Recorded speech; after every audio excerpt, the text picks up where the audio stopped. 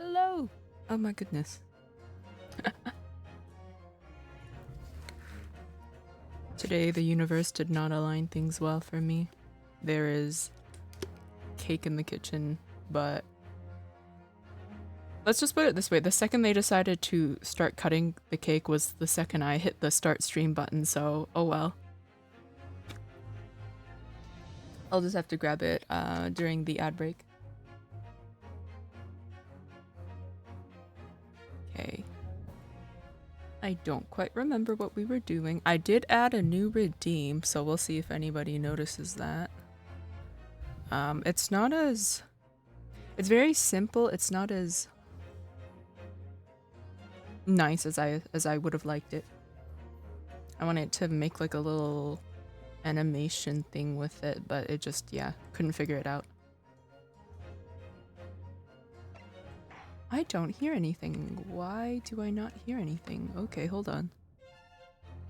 Volume mixer.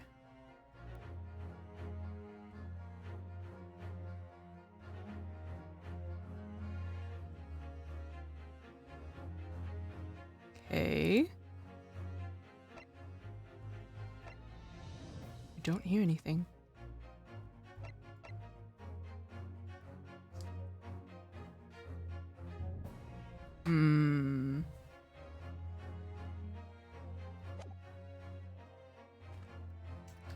It's very weird.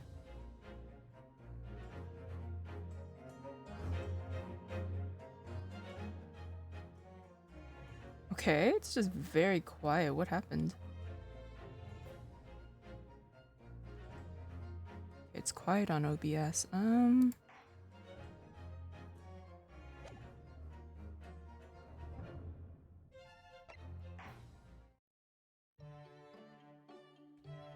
Problem is that my volume's at a level that I don't normally put it at.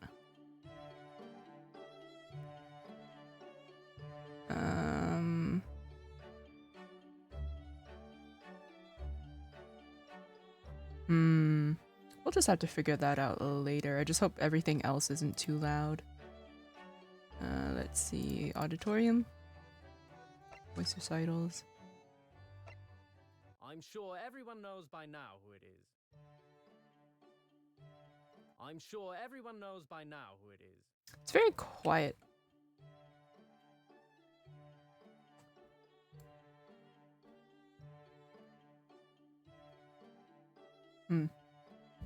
I love it when my audio is fucked up.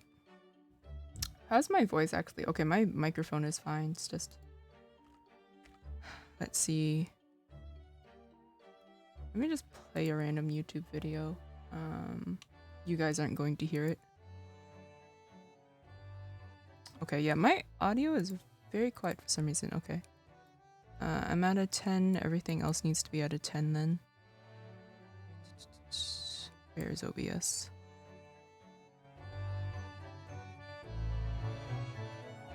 There we go, that's louder. I guess that also has to be put up.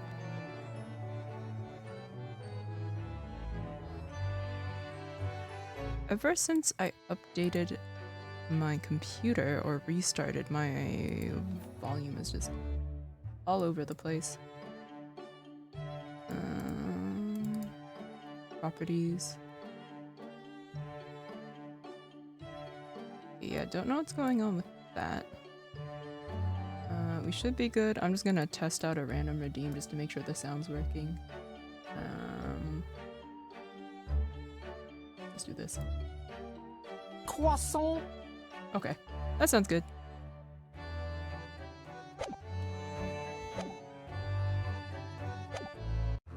Alright, continue. Oops. Okay, start playing from the save game. Yeah. Were we investigating? Oh, I think we were at a recess. That's what it was. Yeah, we were at a recess.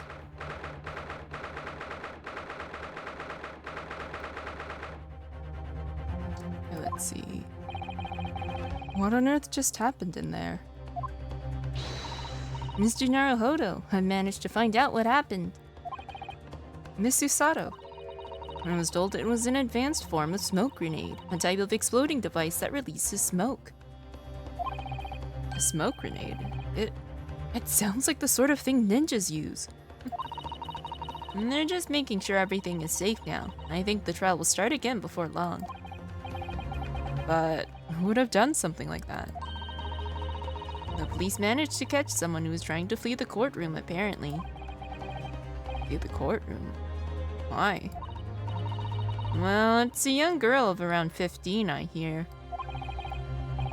A young girl? Then could it be the other passenger that Mr. McGilded was just talking about? My thoughts exactly. So he wasn't lying. Oh, and what's become of Mr. McGilded, actually?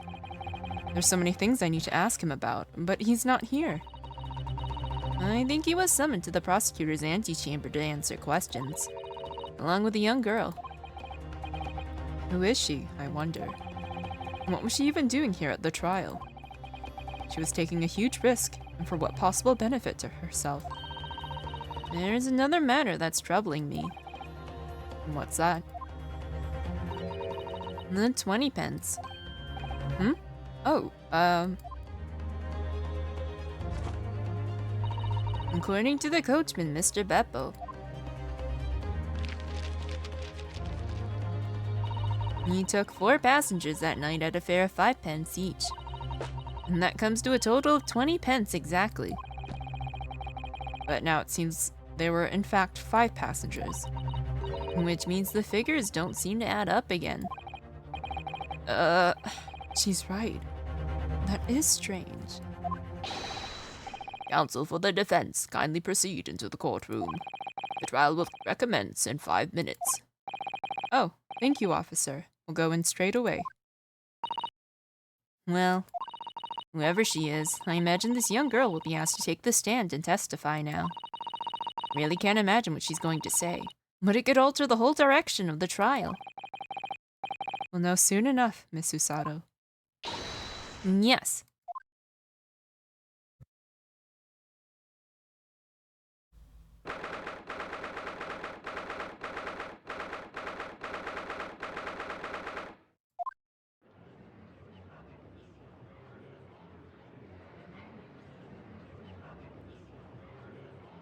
Ooh. There's the young girl next to Mr. McGilded. Look. She must have been the one who caused the disturbance before. Oh god, what voice did I give this man? Well, after the rather eventful recess, the court will now resume the trial of Mr. Magnus McGilded. Now then, Lord Van Zieks. My lord. I believe you have established the cause of the smoke which failed proceedings earlier. It seems to have been an advanced form of smoke grenade, the sort typically employed by the army. Good gracious, the army! What in the devil's name? It was an elaborate attempt by a young girl to cloak her escape from the public gallery, but she was caught.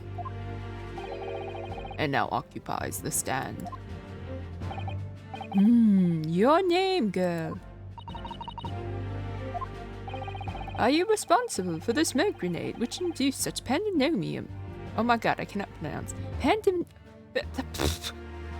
Pandemonium here in my courtroom. What is the meaning of this deplorable behavior? If I may, my lord. Yes, Mr. McGilded. I think perhaps I ought to explain here. Why is it that this wee lass was here in the first place, and why'd she try to bolt like that? Oh god, he won a little country there. 'Tis all tied up with the events of that night, so it is.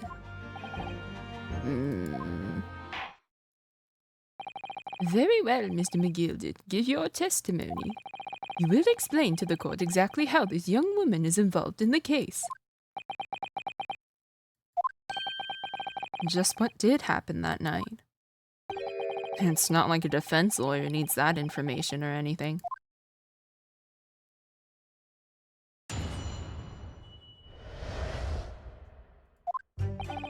On the night in question, I took the back seat in the omnibus and promptly nodded off. Then, begorra! A loud thud and a wee scream woke me up with a fair start. There was a fella collapsed on the floor at me feet, so I sat him up on the seat across from me. And I turned to find out where that scream had come from, and bless my soul, what did I find? There was a child in there, all curled up in a ball, hiding her wee self away.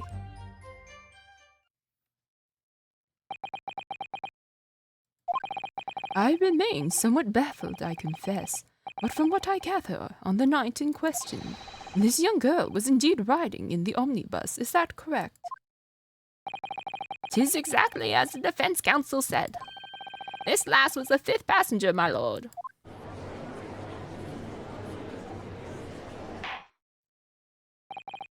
Very well.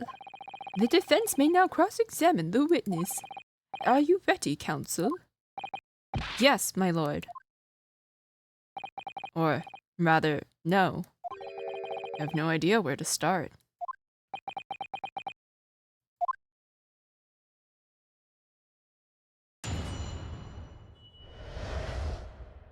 Alright. I'm gonna press him on everything.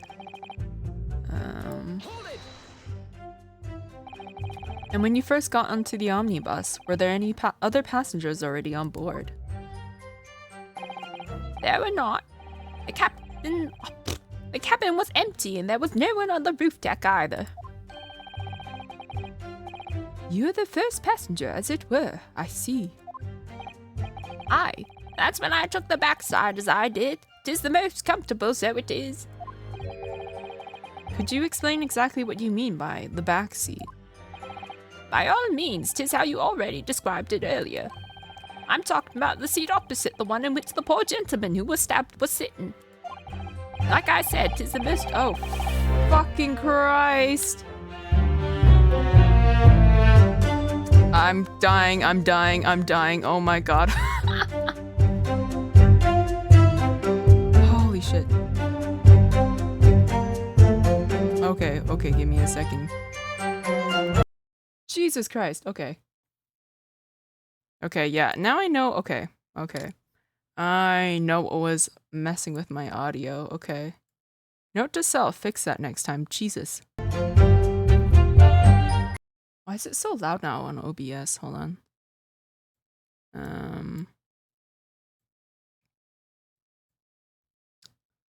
If we do that.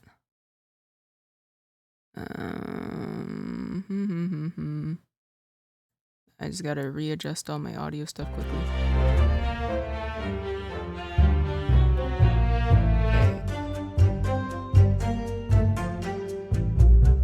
I'm worried that's a little too loud, but we'll see. We'll leave everything as it is for now, and if I need to change it, I will. Okay, I think that's good. And then that needs to be brought down. That's good.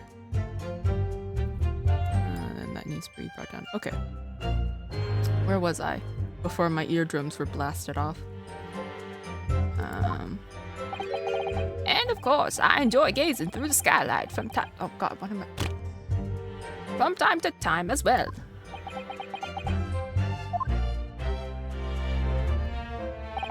His face. Bagora, is that an exclamation, I assume? A loud thud, you say, and a scream. Aye, that's right. How can I explain it? 'Twas like the sound of someone falling to the ground, that sort of noise. I'm pretty sure this guy fell from the skylight. So you think it was the sound of Mr. Mason falling to the floor, having been stabbed? Well now, you'll remember I was asleep at the time, so I wouldn't like to say. And when the sound woke me and I opened my eyes, there wasn't a soul to be seen in the carriage but the fella on the floor. You didn't see anyone. But at the same moment you did hear a scream. Ah, from the seats above you on the roof deck, I presume. Not above me, no, my lord. 'Twas from inside the cabin. But I wasn't altogether thinking about the scream. No, I was too stunned by the desperate sight before me eyes. Okay, there's a fella collapsed at the floor. Hold it! You sat him up. The victim, you mean? That I did. On the seat across from me, as I said, I could plainly see the poor devil was already gone. And you wouldn't leave a dead man just lying on the floor now, would you? 'Tis common courtesy, so it is. I find that a little hard to believe.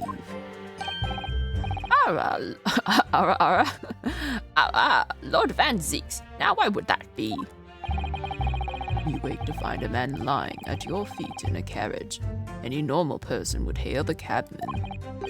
Any upstanding member of London society, that is. Well now, as you know, I'm in something of a special line of business. The business of lending money at exorbitant rates of interest. Unfortunately, my lord, not everyone is thankful for the help I offer them, and some would even see me dead. So I do try, where at all possible, to avoid getting myself in a tangle of trouble. Are you suggesting you were just going to leave the man there? Heavens alive, no. I was always intending to report it, so I was. Only, I had a mind to find out the whys and wherefores first. The whys and wherefores? Right you are. There were some details I wanted to understand before anyone else got to meddling. That wee scream I heard, for example. Wouldn't your good self do just the same? Yes. The scream he says he heard at the same time as the thud of the victim collapsing.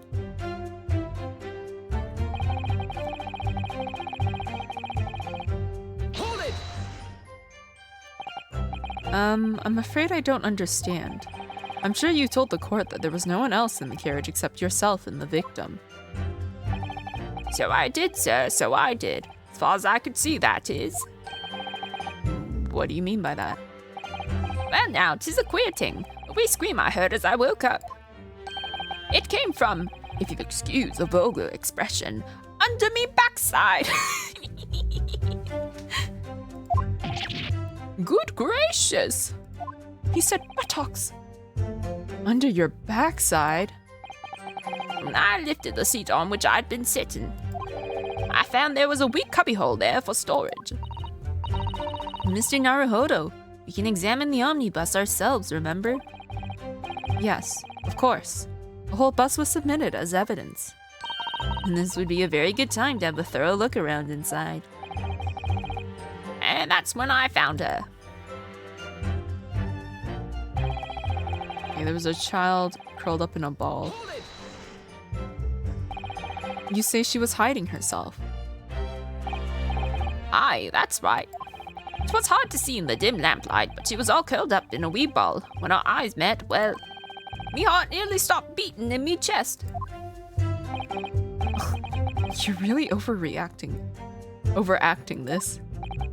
Still and all, I pulled her out from under there and sat her on the seat opposite so I could have a wee chinwag with her. The seat opposite. That's right, just next to the dead gentleman there. You sat this young girl next to a corpse, sir. Well, as I'm sure I mentioned, a gentleman in my position can all too often find himself in mortal danger. So, I needed to find out just who this urchin was, you see.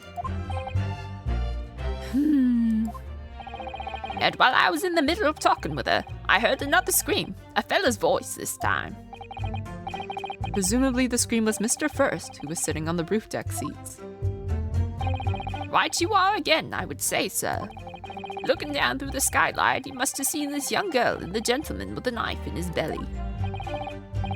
In other words, the previous witness did not, in fact, see you at all, Mr. McGilded. What they believed to be yourself and the victim was, in fact, this girl and the late Mr. Mason. Oh, they are the same height, kind of. Aye, my lord. I was, as I think everyone understands now, sat at the back of the carriage, out of sight.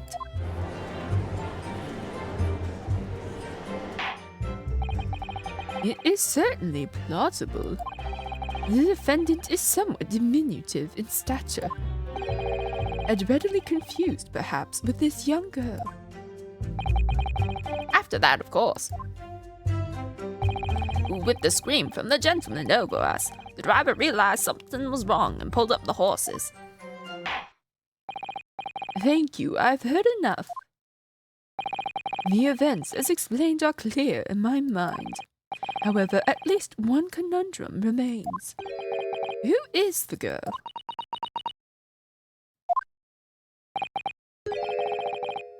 Her name is Gina Lestrade, my lord. She's a chancer, earns her crust among large crowds, relieving people of their purses. What's commonly called a pickpocket. What? This girl here, a petty thief?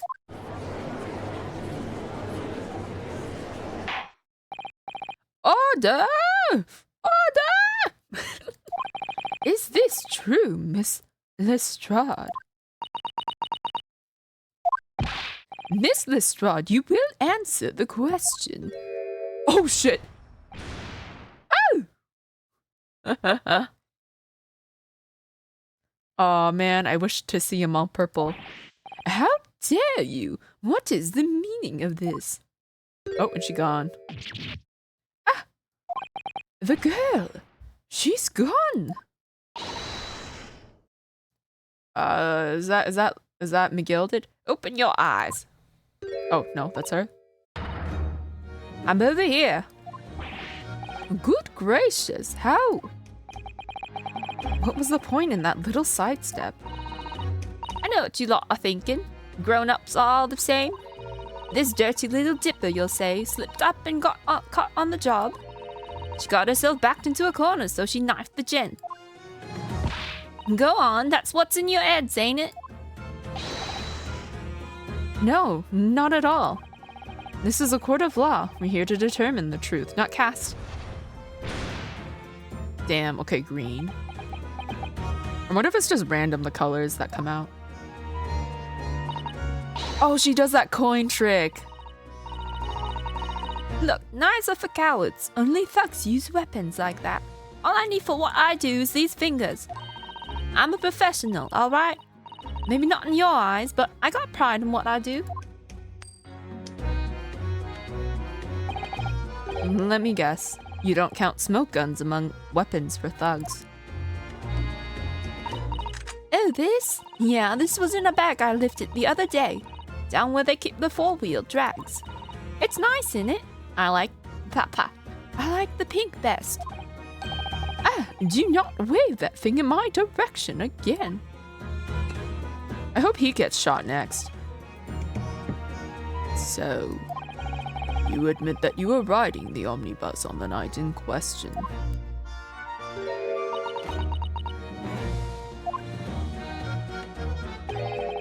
It's all right, lass. You can tell them the truth now.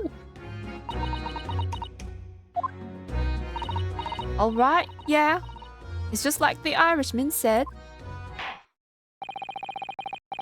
The court accepts this girl, Miss Gina Lestrade, as a valid and significant witness in this case. Accordingly, young lady, we will now hear your testimony, if you please.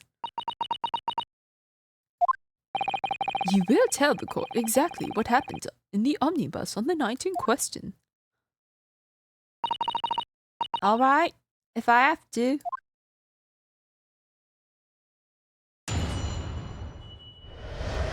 I wonder if he's paying her off, you know, maybe. So I snuck inside the carriage before they looked up the horses, just like always. But it was right old waste of time. I got nothing to show for me troubles that night. I'll tell you, you can't blind a thing in that hiding place. It's pitch in there.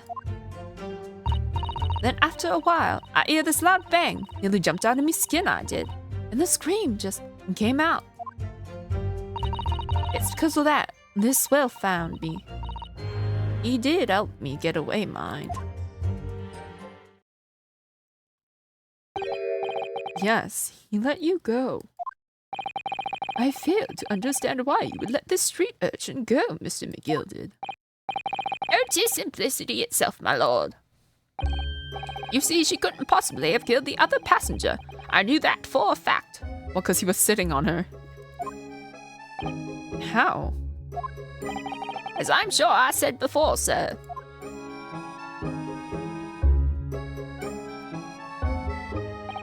I was sitting right on top of the place where she was hiding herself.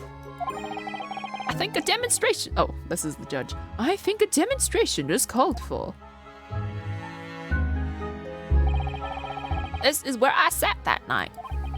And the cubbyhole of which you have spoken is underneath this seat, I presume.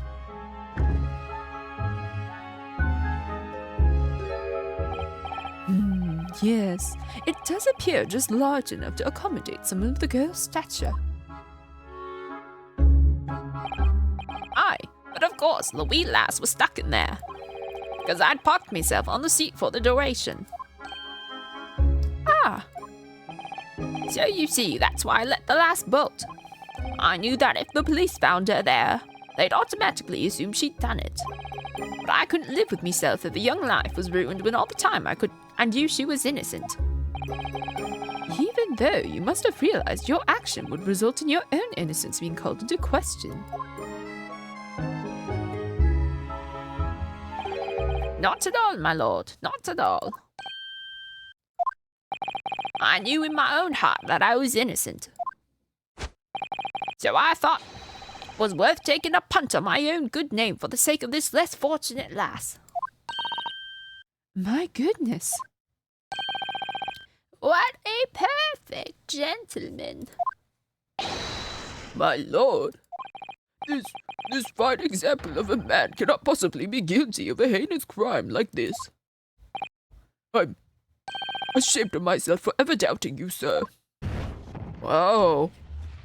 But this doesn't mean the end of the trial, though, does it? Oh, there's still her. With calm, calculated reasoning, one arrives clearly at the truth every time. See, I don't know if this counts as, like, not guilty. Saints alive! All 6 members of the jury consensual in their leaning to a verdict of not guilty. There's something still fishy about it, though. Like, how do you die? Mr. Naruhodo, this... Well, it must mean... Must mean what? And that we're victorious. We've... won? Are you sure? Objection!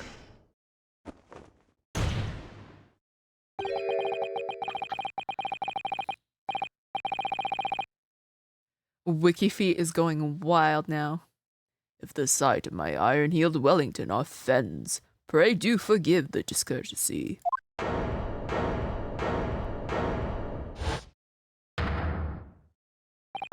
This really is a consummate example of the one monumental flaw in British judicial practices. Can he also call for one? Where evidence and reasoning should be paramount, emotion rules the day. Emotion? The witness's latest statement gave us a clear insight into his true nature. What do you mean, his true nature?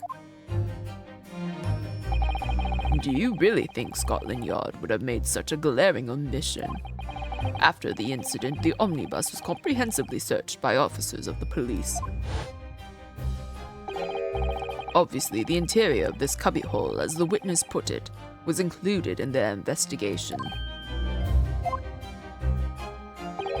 The compartment under the posterior seat was full of the coachman's belongings.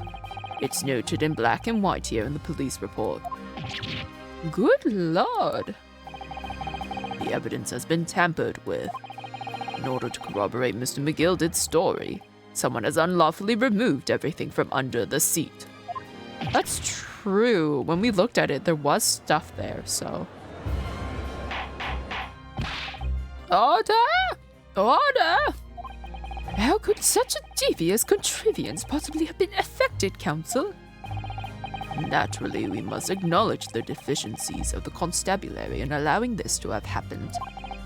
However, I assure you, when the omnibus was wheeled into the courtroom this morning, the compartment under the seat was not empty. Oh no!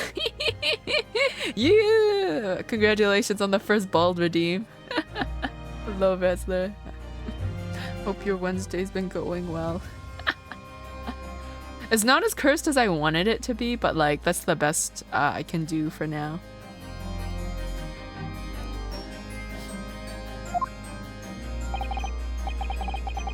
Well, my Nipponese friend. Me? Reminded me of Andy from Toy Story. No! How dare you compare me to that? Oh my goodness. If anything, I'm more like that, who's that kid? The kid that like who like destroys toys or whatever. I don't know. I'm that kid. That's if anything, I look like that kid. Because he's got like a buzz cut or something, I think. When the carriage was submitted as evidence, doubtless you examined it in fine detail, as would any self-respecting practitioner of the law. That's the one I mean. Whoops. Oh yeah. I saw the first movie and that was a long time ago, and I didn't see any of the other ones. Pray, what did you find the condition of the underseat compartment to be? To be sure, the young gentleman will be able to clear this up in a jiffy. Sorry? Go ahead. You tell the court now, fella. How this is all an elaborate excuse by the desperate Lord Van Zeeks.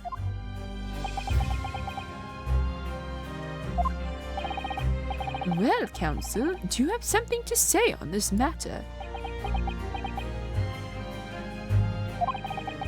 How am I supposed to answer? What can I say about the state of that little compartment under the seat in the omnibus? It wasn't empty. What happens if I say I didn't look, though? Let me save, just in case. I think I saw the first two, that's it. I don't remember. I think there's, okay. I have to remember not to, like, save over one of the slots. I think it was this one, because it was that achievement I wanted. There's, like, 3? Are there more than 3 movies? I don't remember. I know there's at least 3, but if there's more than that, I cannot recall. I didn't look. Or what happens if I say it was empty? I didn't look. Sorry, I'm a failure. I didn't look. But I couldn't lie and pretend that I had. Perhaps I credit you with too much intelligence. It seems, my lord, that this Eastern initiate is as unreliable as wine from the barrel. Mr. Naruhodo. Well now, it would seem the argument is moot. And the truth of the matter is there for yous all to see, after all. That there cubbyhole under the seat is as empty as the devil's heart, so it is.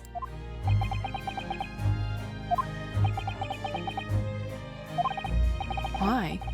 Why do I feel like something's not right here? I should like the jury to weigh in on this matter, I think. That compartment is designed to house equipment used to maintain the smooth running of the carriage. The guild's rules state that omnibuses should be properly and fully equipped at all times. So it certainly wouldn't have been empty on the night in question. Eppo, is it that irresponsible? That money-lending Felisa and that pick purse are lying.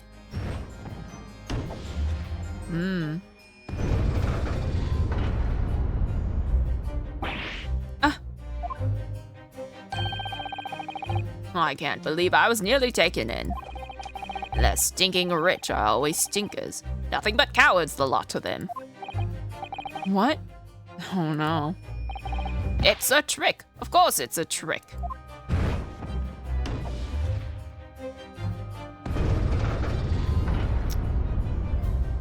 One more person? Yeah.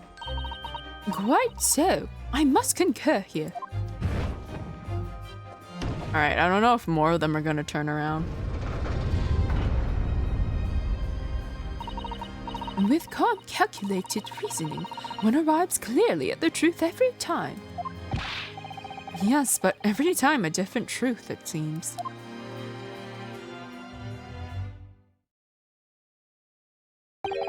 My lord, I humbly exhibit the scales of justice. Clearly, a verdict of not guilty at this time would be wholly inappropriate. Thank you, Counsel.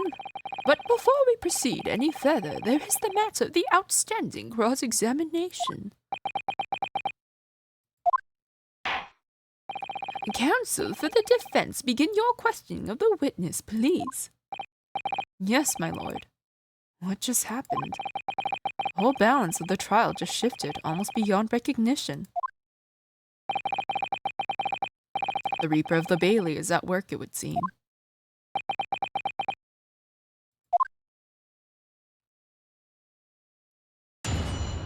Alright, is it same statements? It's so hot and clammy tonight, it's horrible. Oh.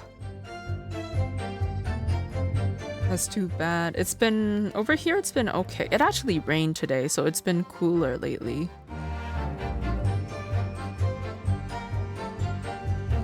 But I know in a few days it's gonna pick up again and I'm going to die. I hope you have a fan or something to keep you somewhat cool. Okay, snuck inside the carriage. Oh, wait, no, I haven't cross-examined her before, right? Yeah, okay, I didn't cross-examine her before. Okay, I'll press this. Hold it! So, you were already in the omnibus before it even set off on its run. Well, yeah, I mean, what's the point of sending a Joey to make a few bobs, eh? That's a run idea, innit? I do not in the heat of my PC ain't helping things out. Oh my god, I feel that. You think... You don't realize, but like your PC like generates most of the heat in the room. Cause like I go outside of my room where there's like no computers running and it's like so much cooler. I suppose she means there's no point spending money to make money. It actually makes sense. Counsel, may I remind you that this girl is a petty thief? Kindly refrain from entertaining her tenants. Well, that does clear up the little mystery of the fares and all. 4 paying passengers at 5 pence apiece, making the 20 to which the cabman testified. And 1 little scapegrace riding for free. The red conch of a driver always goes for some grub before his last run, see? So that's when I slip into the carriage and get myself hidden under the seat. Nice and easy, right? But your hiding place is a storage compartment. Full of equipment for the coach, no?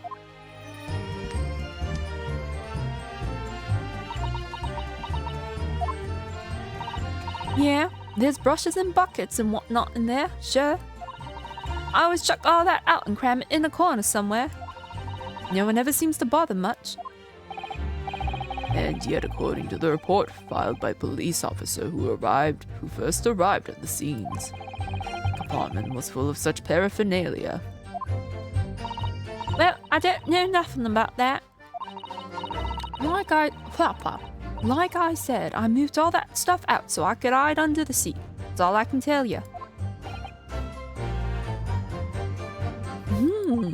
It seems we've reached the end of that line of inquiry. Continue. My tongue is very twisted today. Okay, I got nothing to show for my troubles at night. A waste of time. Why is that? Well, most nights I'm on me own in the God permit. At least some of the time. I beg your pardon. Did you say God permit? Oh yeah, well, that's what my kind call it. You'd say the omnibus, I suppose. The point is, any normal run, the carriage ain't got no one in it for a while. And that's when you come out of your hiding place and get away. That's it. Only that night. This cove was sat on me seat from the start. And he didn't budge the whole way, did he? Not 1 inch. I was fully stuck. Do you mean to tell us that you were present in the carriage for the duration? You were under the seat the entire time while events unfolded in the enclosed cabin. Yeah. Right, mister? To be sure, I was as shocked as anyone. You don't expect to lift the cushion you've been sat on and find a child now, do you? So this Miss Lestrade couldn't possibly be the culprit then. Hey. Can't see a thing in that hiding place that's pitched in there. So you couldn't see out into the cabin at all? Not a jot.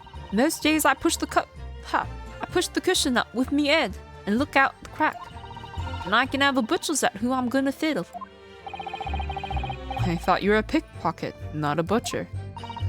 I mean, I can have a look. Seat I got under ain't as plush as the other one, see? So most of the time, the passengers plant themselves opposite. But for some reason that night, this here Irishman spent the whole journey right over me head. And for that reason, you weren't able to push the cushion up to peek out. I see. Truth is, I ain't too happy in small dark places. Feels too much like being thrown in the clink. But it's the only place to hide in them carriages, so it's option's choice. Why doesn't she just stick to picking people's pockets in the open then? I'd say there's some reason that she's not letting on, judging from her demeanor. So anyways, I was a bit scared, but I had to just stick it out under there. Nothing else for it. Okay, she hears a loud bang. When you say a loud bang, do you mean the noise of someone falling to the floor? Could have been, I suppose. I don't remember so well. What is, it made me jump. And you let out a scream, involuntarily. That's right. And then I felt the cushion over me head get lighter all of a sudden. Presumably when the defendant got up in order to help the victim, yes. Or not. It could equally have been the moment the accused stood in order to stab his victim, could it not? Well, girl, did you see what happened at that crucial moment? Yeah, I saw it. I pushed up the cushion and had a quick butcher's while I had the chance, didn't I? The Irishman was sitting up the bloke while I'd fallen on the floor on the seat opposite. And that matches Mr. McGilder's account, of course. But then, the fella suddenly turns around and looks right at me. I sunk back down again, but it was too late by then. I should never have risked looking. Hey, the Swift found me. He did help me get away, mind. And when Mr. McGilder discovered you, he pulled you out from your hiding place. I was scared stiff, I was. He dragged me out and sat me down on the seat and all. Next to the victim, Mr. Mason. Yeah, the bloke had a knife in his guts. He was still bleeding. Then the carriage lurched a bit and he ended up falling onto me. Ugh, how awful.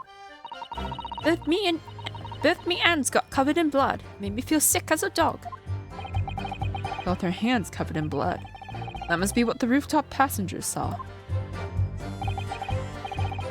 After that, I believe you talked with Mr. McGilder for a while. Is that correct? He asked me some stuff. Wanted to know what my name and what I was up to and that. And I heard something from up above. Someone screamed. Yes, Mr. First, on the roof deck, one would presume. Well, I didn't want no one to see me face, so I didn't look up. Then the horses were drawn up smartish, and this here Irishman says to me, "Get back under the seat. I'll see that you can get away later."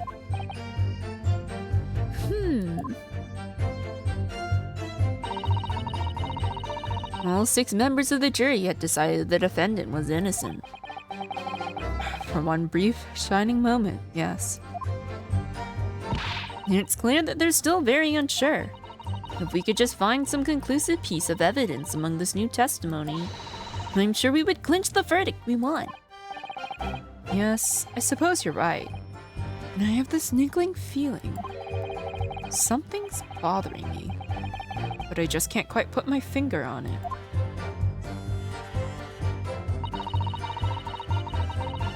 Okay, we gotta do this again.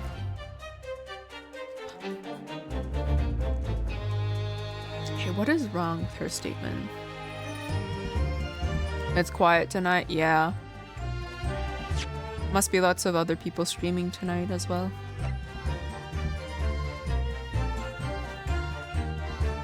Okay, something has to be wrong with her statement, but I'm not sure what. That's the autopsy. Defendants clubs.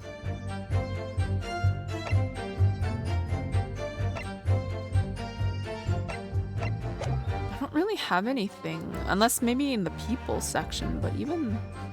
No, I don't have anything with people, okay. How you liking the last boss in Remnant? Dude, I fucking died so many times. It's... Oh, hello, Annie! Yeah. Hi, Shiro. We're talking about the last boss in Remnant. I don't know. It's so cancerous. I don't know how you did it. It's it's specifically the one stage that always gets me. Like when you're in that like little like when it goes to like the next phase and you're in that like weird like glitchy world. Like that is so bad. I can't dodge there. Like it's so bad. It's like genuinely so bad. But apparently there's a bug you can exploit and I don't know when they're going to fix it. But if they haven't fixed it by, I guess maybe like tomorrow, I'm gonna attempt it one more time with Shiro. And hopefully we can kill it. Yeah, it's just, I think one thing is like, there's just so much to look out for, especially when you're shooting, because when you're shooting, it zooms in a little bit. So it's hard to like see if like there's stuff behind you or like right beside you that's like going to hit you. It's kind of hard. Alright, something is wrong with one of her statements. I just can't figure out what. You can't see a thing in that hiding place. Maybe it's this. Let me double check the carriage again.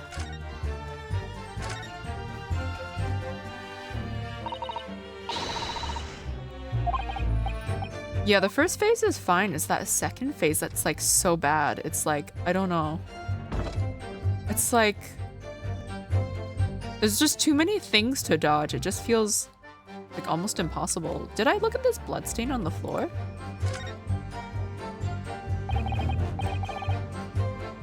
Why do I feel like I didn't look at this? That's very strange. That's blood, isn't it? Is something wrong? Oh, it's just, well, this bloodstain is so obvious. That's all. And yet, Van Seeks has made no mention of it. I suppose that does seem a little strange. Why do I have such a bad feeling about this? I don't know why, but I like completely do not remember that bloodstain. Has some tentacles and swords flying across the screen. Let me spawn those orbs you have to shoot. Yeah. It's just too much to dodge in that second phase. It's terrible.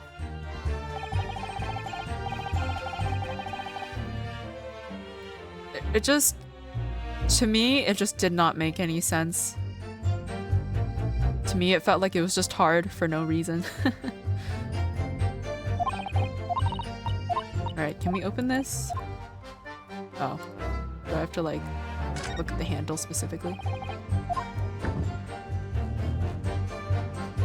Okay. Supposedly, you can't... Okay. Yeah, I don't think you can see anything in there. This is a storage compartment, but there's nothing in here. It's totally empty. Something doesn't seem right here, but I can't put my finger on what it is. Okay. Maybe I'm missing something. Maybe I have to, like...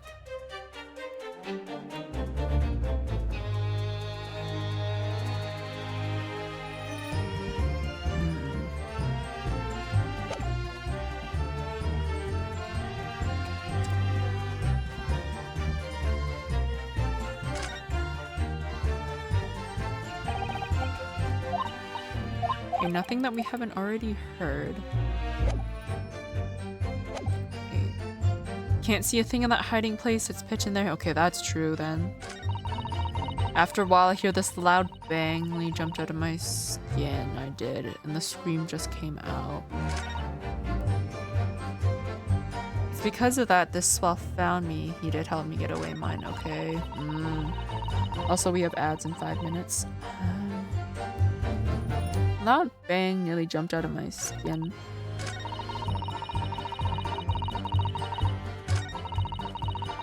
Snuck inside the carriage before they hooked up the horses, just like always.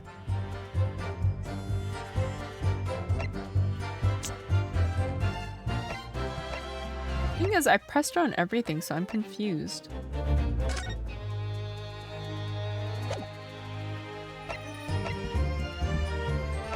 Is it something I'm looking for that I didn't find?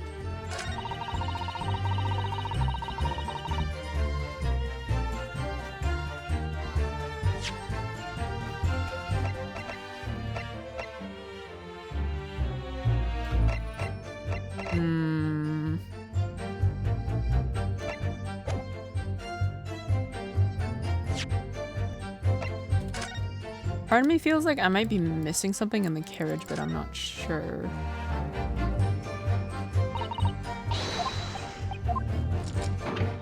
The thing is, there's nothing in there that I haven't already looked at.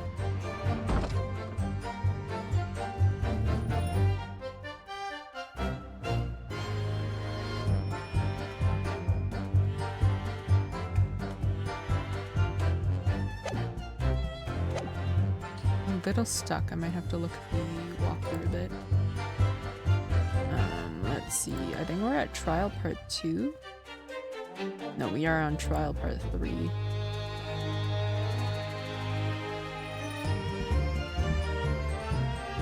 Oh, it was a thing I missed. Okay.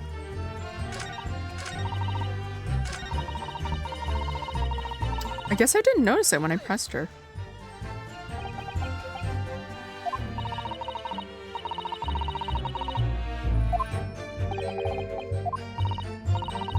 Apparently he's supposed to do something on here.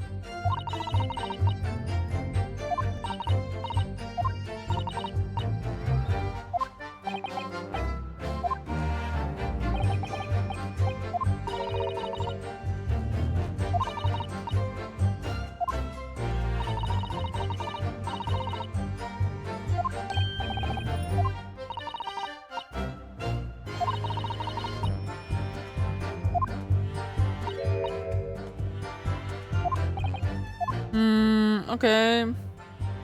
That's not what that was.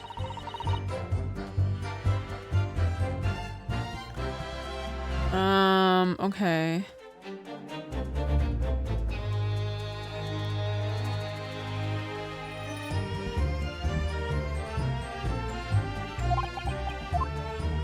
I was supposed to... It's so strange how you have to sometimes press statements, like, in a specific order. Supposedly you're supposed to press on the 5th and then the 3rd one. Hold it!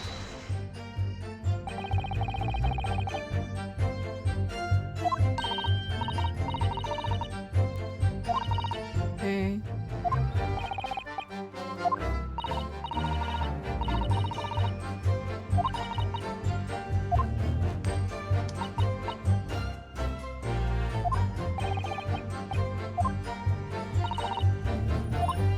She's not happy in dark, small places. Oh, there it is. This didn't happen before. Excuse me! Excuse me. Oh no. Okay, ads are in a minute. Feels like the boss was designed by a 10-year-old and they added whatever they wanted. Yeah, it is hard for the sake of being hard and not enjoyable. It's not like, ooh, a cool mechanic I can like learn to dodge. It's kind of like just bullshit sometimes. Okay, so the ads are in 30 seconds. I'm gonna run them now and I'm gonna go get the cake that I have been waiting to eat. And I will be back with cake. So I will see you guys in a few minutes.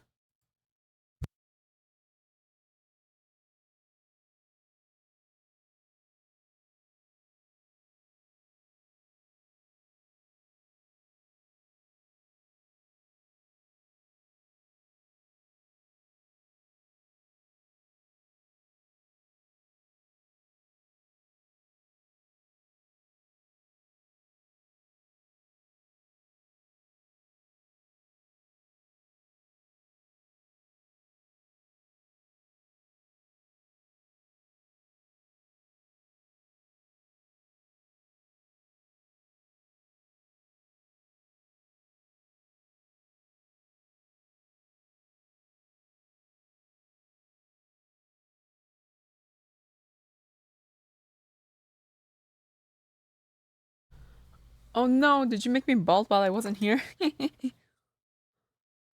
I have this ginormous piece of cake. I was debating on cutting it smaller, but nah. It's fine.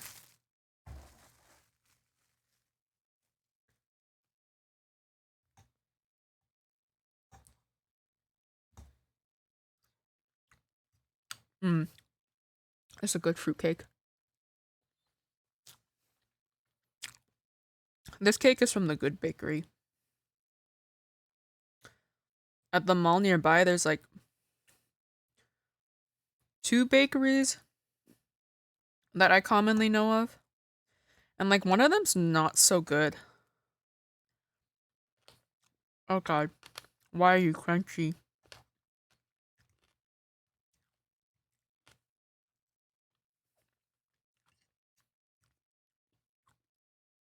You know what I always found odd? How like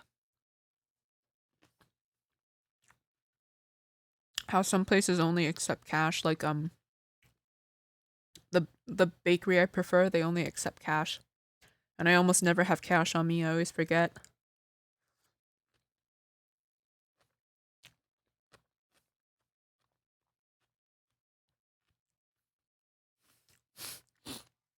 This is so good.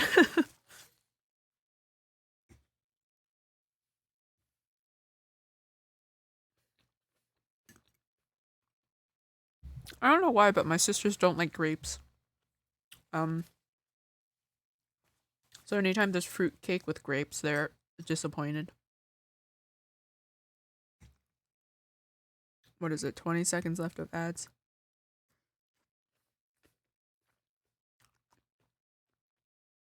I've already demolished half of this cake.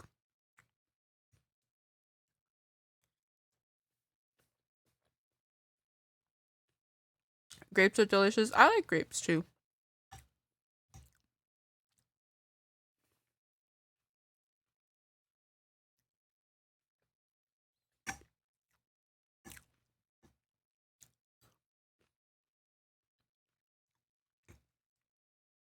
Alrighty, welcome back from the ads. I'm still eating cake.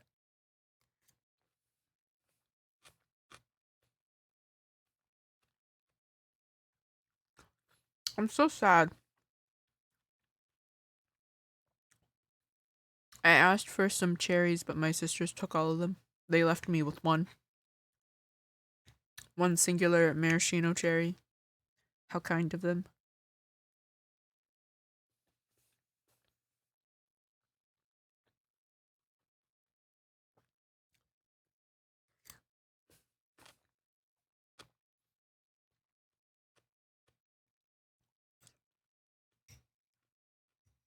I think my favorite part about cake is just frosting.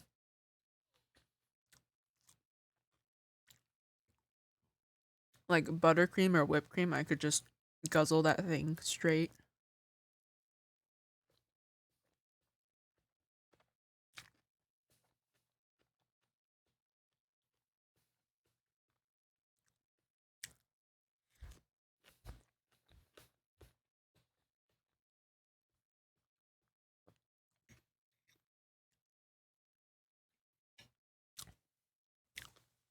Okay, I need to stop myself before I inhale anymore. Okay, back to the game. I like the cake part of cake. I mean, that's good too.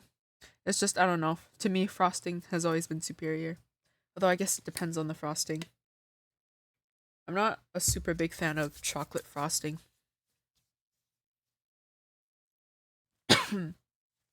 Okay. Is something wrong, Mr. McGilded?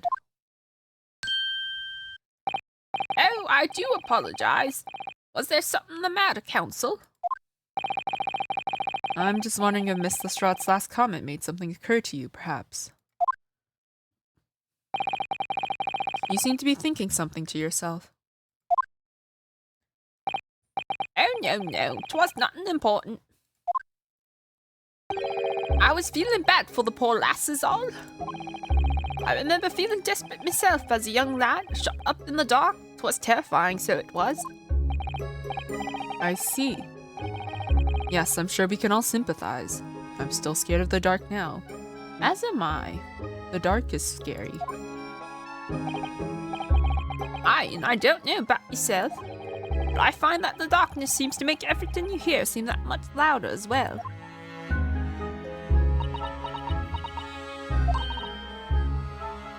Yeah. I suppose it does. Maybe. Miss Lestrade, did you hear something that night? Anything? An unusual noise, perhaps?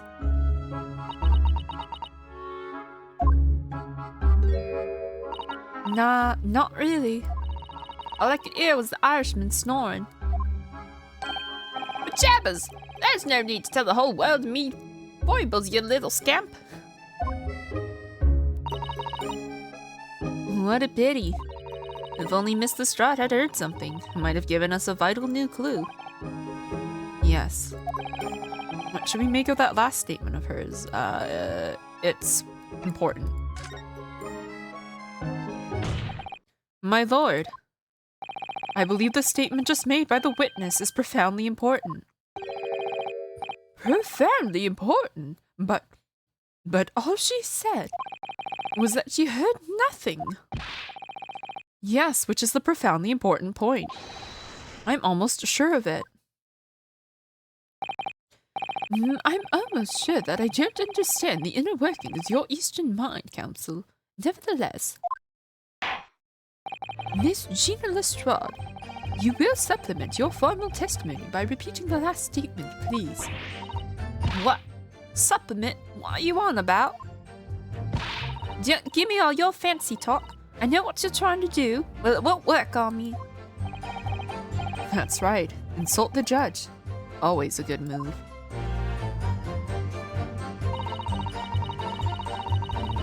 I had a chocolate eclair earlier. It was amazing. I don't think I've had an eclair, but they sound so good. I've not had cake in years. Really? I could have sworn you had cake, like more recently.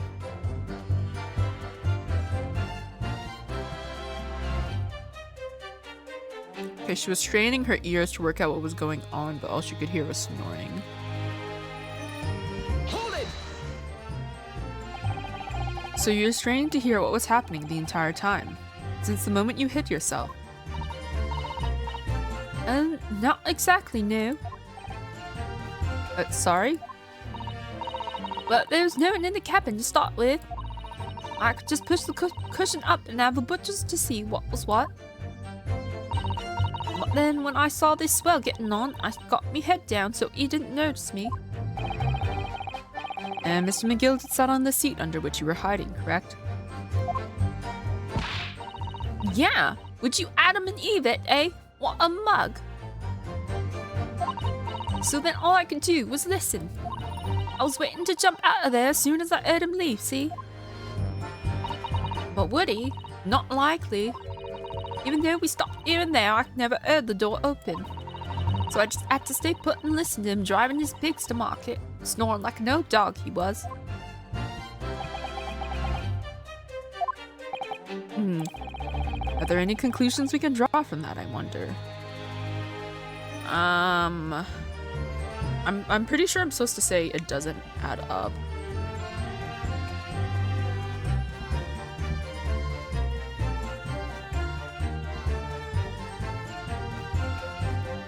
I've had tarts and pies, but an actual cake, sadly not. Oh. Don't worry, I'll fix that. You will be in tears over how good my cake is.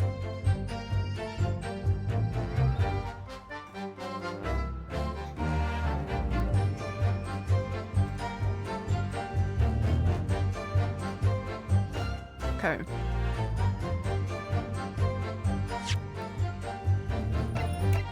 Never got up. Oh, yeah. I suppose that means that doesn't make sense because that means this guy would never got in. Okay, it doesn't add up. Miss Lestrade, what you've just told the court is clearly at odds with the facts.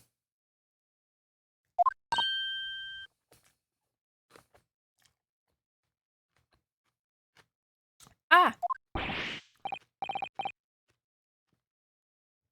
At odds? Are you sure, man?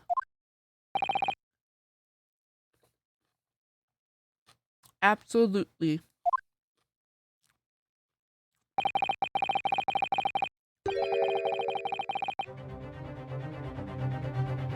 It seems my Nipponese friend is not as dull-witted as I feared. So Van Zeeks realized it too. Because if she never heard the door open, how'd that guy get in? Counsel, I must insist that you bolster your claim with evidence, or some complicit party's name at the very least. Yes, my lord. I expect you to demonstrate this alleged contradiction to the court. Well, first let me save.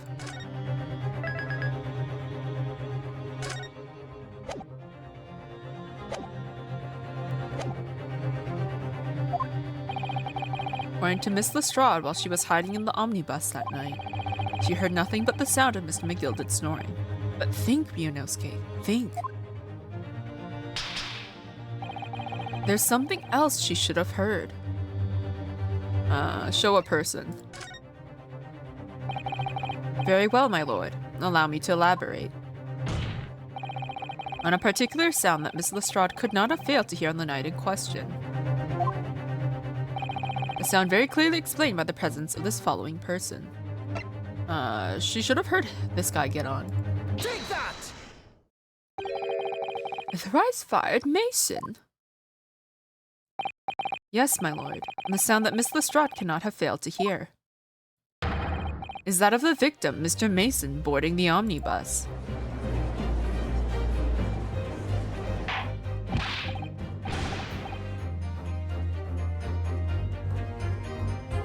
Order! Order! Explain your reasoning, counsel. Miss Lestrade, allow me to confirm something. You claimed earlier that you were the first person on board the omnibus. Is that correct? Yeah, of course I was. I got on while the driver was in the pub, didn't I? And the next person to board the omnibus was Mr. McGilded. That it was. Not so was in the cabin when I climbed aboard. At least not in plain sight. So you were, to all intents and purposes, alone in the enclosed cabin of the omnibus at that time. Did I not just say as much? I wasn't traveling with anyone else, if that's what you mean. Yeah, I saw him get on, remember? Through the crack under the seat cushion. It was on his end, for sure. And from what we've heard, the carriage made a number of stops after that on its onward journey. During which time did you not hear the door opening or closing at all? Nah, I never heard it. That's exactly what I was listening for, weren't it? Waiting for this swell to leave. In which case, when and how did the victim end up in the carriage? Ah! We know that the victim collapsed inside the enclosed cabin of the omnibus. Therefore, Miss Lestrade's statement about what she did or did not hear is at odds with the facts. Ah! Yes, this petty thief's statement was clearly flawed. Lord Van Zeeks! Yes. He knew all too well that there was an inconsistency in Miss Lestrade's statement. It would seem words of thanks are in order for my learned friend. What are you talking about? You have demonstrated matters impeccably. This witness and her colorful statements are entirely unreliable. Her words are convenient untruths, nothing more.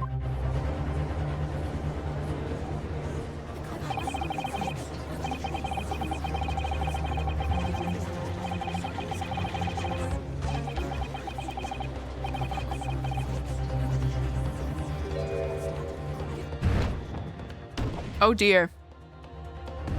I didn't say anything because I was eating cake.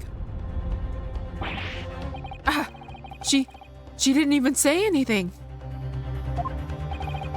I didn't want to judge the dear little mite just because she had some rather naughty ways. But I must say, I can't abide liars. And neither can I. But, Mr. Foreman! I didn't want to judge the girl just because she has some less than salubrious ways.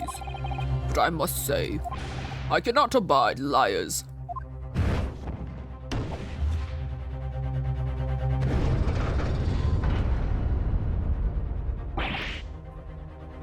Ah!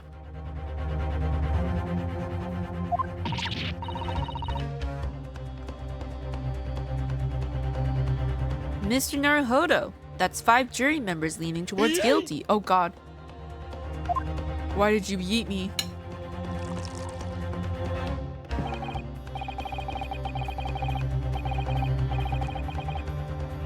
Oh, you guys missed it. But at one point, this man put his boot on the table. Like, he lifted his leg and like slammed it on the table.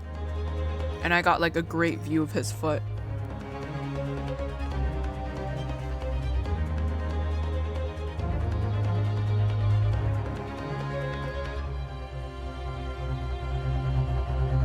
Okay. I finally finished my cake. I feel like I'm gonna get diabetes, but that's okay.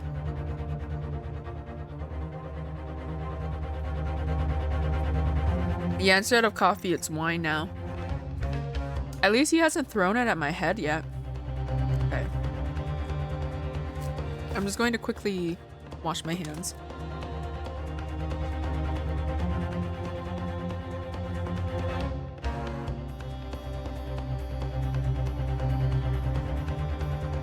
Okay. Well, your consideration for others is refreshing mine, Japanese friend. To the considerable troubles you have spared me.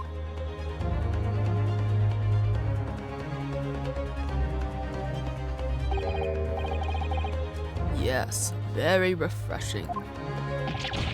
Ah! Ow, what are you playing at? Have you forgotten who you're working for, you useless Eastern Amadin? This is Carnage. It's perfect.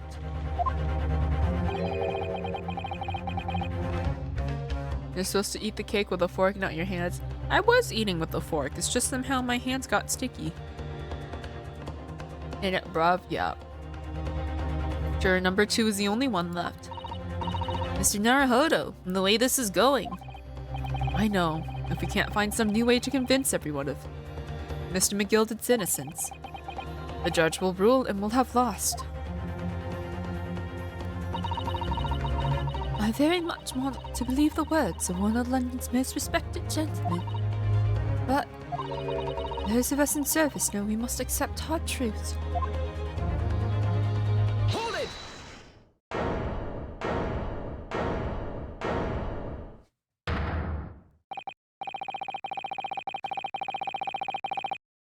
Yes, the witness's last statement seems to reveal a critical inconsistency in her story.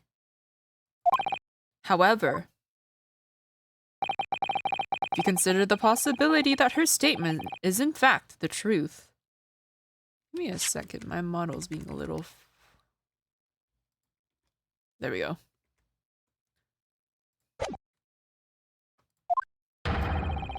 It may shed an entirely new light on this whole case. What are you saying? Brittany setting a little bit. Counsel! I'm sorry, sir. Whatever do you mean? Counsel, I will not tolerate you attempting to prorogue my adjudication. Explain yourself at once. When the accused boarded the omnibus on the night in question, the victim was nowhere to be seen. Subsequently, the carriage door was not heard opening a single time, as testified by the witness in the stand. And yet the victim's body was found inside the carriage. If this petty thief's words are to be believed, how do you explain the victim's miraculous appearance inside the cabin of the omnibus?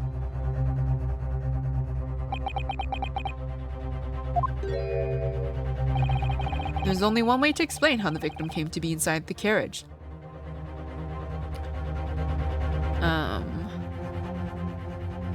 He was put there after he died. Well, the thing is, I think he was put there after he died. But there's also another entrance. Let me save quickly. Let's go with there was another entrance first.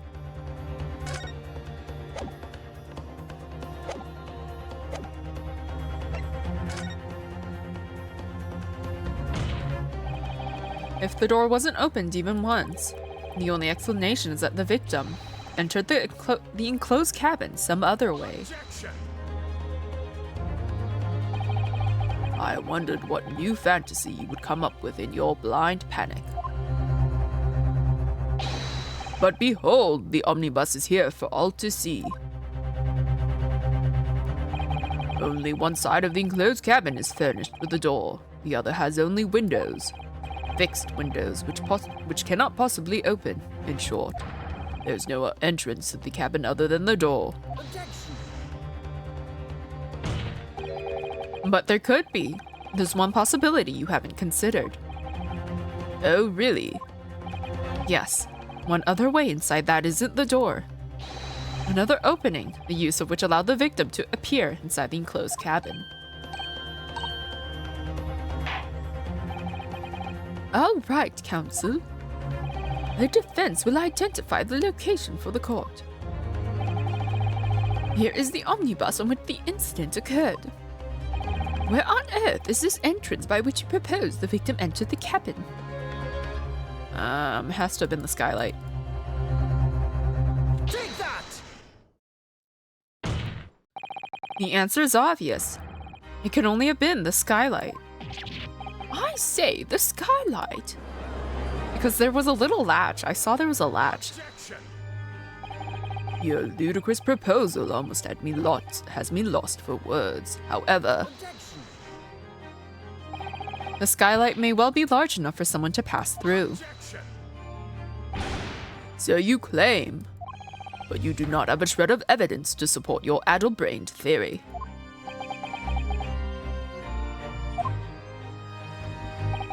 Both Mr. McGilded and Miss Lestrade said the same in their testimonies. They each claimed to have heard a loud thud, such as the noise made by someone falling to the floor. Yes, which has already been explained, as the sound of the victim falling from his seat having been assaulted with a dagger. Yes, it has, but would a man slipping from the seat onto the floor really have made such a loud noise as the witnesses describe? A noise loud enough to cause Miss Lestrade to let out an involuntary cry, in fact. Good gracious! Perhaps, in fact, that was the moment that the victim made his entrance into the cabin. No, let me rephrase that. The victim didn't enter the cabin as such. He fell into it. Objection! You're now suggesting that the victim fell from the skylight into the cabin. That's simply impossible. How can you be so sure? Because if the victim had fallen inside through the skylight, as you say, the passengers on the roof deck would have seen it happen. And yet, not one person made mention of such events in their testimony. Well, yes, that's true, but...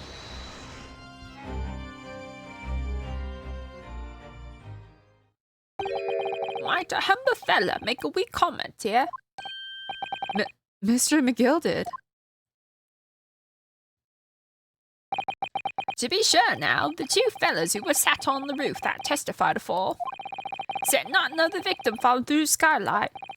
But it seems to me, my lord, that 'tis not so much a case of them not saying, but... Aye. 'Tis a case of them being unable to say. What? Every time he does this move, like, JoJo music plays in my head. I think perhaps the two fellas... You be having something of a compelling reason not to mention what happened. Would you not agree, fine ladies and gentlemen of the jury? Oh, my goodness, surely not. Those two chaps on the roof. You mean the ones that knife in the man who stuck the knife in the man were? Oh!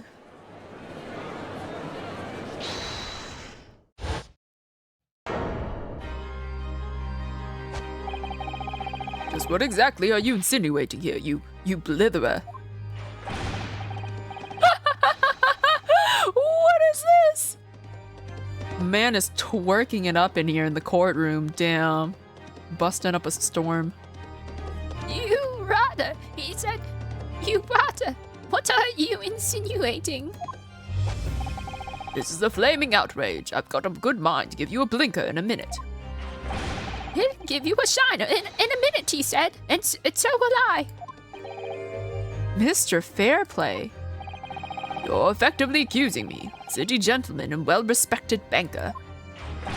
And me, a very angry hatter.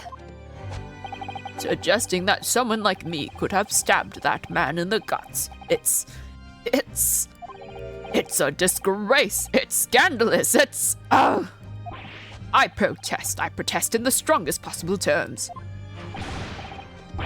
Oh, this man's fucking giggling to himself. That's right, I protest too. About you rotten scoundrel.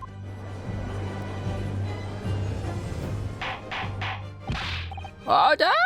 Order! This is not the time, witness.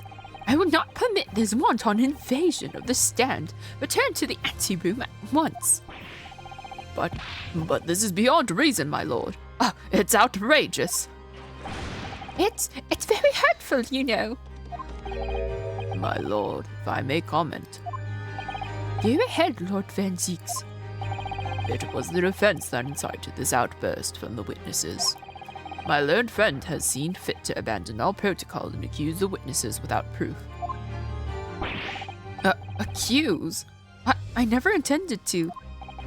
What am I watching? I don't know. Something fun, I hope. It only gets weirder from here, from what I hear. It seems, young Nipponese, that your command of the English tongue is wanting. You propose to this court that the victim fell through the skylight from the roof deck of the omnibus. That hypothesis cannot possibly stand without the rooftop passengers being aware of the events. You have branded these gentlemen liars. You have intimidated their criminal guilt. In our British courts of law, that is what is termed a baseless accusation. I know I was rash to put this idea forward without any actual evidence, but Boo Boo, we do have evidence, remember? You can't just dismiss it without a second thought.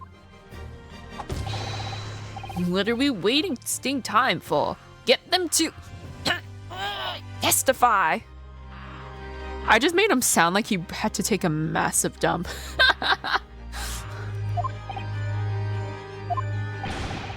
I thought there was something fishy about that hat from the moment I laid eyes on the fellow. We have seen this matter through now, one way or another. If there's filth and rubbish in our minds, we must dispose of it at once.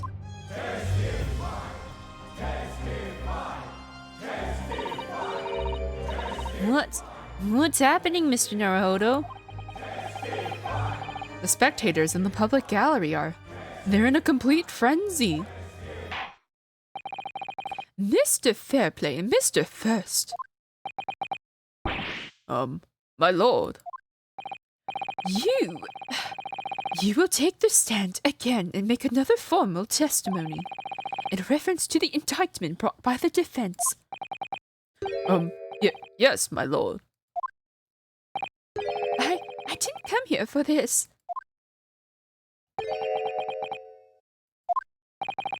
There's no time to think this through. All I can do is keep pushing forward.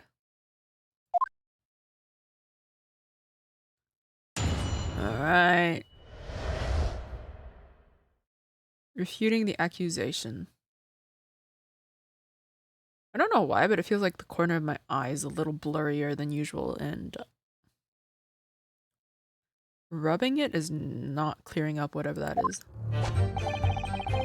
Maybe I'm going blind. We were the only 2 people up on that roof deck, dead or alive, I can swear to that. If anything had happened where we were sitting, don't you think one or the other of us would have noticed? In any case, neither of us know the first thing about the victim. We had no reason to kill the man. The skylight was shut the entire time, I tell you. We couldn't possibly have opened it. If you're so sure that the victim fell through the skylight, where's your proof? Well, there's bloodstain on the ground.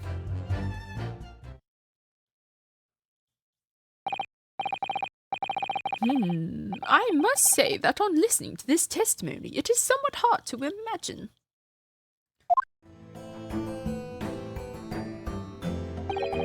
How either witness could have performed any malevolent act on this open rooftop deck, without the other noticing forthwith. That's right. You see... We're innocent, I tell you. Although logically, of course, the argument falls down if the 2 of you were in collusion with one another. What? Eh? According to investigations by Scotland Yard,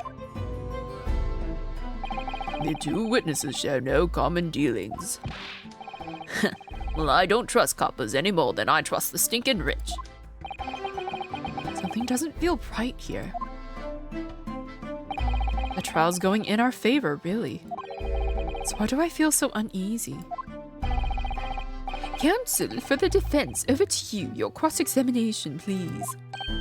Oh, yes, my lord.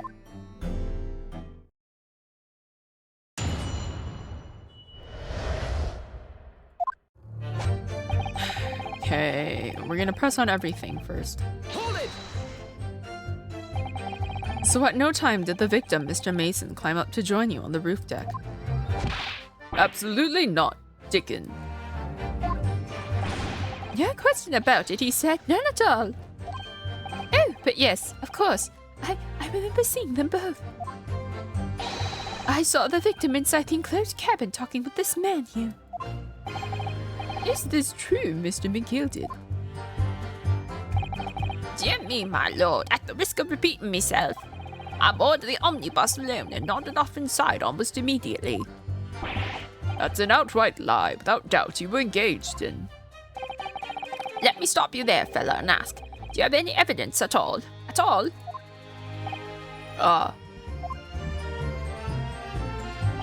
Tis all about evidence in the courts these days, so it is. You do well to remember that.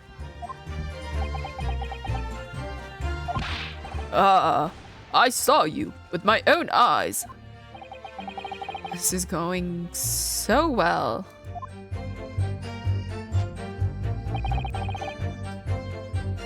Hold it!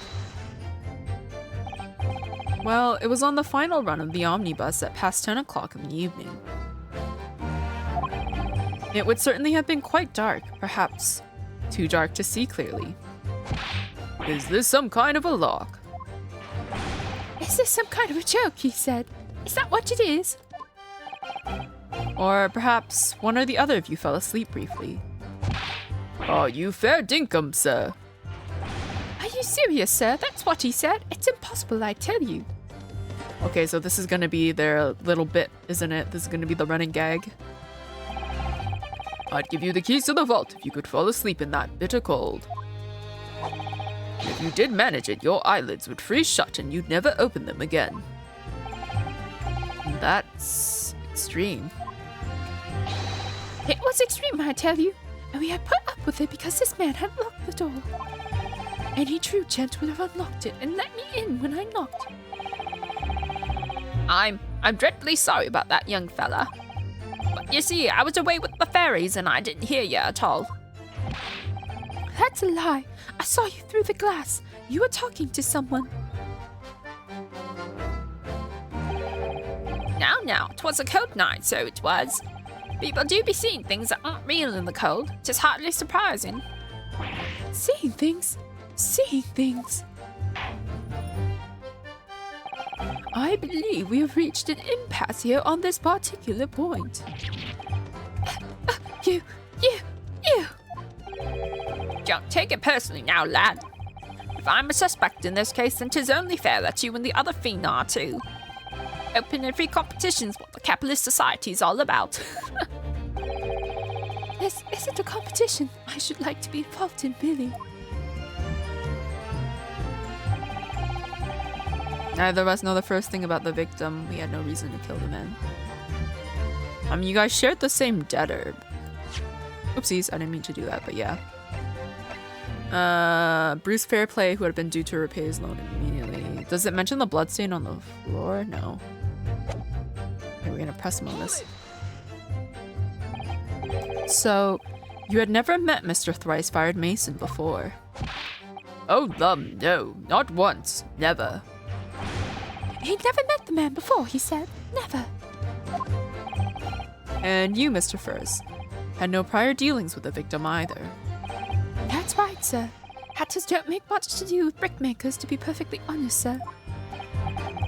No, I imagine not. You see, how many different ways can I put this?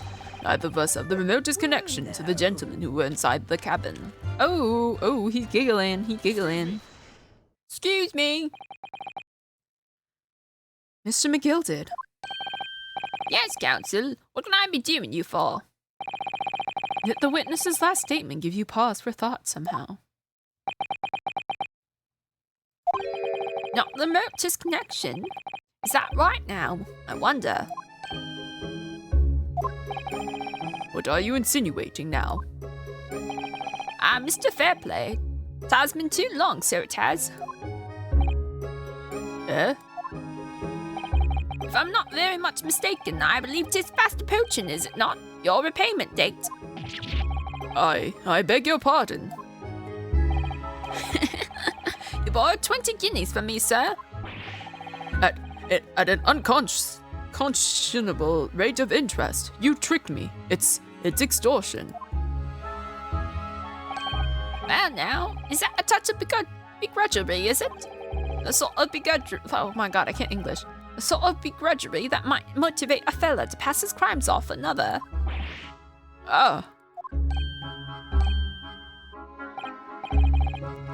And young Mr. First.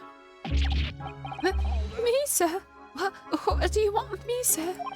You do be making hats for a living, do you not? And that top hat sliding about on your head. Is that one of your own creations, is it? Oh, well, I'm still just an apprentice, you understand. I'm learning to find the perfect fit for whatever fine gent walks through the door. The perfect fit, is it? Well, 'tis a very distinctive design, so it is. Many customers like it, I tell you. They're like a distinctive touch. Customers? Such as Thrice-Fired Mason. I knew their hats looked similar. There was a photographic print of the victim submitted as evidence before, my lord. Oh, this, you mean? Yeah, there's the stitch. I can't help thinking that the poor fella's hat looks distinctly familiar, wouldn't you say? Oh!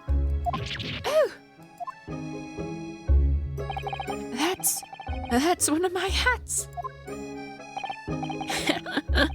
Aye, that it is. So it would seem the brickmaker was a customer of yours. The sort of customer I'd wager you could have had a wee quarrel with over the distinctiveness of the goods. Oh, no, sir. Absolutely not, sir. Well, there's really nothing more to add.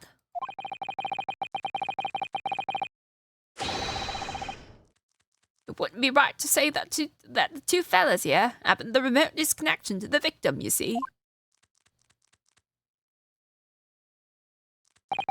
I rest my case. Oh, there he goes with the little nibbles. You little weasel. He's better at this than I am. Gosh, Mr. McGilded has certainly been thorough in his research, hasn't he?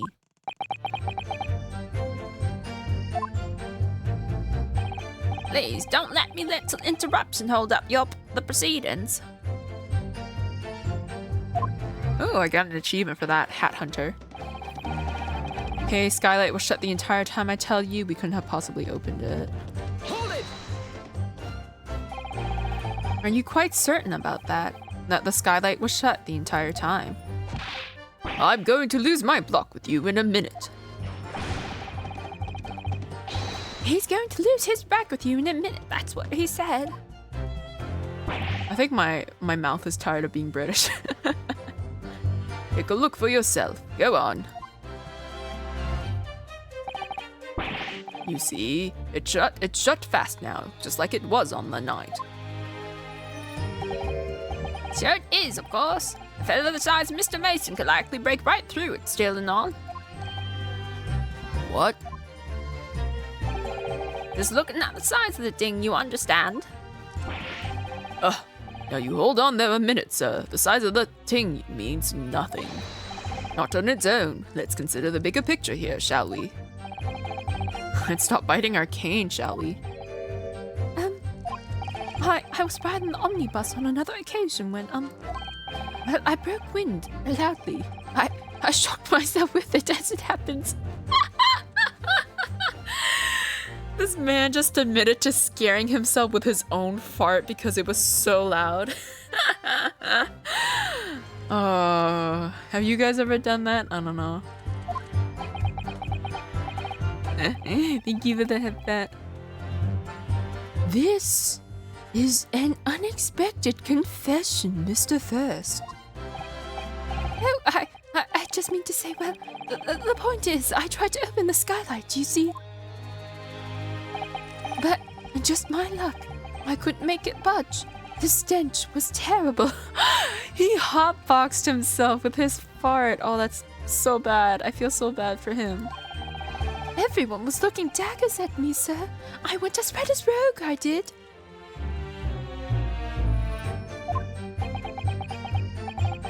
Are you expecting me to sentence you? Oh, no, sir. The point is, the skylight can't be opened. I tried and tried when I was inside that cabin of shame. But you can open it from the outside.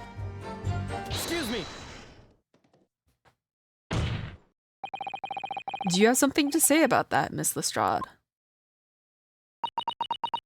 God, that coin thing looks so cool. Miss Lestrade.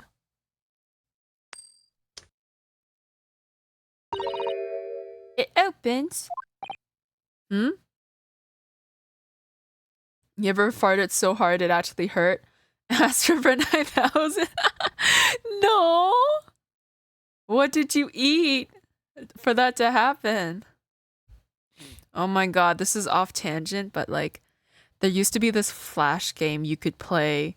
It was co-op, it was local co-op. But there was like these two guys. I can't remember what the objective was. But like they were like, I don't know. It was kind of like a platforming game. And the mechanic was they could fart. So like you would use their farts to like shoot yourself up onto platforms, and it was so funny. Nothing, my ass just strong. God damn it. First you're immune to spicy stuff, and now you can like have like nuclear farts without destroying your butt. You're too powerful. Skylight, that is what we're talking about, right? That looks like something Shomes would have. All them skylights open, dead easy. More easily than you can load that weapon? That's a lie, I tell you. Otherwise, when I broke wind, You can't do it from inside, you mug. Oh. Look, a few weeks ago, I was up on the roof deck on one of them drags, and I had a great haul. I mean, I had purses coming out me ears. Miss Lestrade, this is not the forum to be eulogizing the subject of your criminal activities. Well, anyway, I had a bit of a scare. When I lifted the last bloke's purse, he got wise to me. All four of them surrounded me, so I couldn't hop off the bus and leg it. So what I did was I used the skylight. Open the catch and jump right through. What? Yeah, the catch for the skylights is on the top side. That's why you can't open them from the cabin. The skylight opens from the roof deck. Bailiff! Climb up onto the roof of the omnibus at once and verify this witness's claims. Well, I've already seen it. It's what I've been trying to look at. Zoom, zoom, zoom, zoom.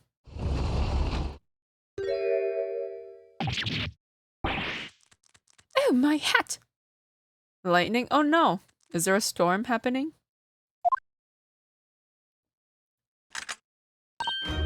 See?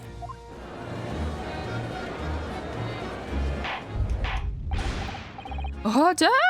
Order! So, it appears that this street girl's statement is quite true. I don't believe it. The skylight opens. And from the roof deck. Mr. Naruhodo. This could be the clue we've been looking for. Well, counsel for the defense, please continue with your cross-examination. Yes, my lord. So, the skylight opens. Perhaps I should investigate for myself. Can I actually look at it now? Like, I've been trying to look at it since the beginning of since this thing was presented, and it just would never let me.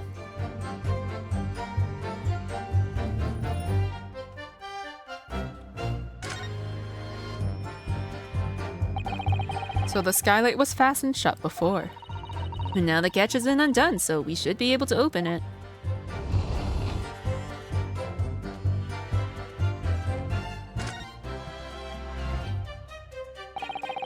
You can certainly see inside the carriage through this opening, that's for sure. Yes, and there's a lamp in the closed cabin. Okay, so we already went through all this. I guess we go from the inside, maybe.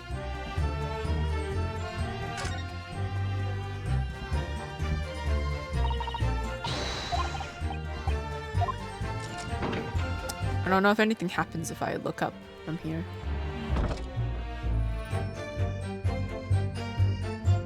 No. Oh. What's this? Oh, is that blood? That's blood. That's blood on the very edges. Yes, it does open very wide, doesn't it? Wide enough to kick someone like you through, certainly, Mr. Naruhodo. Why someone like me? Ah! What is it? Look, just here. Look at this. That's without question. It's blood. Why would there be a blood stain there? Surely, it can't be unrelated to the case, can it? Ooh. Okay, there's blood on there. I'm getting sleepy already. I think it was the cake. And you're so sure the victim fell through the skylight. Where's your proof? Here is my proof, sir. Can I just present this?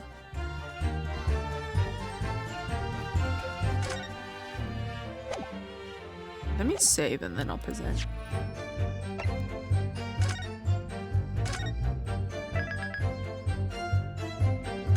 I think it's because I just had cake, but now I'm craving something salty like popcorn. Alright, let's present this carriage. This omnibus. I keep calling it a carriage, but I mean, technically it's kind of a carriage. Objection! Hello, Gold! Nice to see you. How are you doing tonight? On the night in question, the victim was fatally stabbed in the stomach. And immediately afterwards, the victim's body was pushed through the skylight into the cabin below. Those are the facts. The irrefutable proof remains clearly visible in the omnibus that stands before us today in this very courtroom. What? That's utter humbug.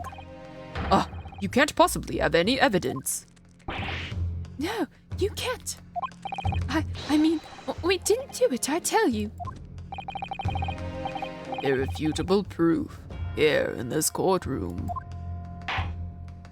Counsel, My lord.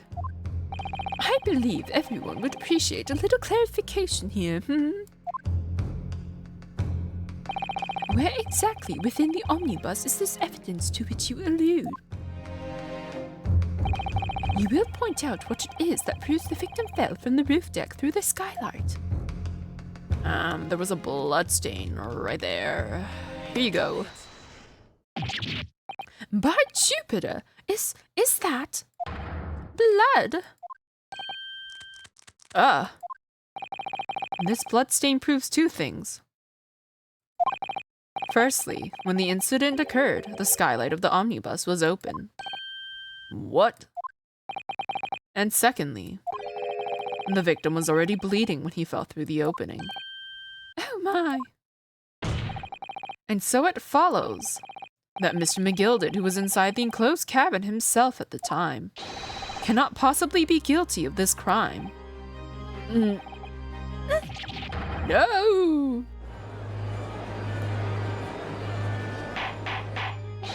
Order! Order! Hold it! But the blood could have been sprayed up there when the fellow was stabbed inside the cabin. That's not how blood works, my guy. And only found its way to that one particular spot on the skylight. Sure, and that would be very convenient. And let's keep it in mind that the skylight catch can only be unfastened from the roof deck. I myself wouldn't have been able to open it now, would I? But... There's no way to know for certain, is there? If the jet really fell through the skylight, I mean. Why don't you have a good look at the floor of the cabin between the two seats, Mr. First? It's all too plain, if you see. There's the aftermath that shows the poor fella dropped from a fair height right there, so it is. What? But it can't be. Lies. My fellow jury members, I think we can all agree that this is clear proof of the defendant's innocence, can't we? I believe we can, yes, sir. It's clear to me now where the filthy rubbish can be found in this courtroom. So, they thought they could pull the wool over my eyes, did they?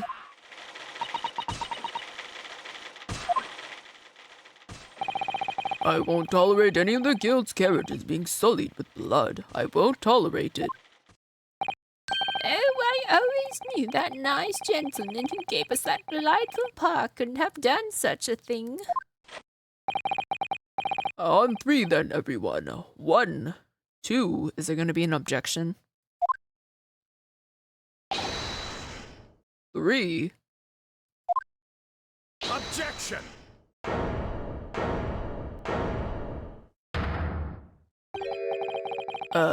Chilling performance, Mr. McGilded. Oh, and what would you be referring to there now, Lord Van Zeeks? A bloodstain on the frame of the skylight. Such evidence is null and void. What? Why? For one extremely simple reason. That smear of blood never existed. Objection! What are you talking about? It's there for all to see, and it's clearly blood. Objection!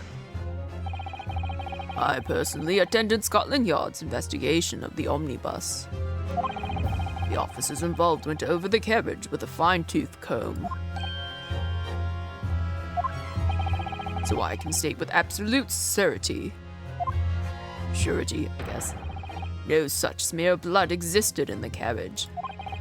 At least not until this trial began. But Are you suggesting, Lord Van Zeeks, that this stain of blood was... Fabricated, my lord, and while this court has been in session. what?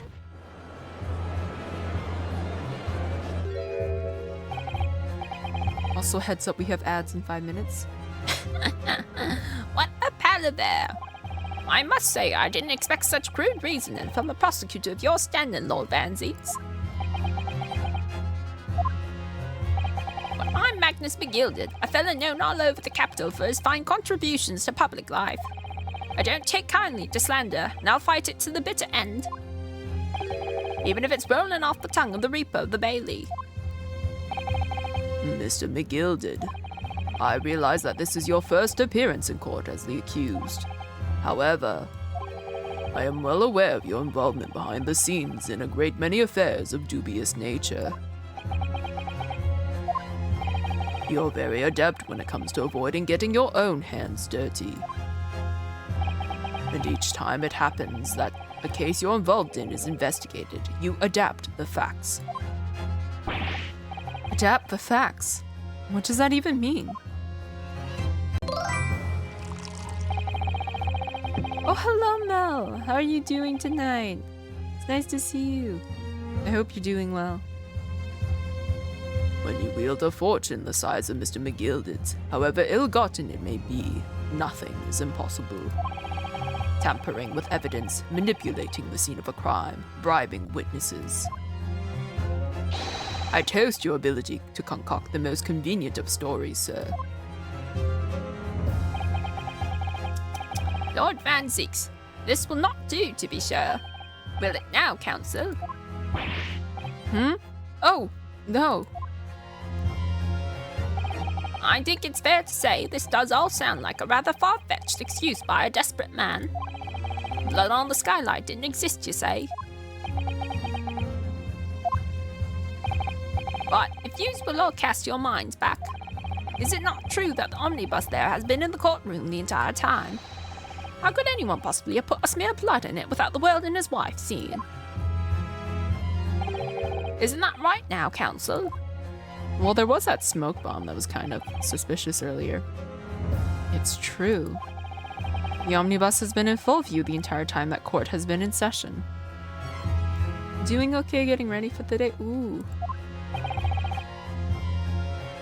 My learned friend. Here's to hearing your opinion on this matter, in your own words. As you wish. Could someone have tampered with the omnibus during the trial? If you're asking me, I think. Could have been possible.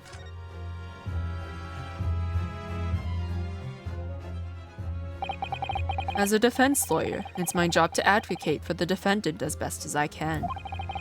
But still, I feel as though there's something even more important at stake here.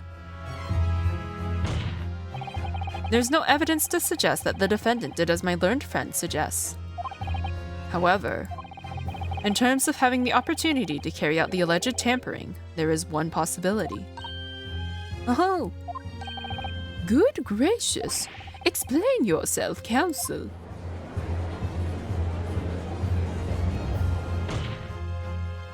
Yes, there is. It seems my learned Nipponese friend has no intention of running from this deceit. Deceit? I'm sure everyone still remembers clearly the recess that we were forced to take as a result of the smoke grenade fired by the witness currently in the stand, Miss Gina Lestrade.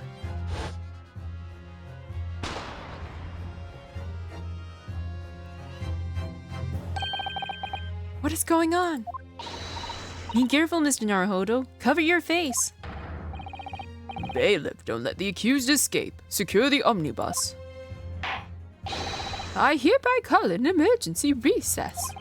Bailiff, ensure the defendant is in custody and clear the courtroom.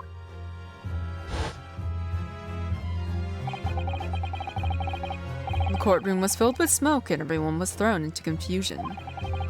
All of us were made to leave this chamber. In that brief interval, under the veil of smoke and in all the chaos, it could have been possible to steal inside the omnibus.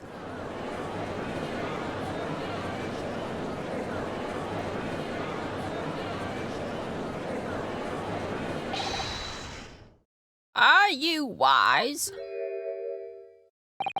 What are you trying to pull, you rotten feckless gouger? Feckless? Gouger? You're supposed to be defending me. 'Tis a wicked plot. 'Tis a plot to undermine me, so it is. Objection! Whatever you think this is, it changes nothing. The facts are the same. After this courtroom was evacuated earlier as a result of the smoke grenade, a number of inconsistencies materialized in relation to the omnibus. Inconsistencies, such as... To start with, the storage compartment underneath the rear passenger seat. When the police investigated the omnibus, this compartment was full of the driver's items. Secondly, we have the smear of blood on the edge of the skylight. As I have said, that was not present at the start of the trial this morning. Unfortunately, Lord Van Zeeks, no one is able to corroborate your claims. That's true. When the omnibus was first wheeled out, both the storage compartments and the skylight were shut. Accordingly, I'm afraid to say we cannot establish with any certainty if this evidence is the result of tampering or not. Indeed, my lord. No doubt there was not a single person who saw fit to verify such things. What do you think? Sorry? How about the omnibus? Is there anything else unusual about the omnibus? Ooh, is there? I need to take another look at it. The bloodstain on the ground, right? The bloodstain? That wasn't there before, right? Or was I just hallucinating? Because they said that Van Zeeks didn't mention anything. But I have an idea that it's the big bloodstain on the floor. Okay, so ads are coming up. I'm gonna run them now and take a quick bathroom break, and so I will see you guys in a bit.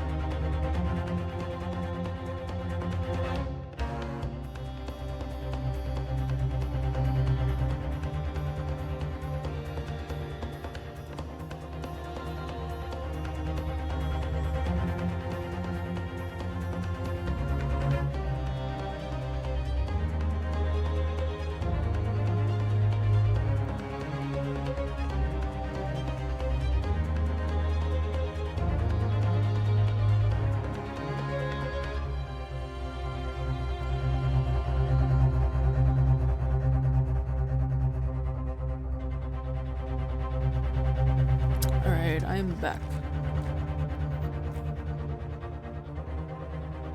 And we still have a minute and a half of ads. I'm starting to get a little bit of a headache. I don't know why my head is hurting. Perhaps I've been staring at a screen for too long.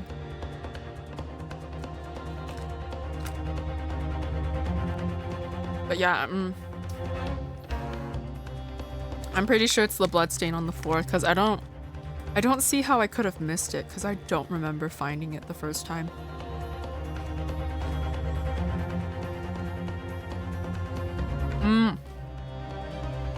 Baker Street.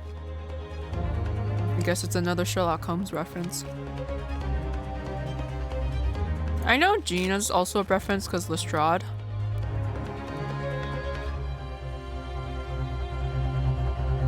What was his name? Lestrade. I think Lestrade's first name also started with the G, but like I don't remember what it was. Was it George or something? Inspector G. Lestrade. Yeah, do they ever say what the G is for? Like...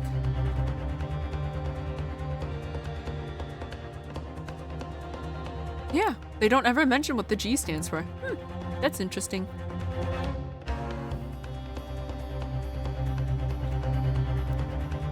So we'll never know.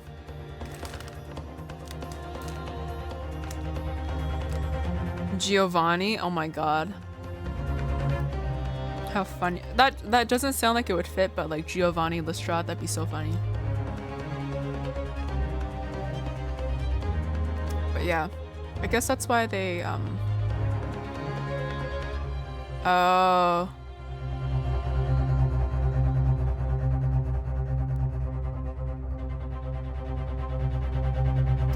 So, oh, it's Greg! Supposedly it is Greg, I think. Well, I think that's the name they gave him in the TV show. But otherwise, he's just referred to as G. I think supposedly it's a gag of how like Sherlock can never remember his name. I don't know. But you know what? Greg fits. Okay, I have an inkling of what's wrong. My lord. Yes, counsel. There is one further inconsistency. A mark that surely could not have been present at the start of the trial. What? Okay, I was not hallucinating. What in the devil's name are you going to say now? If you dare to betray me, you little maggot, you better start watching your back. Silence, McGilded. Court awaits the defense's clarification.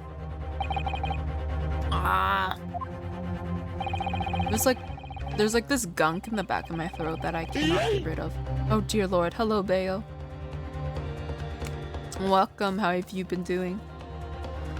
This trial keeps swinging one way and then the other. I have no idea what's the truth and what's deception. I feel like he probably... I think he's guilty. I mean, he planted a whole bunch of evidence. Thank you for the egg. What am I supposed to believe here? I shall have to ask you to elaborate, counsel. I need a warm drink? Will that help with my headache? Oh my god! I bought tea ages ago and I never used it. Maybe I should go make myself a tea. I don't know if the tea I bought has any caffeine, but it's like 10:30. Give me like 1 minute to go get a cup of hot water.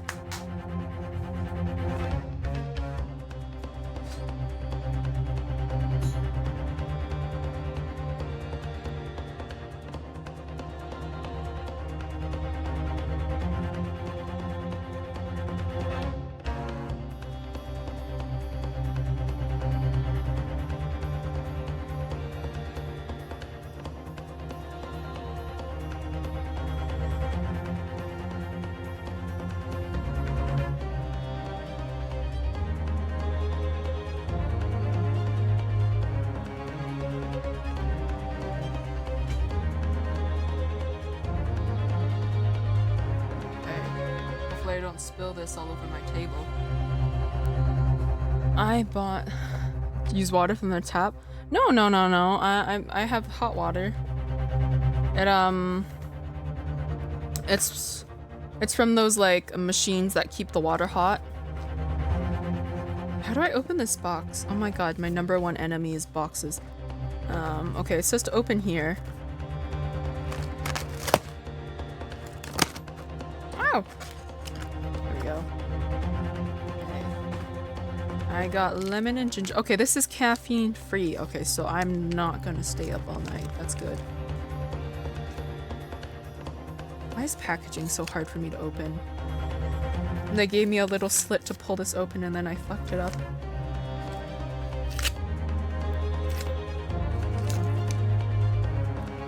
Okay. I'm gonna let that steep and then drink that. Okay.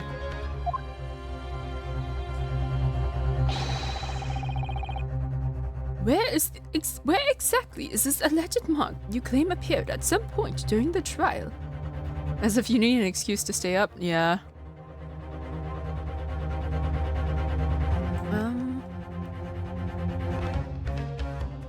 My model's head keeps like turning way too much. Maybe I need to reset my tracking.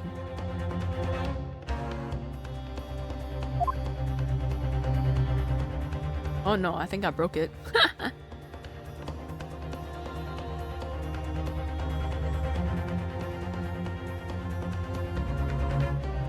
Yeah, okay. Let me reset this. Okay. The mark is on the floor. We know this because we saw it earlier. There we go. Got it!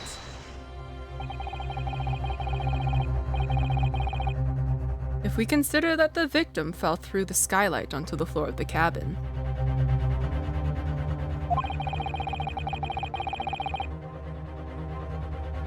Bent neck lady? A little bit. Okay, there we go. I'm fixed.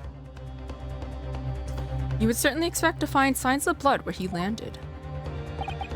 But as far as I recall, this blood stain on the cabin floor was not there when the omnibus was first brought into the courtroom. Good lord! It's so scuffed. Yeah, tracking is like that sometimes. I can't help it. It's just part of being a VTuber, I guess. Oh!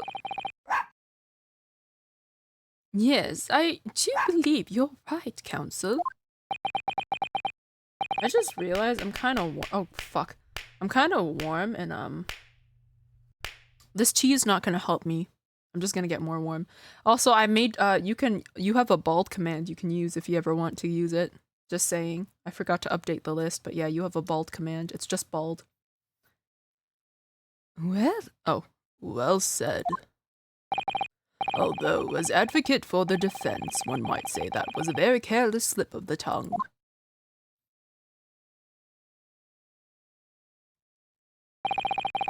I believe that bloodstain on the floor is a decisive piece of evidence. But if the question is whether that evidence is genuine, or whether it was unlawfully fabricated by someone,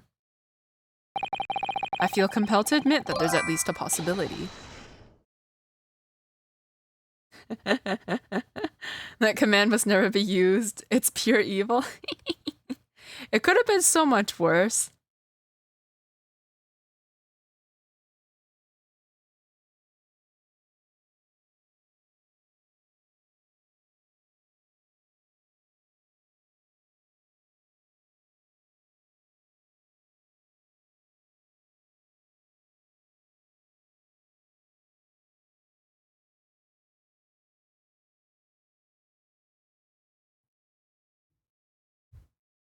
Uh-oh. Oh my god, am I back? I didn't notice until like just now. Okay. Yeah. Oh my god.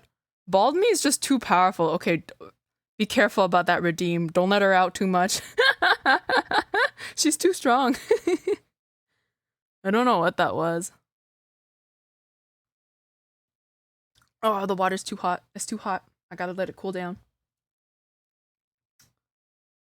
I was expecting a shiny head. It's just like, yeah, as I was saying, before my stream cut me off, it's the way my model is designed. So basically what I would have to do is I would have to go back to like Vroid and like erase that part so that like my head is shiny smooth instead of a buzz cut. It's still kind of cursed, but yeah. I'll add that to my to-do list to fix. No one punch? Yeah, no. I'm not on that level yet. I may be like a two punch. Two punch cow. Did I read this line? I feel compelled to admit that there's at least a possibility that the evidence is fake.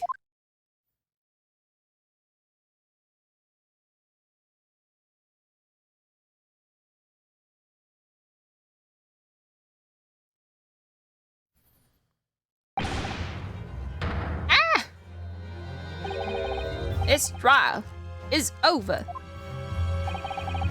Mr. McGilded? I've done everything I possibly can to cooperate with the court, but 'tis all over now. But you're the defendant. 'Tis over, I tell ye.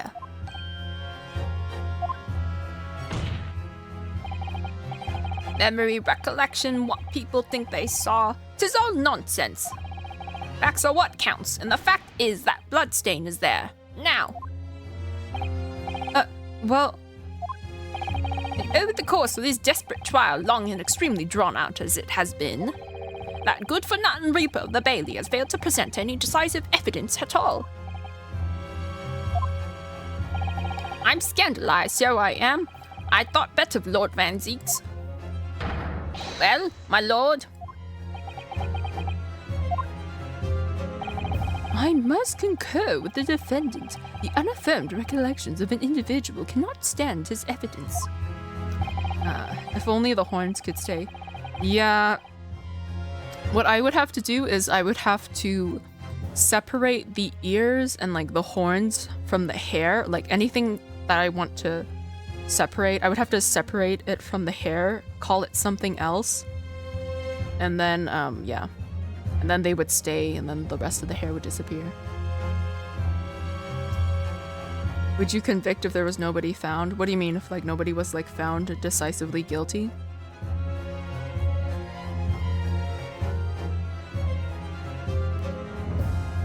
The water's still too hot. I don't think I could convict unless I was 100% sure. Oh, no body. I don't know. Yeah, that's kind of hard. I'm not sure. And in the absence of any credible method by which to prove its alleged previous non-existence, I regret to say that it would be improper for this trial to continue. Your lordship can't be serious. Lord Van Zeeks, what is your position? The prosecution, my lord, has no further witnesses or evidence to present. Very well. In that case, as I believe we have explored every possible avenue in this matter, I shall proceed to my adjudication. As a formality, I am of course obliged to confirm with the defense first. What formality? As things stand at the moment, it would seem that Mr. McGilded will be found not guilty. Yes. Which would mean we've won. Is that really the right outcome here? Is it really all right for the trial to come and end now, with all these unexplained inconsistencies? Counsel for the defense, your closing statement, please.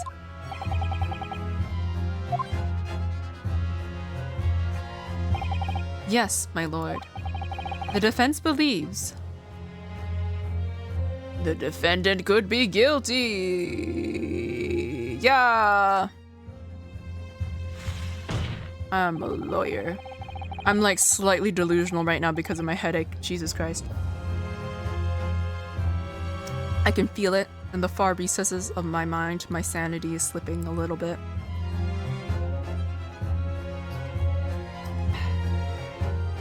I am here in this courtroom today to advocate for the defense of my client, Mr. McGilded. However, at this moment in time, I cannot in all good conscience attest fully to the defendant's innocence. What are you saying, man? Did I catch the cooties? I don't know. What even are cooties? Could you explain to me? I hear the phrase all the time, catching cooties, but I don't even know what cooties are and what they entail.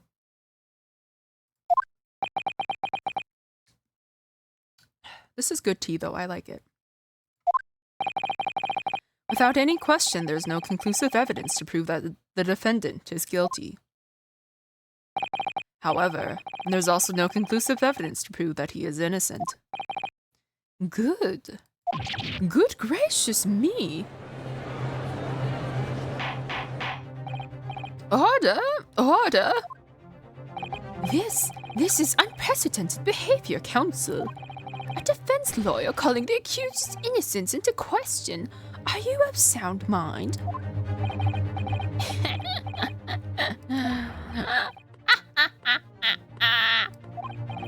out was was a grand decision to appoint you as my lawyer, so it was. A grand decision. What? I must say, I didn't expect quite such an exciting spectacle at the end there, but still. Yeah, have this for your troubles. When he did that, I actually thought it was gonna hit me, and I was like, ugh. In LM, it was head lice. I now use it for COVID. What shit? Imaginary germ said to have infected a person of the opposite sex or someone considered socially undesirable. Oh.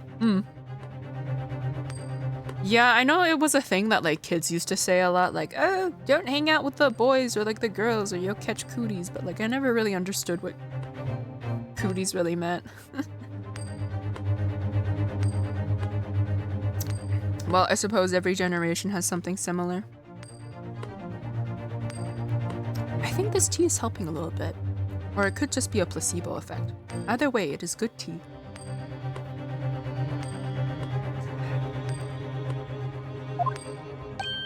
Ah! Your job here is done, fella. And some fine work you've done, so you have. What do you mean? 'Tis just as the right honorable gentleman so succinctly put afore. The trial can't go on anymore. And your closing statement there was, how did he put it now? Nothing more than a formality.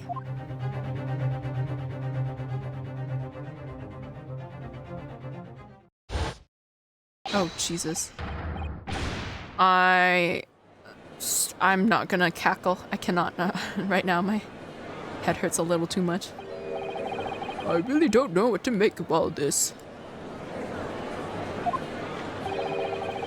Was the evidence we've seen genuine, or was it all fake? His lordship would be fuming, and any unsightly rubbish should be disposed of promptly, as I said. Oh, look, it's me. Do you mean the typewriter lady? That is me, though. The stinking rich are always guilty of something. You. Mark my words. I feel terribly ashamed that I ever doubted that lovely man who gave us the lovely park.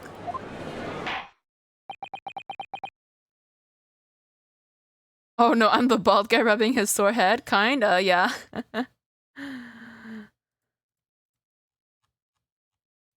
You mean when I look like this? Okay, yeah.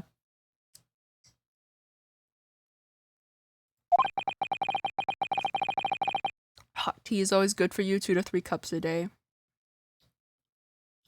I don't normally drink tea, but it is yummy. Is the cootie spreading around where you're at? I don't know. I don't really interact with people, so like I kind of don't get the opportunity to even catch the cooties. But I haven't really heard of anything. I mean, I heard that there's like there's like another new strain, but other than that, I don't know. I haven't heard anything like drastic around me. Not bald. It just looks like you're wearing a hairnet. I can't do anything about it right now. It's something I have to go fix in actually in like a Vroid. Now that proceedings have unfolded in this way, I am compelled to declare a premature end to this trial. Furthermore, the court must accept the defendant's plea.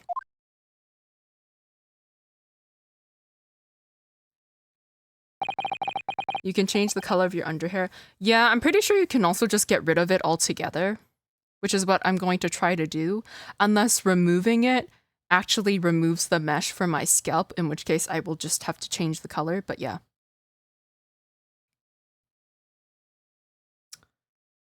New strains, the vaccines for those are coming out next month for US. Oh, okay.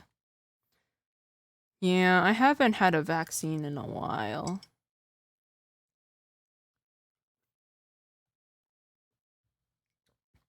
I think after like the second or third booster shot, I just kind of like gave up on it.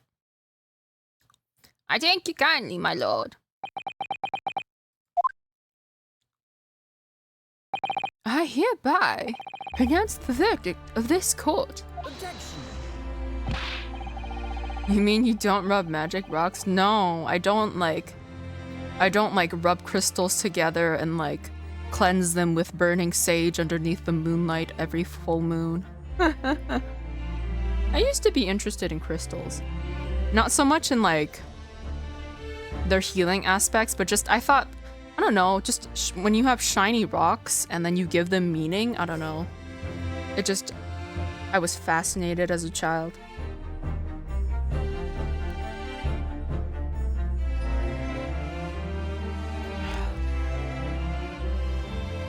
I never had a booster. I had a high fever from the first 2 doses. For me, it was just it was mostly just the sore arm and then a little bit, like a little maybe like nauseous or something. But yeah, other than that, I don't know. It's just you're basically, to me, it just feels like you're just basically getting a flu shot. So.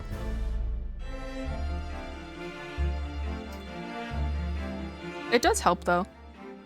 I do hear that people say that because they got the booster shot when they actually got COVID, it wasn't as bad. But we still haven't determined if the bloodstain in the omnibus is genuine or not.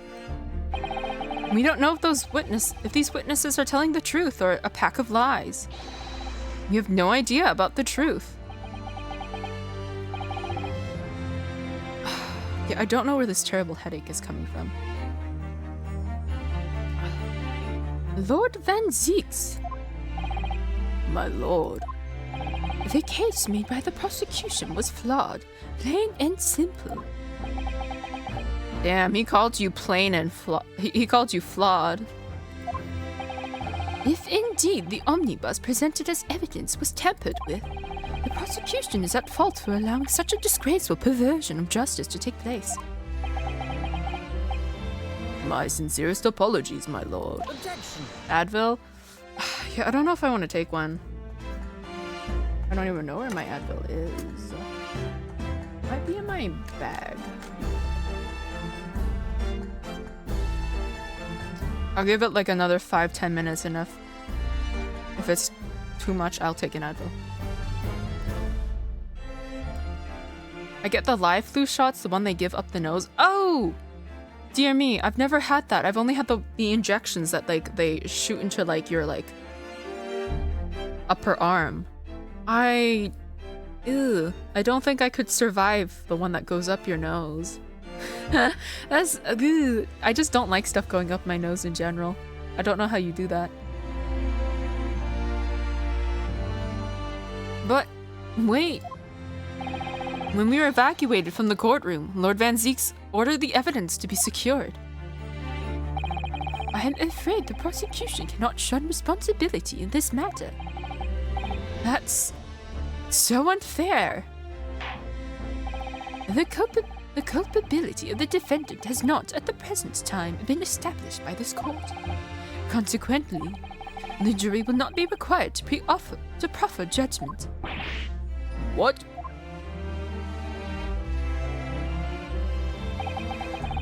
Well, Lord Van Zieks, it's been a pleasure, so it has. And as for you, my dear fella, I couldn't have asked for a better defense. Do you mean to tell me this has all been a grand waste of time? 'Tis the law of the land, my good man.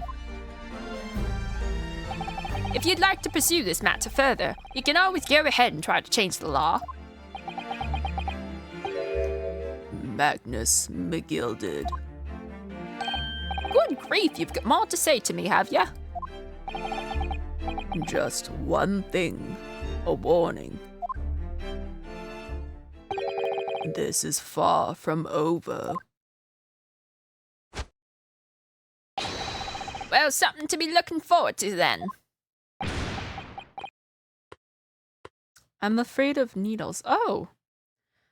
I used to be kind of afraid, but like, I don't know. It's just, they don't really hurt when they go in, so yeah. I think I had like a little bit of a fear as a kid, but otherwise, no, not really. For me, though, I have to watch the needle go in because I don't like looking away because I have to know when it goes in. So I always watch it when they put the needle in me. I knew one person who liked needles. Like they very much enjoyed having sharp objects inserted into their skin. So I wonder how they're doing. I deep-throated a stomach scope. Oh my. That was not fun because I was awake. I don't know how, like... Because I have a very bad gag reflex. I feel like I would probably, like... Yeah, I don't know. That doesn't sound like fun.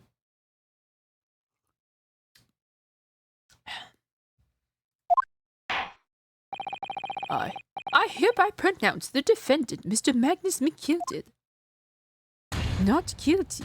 Oh my. Is there gonna be confetti? Yay! And fireworks. What is going to happen? Is, are we gonna see him again? Also, oh God. Why is it... The white is so bright. I can't believe it. This is an outrage. They should have examined the evidence more. What are you talking about? The man's been cleared. He's innocent. Is he?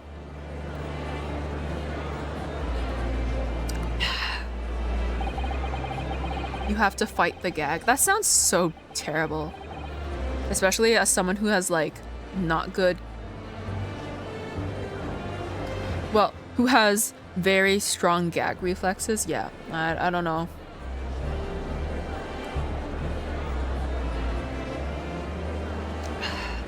This is good tea.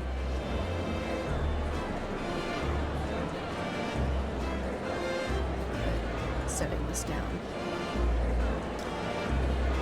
With the courtroom in pandemonium for the second time that day, the judge delivered his verdict. My first ever trial in Great Britain came to an abrupt end, with the defendant being found not guilty, ostensibly a victory for us. So that's what Strongheart or whatever meant by we couldn't lose.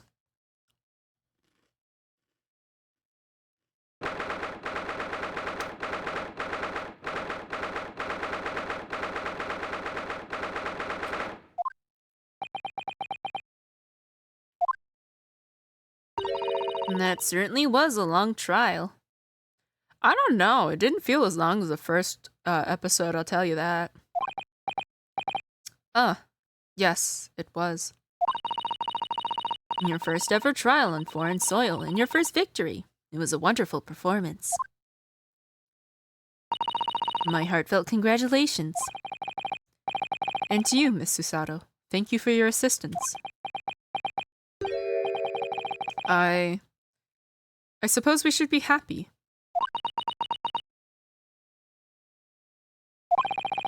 The trouble is, we're still completely in the dark about what actually happened. Well, we didn't have enough time. But isn't it wrong?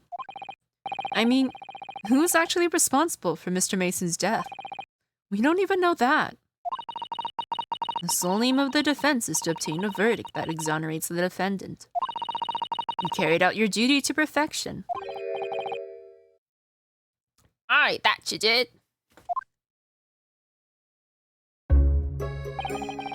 Mr. McGill did. It's Radio T's birthday today. I don't know who that is. Is that an artist?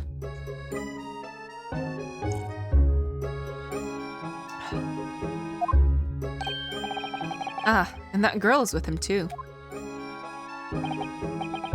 It seems the stories are true. Oh?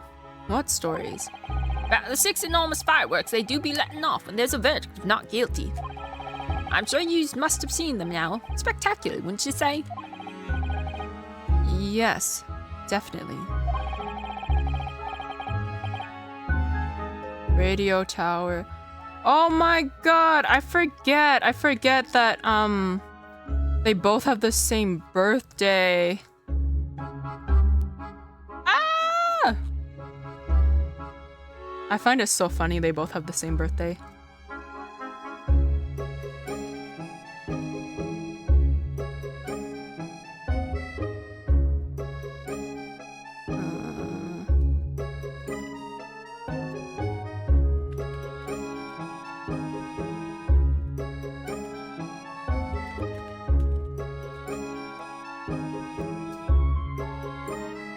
I'm just sending a quick happy birthday wish.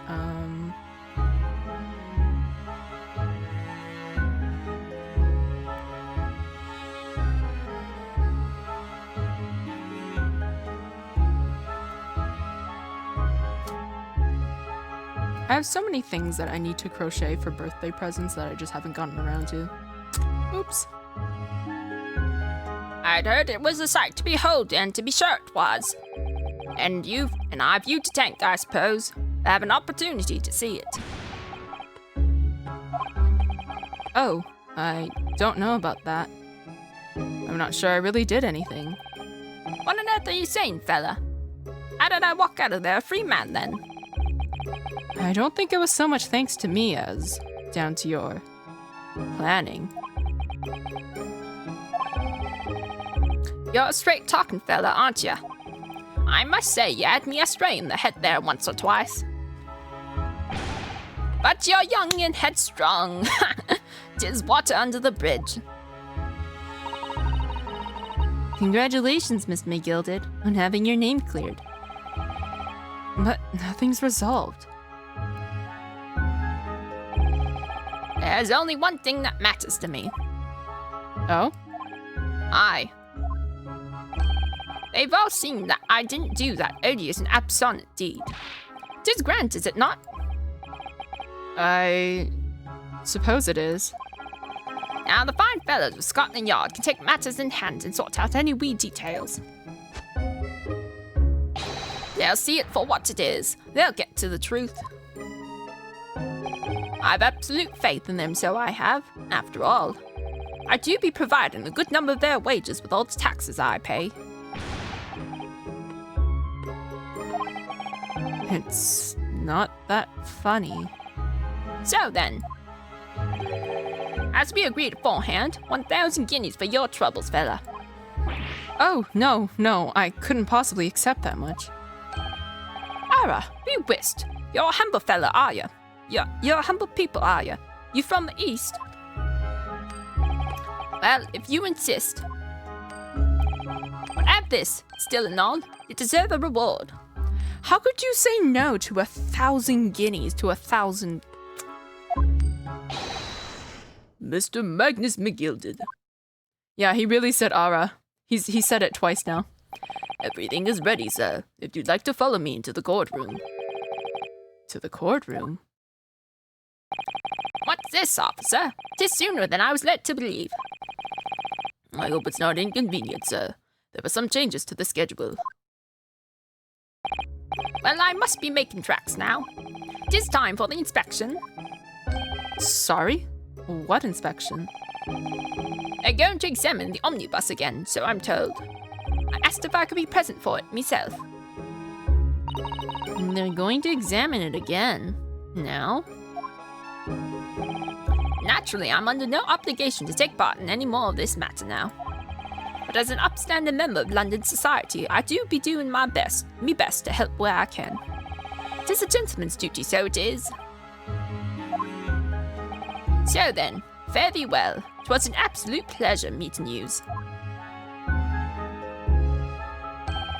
I hope you have a whale of a time while you're studying here in Great Britain. And there he goes. A free man. Oh, I forgot she was here too.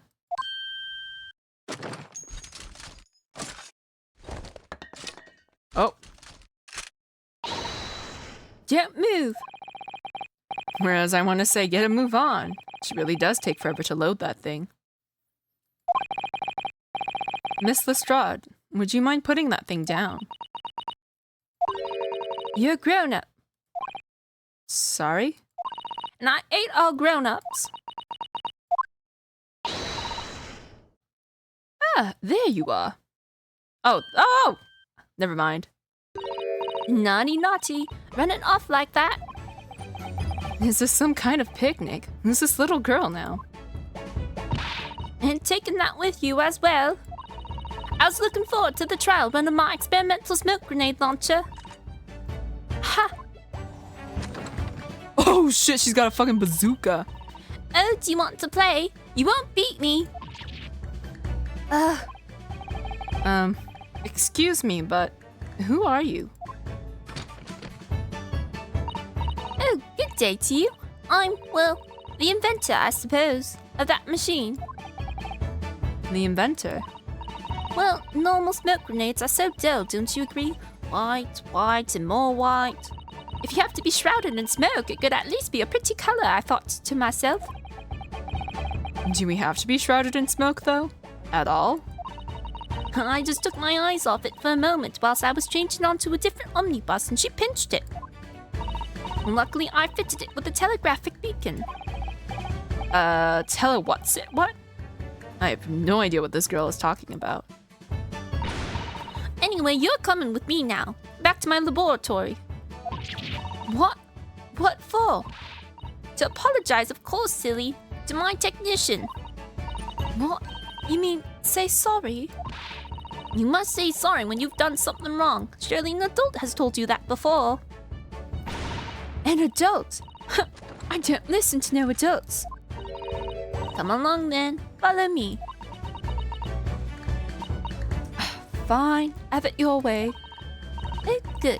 You see, I knew you'd want to do the right thing in the end. I'm fairly sure that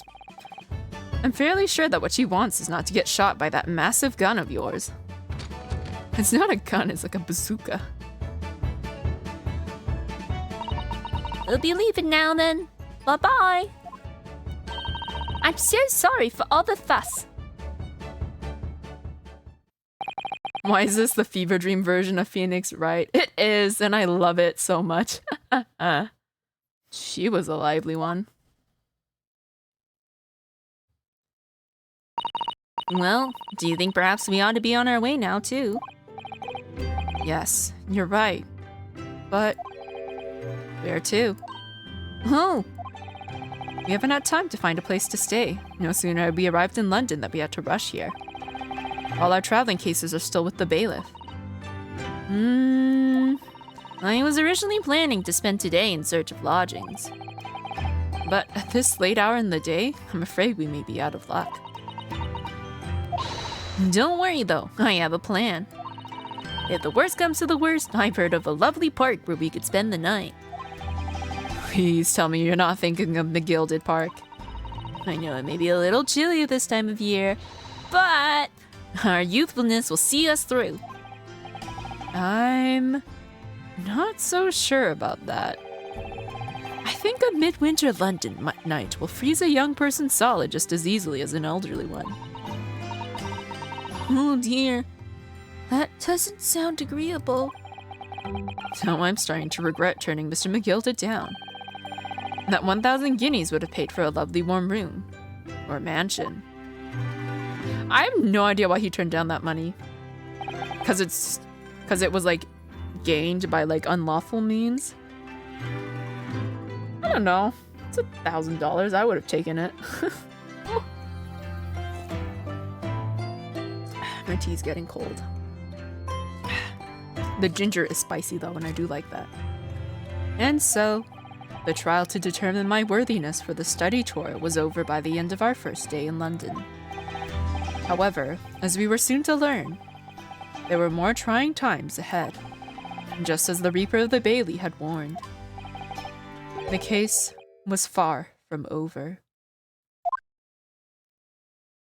Cue anime music outro, I don't know. Oh, I was kidding, but okay. What's going on? Get the fire brigade! Water! Bring water, quick! What the? How did this happen? I don't know, sir. By the time I got here, it was already engulfed. No one was supposed to be allowed in here before we started investigating.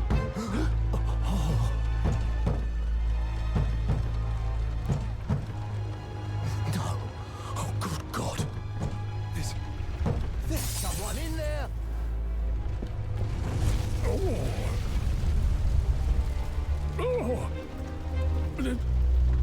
this can't be.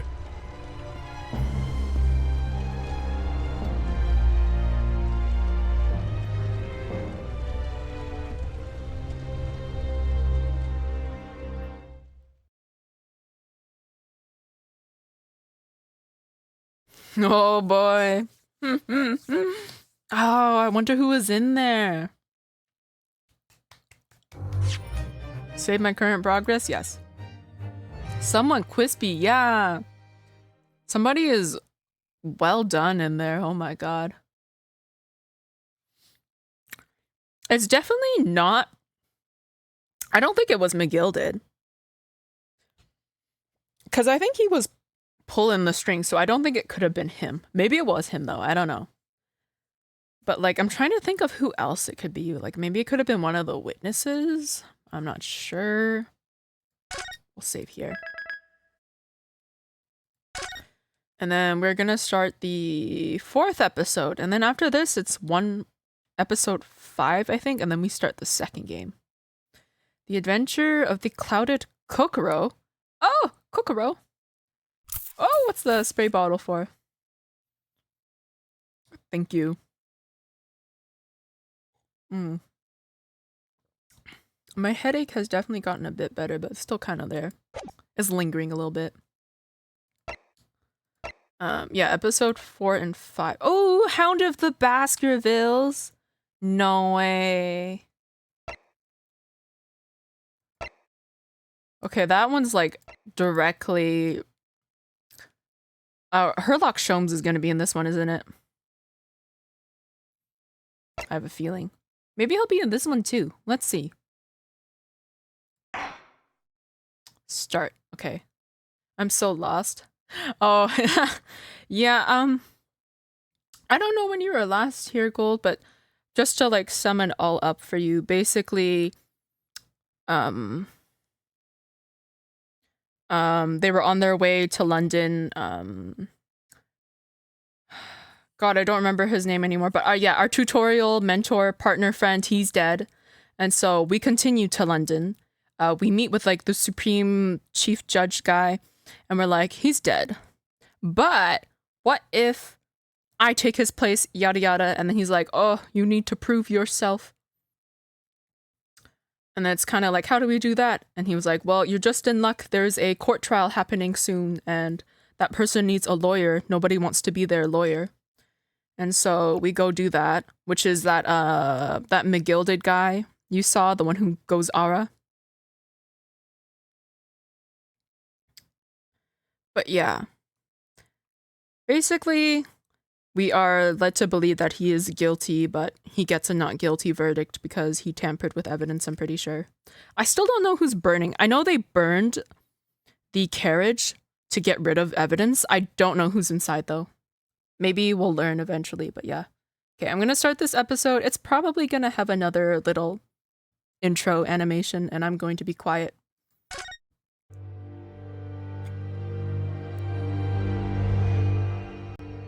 Hello, how are you? I am under the water. Please help me. Here too I much begin to raining. think, Wilson, said Sholmes, turning his head languidly in my direction, that there is more to this case than that which we have observed. Indeed, that there may be another part to this story that we are yet to discover. His eyes wandered, following the steam rising from his cup of herbal tea, leading him to the distant memory of that snowy evening. To the young lady collapsed on the pavement along Briar Road, and to the knife in her back. Lit in the soft glow of gas lamps, a most extraordinary scene had been set. And under the cover of a light fog, the curtain had risen silently on the insoluble mystery of our invisible killer.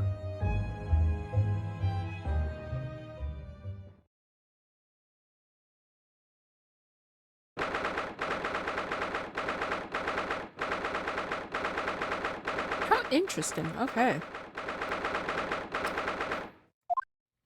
I'm assuming this is directly after the last case. Yeah, okay, it's directly after.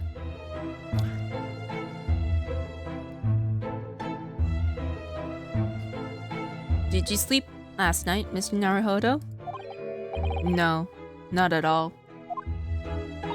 It was an enormous hotel, wasn't it? And the rooms were so luxurious. I felt like we were staying in a palace. And with all the gas lights twinkling, it was brighter than day even in the middle of the night. I've been to like hotels, like the number of times I've been to a hotel I could probably count on one hand. I just have so much difficulty sleeping in beds that aren't mine. But yeah, anytime I've had to like sleep in a hotel or just like anywhere else, it's just so difficult to fall asleep. And I don't know if it's because of the bed itself or it's just like the environment is not home, what I'm used to. You don't have to worry about that, I'll be fine. You'll be there. What about the enormous beds? After my time on the SS Beria, I wasn't going to waste a single inch of that space.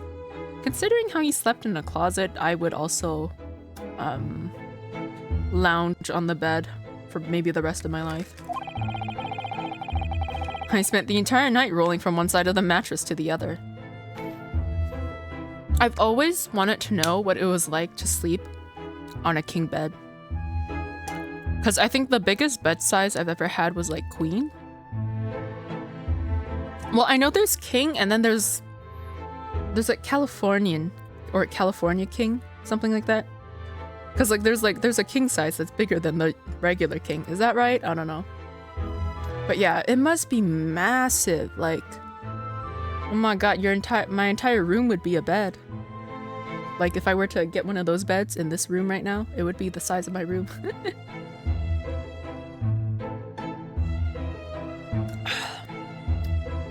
I wonder what it's like to have such a big bed. It feels so unnecessary, but it feels like it would be so nice to have. There's Alaskan king bed. Is that a real thing?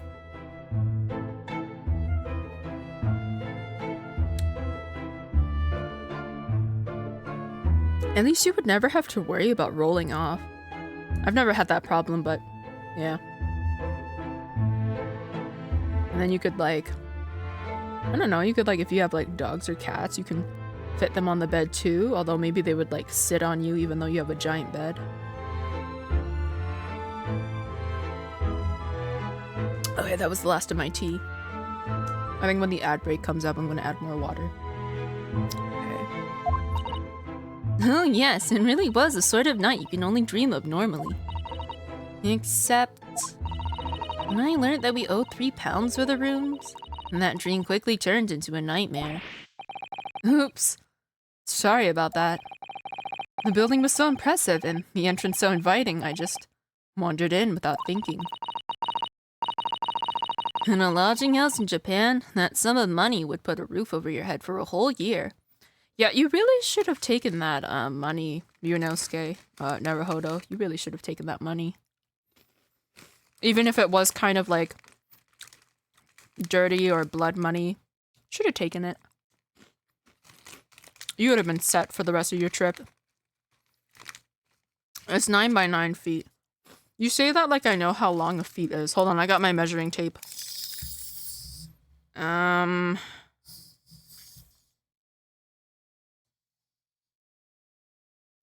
Okay, that's 2 feet. Okay, that's 4. That would be... Oh my god! That's ginormous! So much space.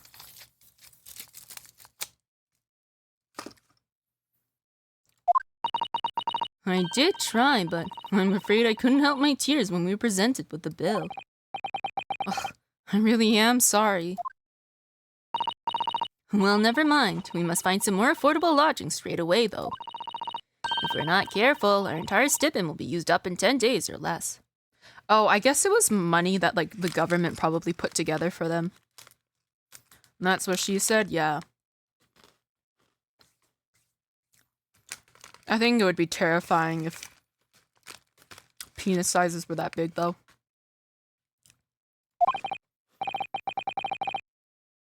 Ugh, London is a scary place. Ah, good morning to you at this early hour. There he is. I'm assuming at one point we have him as a judge, I think. Maybe not yet, though. Maybe for, like, our final big case. Because he's the Supreme Court judge, I think. What are you talking about? I don't know. What are you talking about? Oh, yes. Well... Good morning to you, Lord Chief Justice. We have come to report on the outcome of the trial at the Old Bailey today. Oh, yesterday. Susato-san's amazing. She doesn't bat an eyelid, even in the presence of the imposing Lord Strongheart.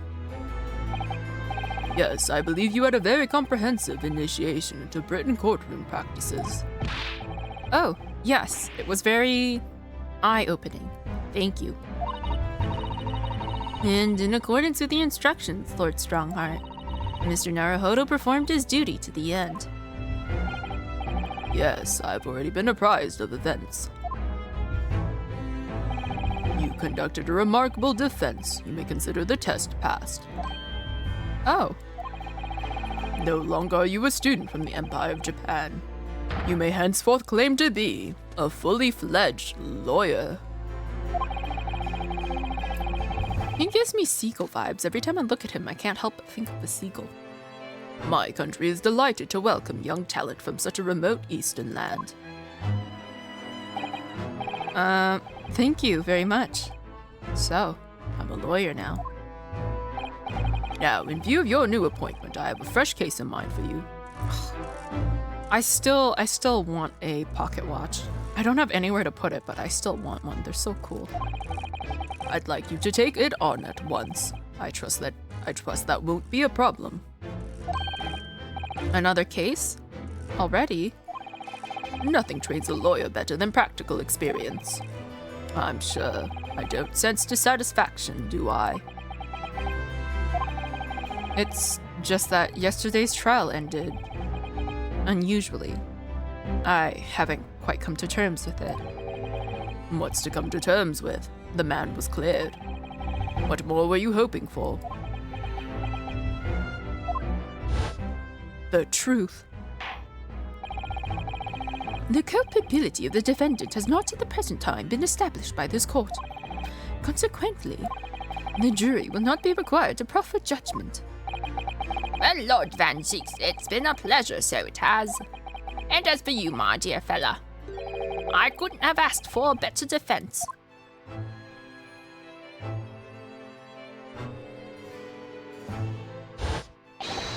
God, I got flashbanged again. Another connoisseur in horology? Yeah.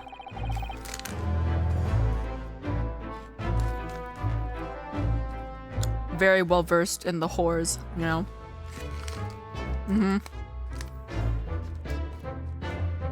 I just can't help wondering if Mr. McGilded really was innocent. Mr. Naruhodo, It's just that I never managed to ascertain the truth. And then the trial ended. Did they learn about the fire yet? It feels like that carriage was set on fire like the night of. Well, you needn't let it trouble you for a second longer. Sorry? what do you mean, Lord Strongheart? Bruh, is he dead? Ah! No way. Should have taken his money. God damn it. Magnus McGilded passed away immediately following the trial. So he was the one in the omnibus. Oh, ooh. Cuz he said he wanted to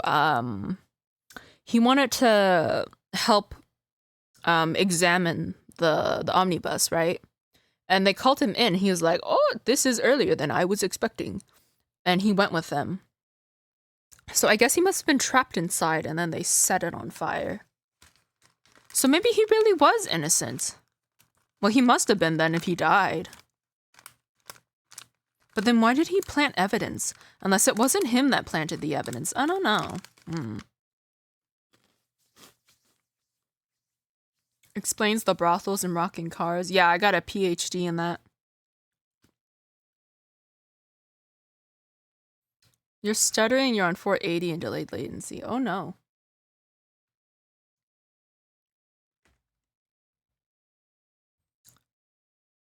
Let's see. Okay, it's not rendering lag. Is it upload?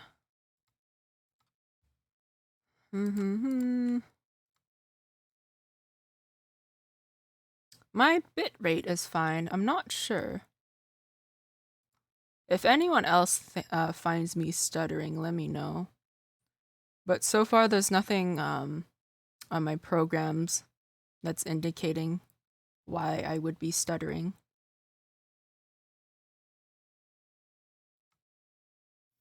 Okay, where was I? Oh, also, we're gonna have ads in like 4-ish minutes. It's fine on my end? Okay. No! What? Mr. McGilded is dead? I have 19 minutes and 41 seconds until my next engagement. Time enough to talk.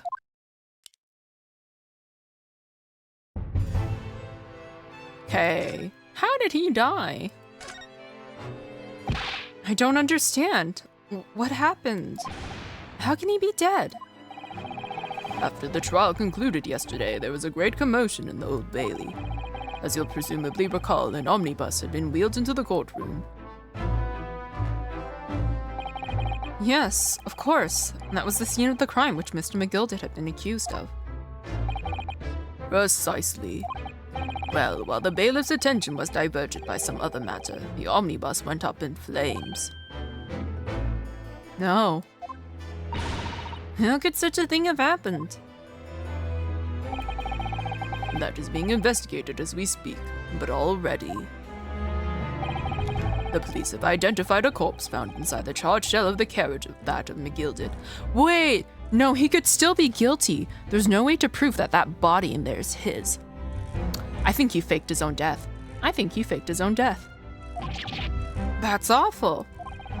The man must have slipped inside whilst the bailiff's attention was elsewhere. That bailiff really needs to pay more attention. How could that have happened? That is also being investigated as we speak. So basically nobody knows what happened. Thinking back to it.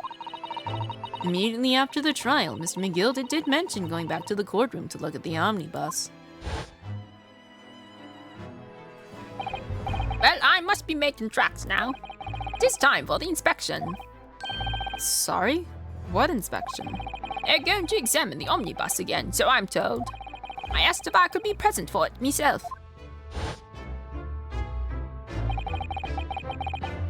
An inspection of the omnibus. Not to my knowledge, I don't believe Scotland Yard had any intention of re-examining the carriage. But then who was Mr. McGilded talking about? Never mind that now. The Yard is making a thorough investigation. This matter is no longer any concern of yours. Leave it to the police. Or Mr. McGilded. Damn, okay. So there are lesson watches that you can assemble and build yourself. Oh! That sounds cool. That sounds like a fun project. Okay. Ads are in a minute. I'm gonna run them now. Just so that I can refill my tea, and I can also feel that I need to use the bathroom, so I will be back. I'll see you guys in a bit. You guys can also take a break as well, and I will see you in 3 minutes.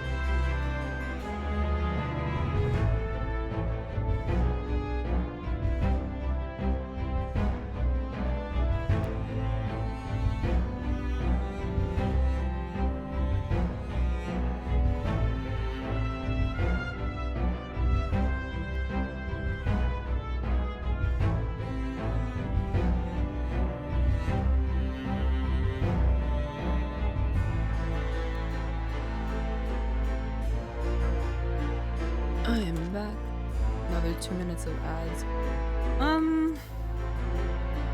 Yeah, I think after another hour or so, I'm gonna call it a night. Just because I don't think this headache of mine is going to go away anytime soon. Alright. It's not gonna be as nice, but we'll see what using the same tea bag does in terms of flavor. Okay. I wonder... So this... I'm assuming from the intro, this case has to have something to do with someone being stabbed in the back. I don't know if it's going to be the exact same. Just get a new one. No, I'm lazy. It's fine. It doesn't really bother me too much.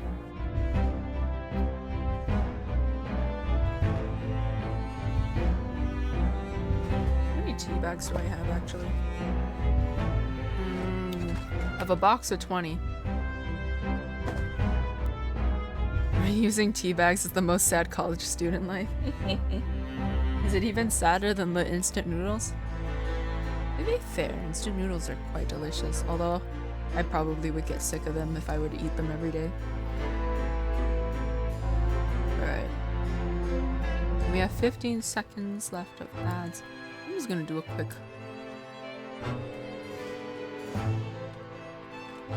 Google of that watch thing. Reusing that tea bag's gonna be ass. Well, we'll see how reusing it goes.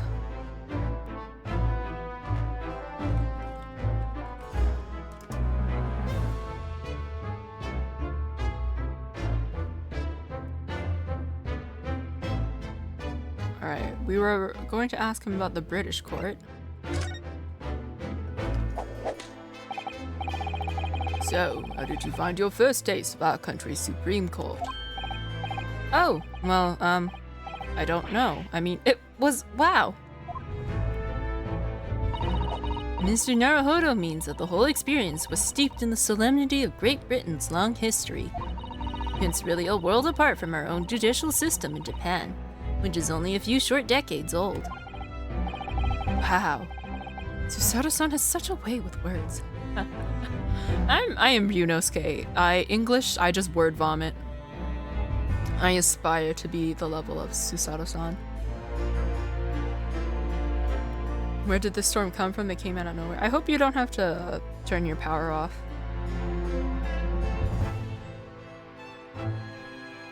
But yeah. Over here, it's just been raining.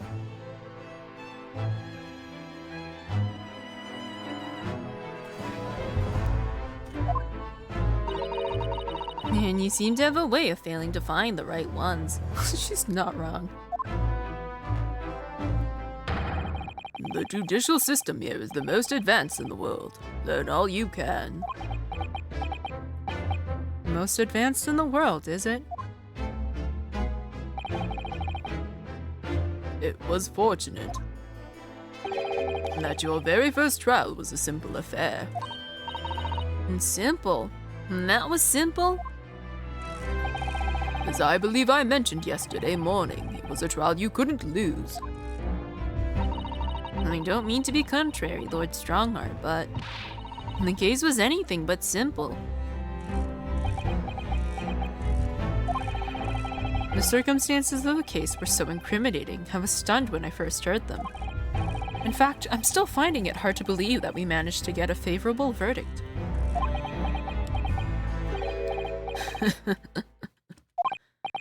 Is something funny? No, my apologies. However, the fact is that you did receive the not guilty verdict as you set out to achieve. And that can only be attributed to exceptional talent. Wouldn't you agree? Well, I don't know about that.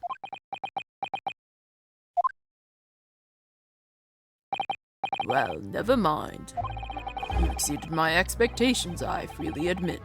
That much at least is an undeniable truth. Which is precisely why I prepared the new case for you that I mentioned before. What What's going on? What was he going to say before? Okay, what about this new case? Could you perhaps give us more details about the new case you mentioned? Don't tell me. It's a murder and the trial starts in 10 minutes. Don't worry, it's nothing so alarming or quite so urgent as your last assignment. In fact, this case is completely different. Oh, I see. Did he just read my mind? That is to say, no one has died. As yet. And the trial will not be today. There is plenty of time to research the case thoroughly. 23 hours, 43 minutes, and 19 seconds to be precise. So the trial's tomorrow then. Is everything alright? Oh, yes. I'm just a little confused, that's all. Yesterday's trial was... well, it's left me wondering if I'm really cut out for being a lawyer. Oh, Mr. Naruhodo. I don't know if I could face standing in that courtroom again after Mr. McGilded's trial. Ah yes, I nearly forgot. There is one similarity with yesterday's case. Prosecutor?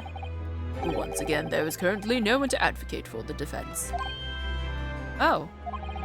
If the situation remains unchanged, the trial will start tomorrow with the defendant unrepresented. And if that happens, I need not remind you of the inevitable outcome. The most terrible end awaits the defendant. Yes, that's right. Ugh, here we go again.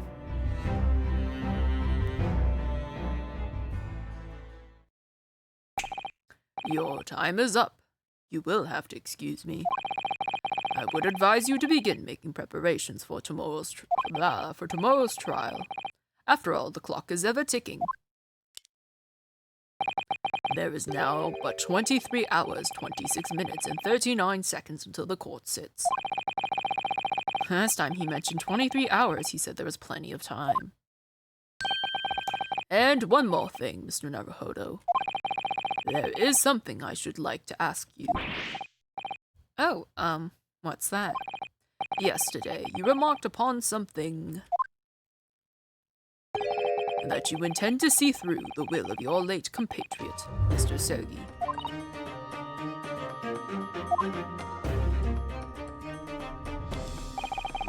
I would be interested to hear what exactly you mean by that. Inside 34 seconds. Oh, well, Kazuma always used to say, you see, that he wanted to learn how the greatest justice system in the world worked so he could change ours in Japan. Now that he's gone, I'd like to work towards that myself, and there's another thing. Oh. Another thing. Continue. On the way here, on the steamship, he said something to me. There's something very important that I have to do. Something important, very important. What exactly would that be?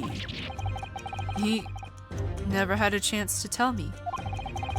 I suppose he would have done if he'd ever made it to Great Britain. You're out of time. Well, thank you for an enlightening discussion. Mr. Naruhodo, what's all this about? Mr. Asogi never once mentioned anything of the sort to me. I urge you both to focus your attentions on the matter at hand. I've taken the liberty of summoning the police inspector in charge of the case. He'll be able to apprise you of the details. How long has he been there? Well, he's no Herlock Sholmes, but I'll take what I can get. So, I wish you the best of luck and bid you farewell.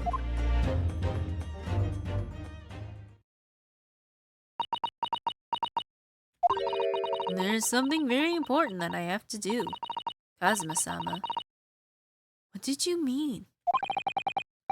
I wish I knew. But honestly, he never told me. Anyway, you better talk to the detective, don't you think? Yes, you're right. I hope I'm just imagining it, but I wouldn't say he looks pleased to see us at all. What is he holding? Is he holding food? What is that? I guess I have to examine him. Oh my god! Yeah, he's got food! He's making me hungry. Are those like French fries? Could we trouble you? What do you think? Lovely weather, isn't it? What's the weather got to do with anything? Listen to me, you young Japanese upstart. Some frippery about the weather doesn't get every English gent eaten out of your hand, you know. But Susato-san told me it was foolproof. I'm a busy man, a very busy man. There's a crime scene to investigate, but I'm here having to give the likes of you were talking to.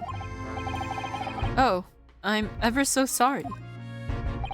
Can you imagine what the other officers there will be saying, Haven't seen Gregson anywhere, have you? No, he's too busy with the bigwigs these days. And all because of some bumpkin who's here on a jaunt from a country I've never even heard of. So his name is Gregory, like Greg Lestrade. Oh no, that cheese got me right in the face. Hear that ripping sound? That's my reputation at the yard going to tatters. There's no need to rip us apart as well. I don't believe we've been introduced. This is Mr. Ryunosuke Naruhodo, a defense lawyer. Eh? It's a pleasure to make your acquaintance. I'm Mr. Naruhodo's judicial assistant, Sue. Eh? It's the lovely weather we're having today, isn't it?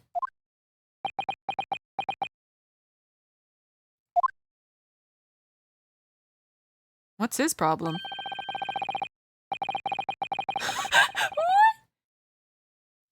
It is unreasonably fine, I grant you. London winters don't see a lot of sunshine. Unbelievable! How did she pull that off? So, Lord Stronghead has asked me to fill you in on the case. My name's Tobias Gregson, Inspector Gregson to you. I'm from Scotland Yard. Oh! You think it's, I think, this is my guess, I think they took they took Gregson from Greg Lestrade from the TV show, Sherlock Holmes. And I'm pretty sure Tobias is a reference to the dog, Toby. I'm pretty sure they called it Toby. I'm pretty sure Toby was the name of the bloodhound, or not bloodhound. It was like was it? It's like one of those smaller dogs, but it's got like the big like floppy ears and it's got like that droopy face. What are they called? Is it bloodhounds?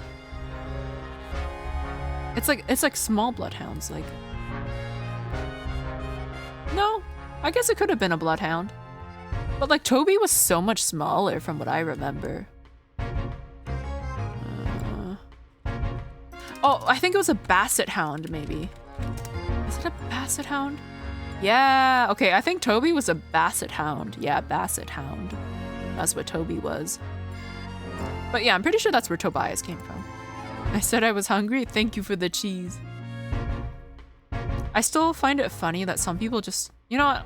It's not that funny. I do it too. How like sometimes I just eat straight up cheese. I'll just go into the fridge and rummage around and then I'll just eat cheese. Gregson.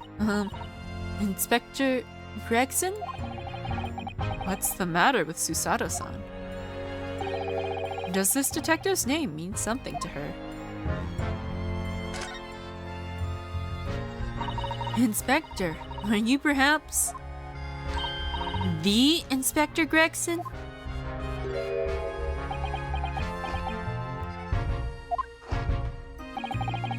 You're acting like you know this man, Miss Susato, but he's a London detective. Oh, I do know him. Very well, in fact. Very well? Yes, he features prominently in The Adventures of Sherlock Holmes. Oh my god, it is him. Oh, in that publication. What's it called again? Rants Magazine? That's right. Inspector Gregson and Mr. Sholmes enjoy a wonderful, friendly rivalry. Really? You rival the great Mr. Sholmes? That's incredible. Well, I don't know about that. Mr. Sholmes isn't a professional like myself, of course, but he does come up with the goods from time to time. Mr. Sholmes is equally complimentary about you, Inspector, isn't he? You've earned his highest praise. Gregson is the pick of the bad lot of all the Scotland Yarders. Those were his own words. That's his highest praise? Well, Mr. Sholmes isn't particularly known for giving compliments, you see. That he is not. And thanks to that magazine, my name's known all over London town now. That's great, isn't it? I have to admit that to start with, I was a little, well, flattered by all the attention. Everyone wanted to shake my hand, and my reputation at the yard went through the roof. Well, that's wonderful. No, it is not. There's nothing more sinister than the man on the street. People are always looking at me now. They're whispering rumors about me under their breath, I'm sure. Rumors? Are you quite sure? He's changed since he started appearing in those stories. The fame's gone to his head. Stuff like that. Gosh, do you really think people are saying such mean-spirited things about you? Like I said, they whisper, so I can't catch exactly what they're saying, but I know what folk are like. I'm sure that's what they're saying. As sure as eggs is eggs. I get the feeling this detective could be very hard work. Oh dear, perhaps a sudden rise to fame does change people. Alright, the case. So, about the case that the Lord Chief Justice mentioned before. Nothing to tell, really. As far as we're concerned at the yard, it couldn't be simpler. Oh dear, that probably means that as far as we're concerned as lawyers, it couldn't be more complicated. I wish you were wrong about that, but I have a nasty feeling you're right. A young woman was walking along the pavement on Briar Road when she was stabbed from behind. Fortunately, it wasn't fatal, but she's still laid up in hospital, unconscious. That's despicable. What sort of coward would attack the poor woman from behind? I suppose you would have finished whoever it was off with a Susato takedown, would you? And that is neither here nor there, Mr. Naruhodo. Brace yourself, Ryunosuke. You've angered her now. Anyway, after something of a whirlwind investigation, the criminal was arrested. He barely had time for a cup of tea after the incident took place, to be honest. So there must have been something left at the scene that led you directly to the culprit. Or perhaps a reliable witness who recognized the person in question. Let me stop you right there. You're wasting your time on this one. Sorry? There's nothing you can do. There's no way to help the bloke now. Why ever not? Simple. Did he confess? Oh, never mind. A prosecutor that's been assigned to the trial tomorrow is Lord Beric Van Zieks. No. Sounds like you've heard of him then. Yes, we are very familiar with Lord Van Zieks. Believed to be the harbinger of death itself. The Reaper of the Bailey.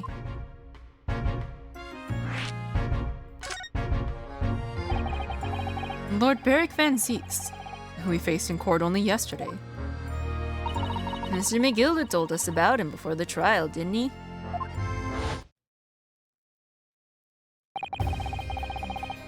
When Van Zieks stands for the prosecution, they call the accused his sacrificial lambs. And in every single trial in which he's been the prosecutor, the accused has been damned. This Reaper of the Bailey nickname, I suppose he's earned that because every defendant he advocates against is found guilty, is that it? Well, if that's the case, we should inform you, Inspector, that in yesterday's trial against Lord Van Zieks, Mr. Naruhodo secured a verdict of not guilty. And what of it? Oh, well, I think that means that even against the Reaper of the Bailey, it's not impossible to save the defendant. No, you really don't have a clue, do you? What do you mean? What happened to that bloke in the end, eh? He's dead. Ah, Magnus McGilded came a cropper in that omnibus when it went up in flames. So you can't rightly say you saved the defendant, can you? what? What are you saying?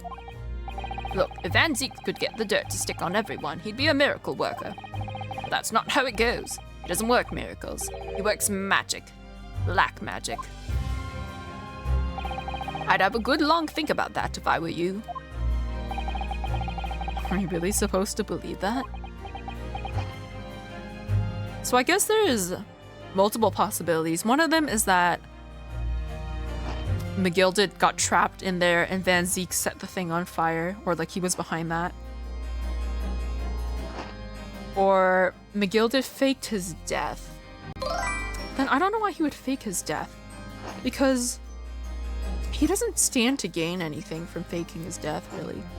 Sausage and chips in a library. Yeah, in the Supreme Chief Justice's office. Hello, Thom. How you doing? You getting ready for work, I suppose?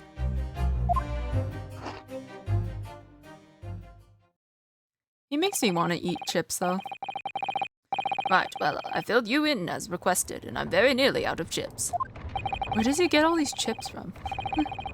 So I'll be heading back to the crime scene now. We're still carrying out a few investigations there. It was Briar Road, you said, didn't you? Where the incident took place.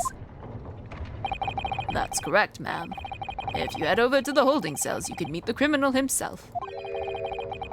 You've branded him a criminal already. He's as good as. Shaking like a leaf in his cell he is.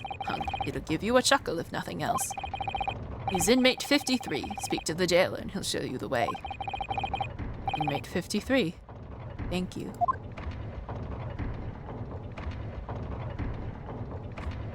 Doing well. Today's work from home, so not too busy this morning. Hope all is well for you. Yes.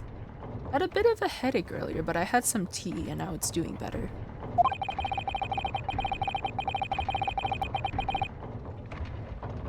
So there's no helping anyone against the Reaper of the Bailey, they say. Is something troubling you, Mr. Naruhodo? To tell the truth, when I recall the trial yesterday, I can't stop myself from shaking. The idea of facing the Reaper in court again is... Well, if you think it's too much for you, there's no shame in turning the case down. That takes courage, too.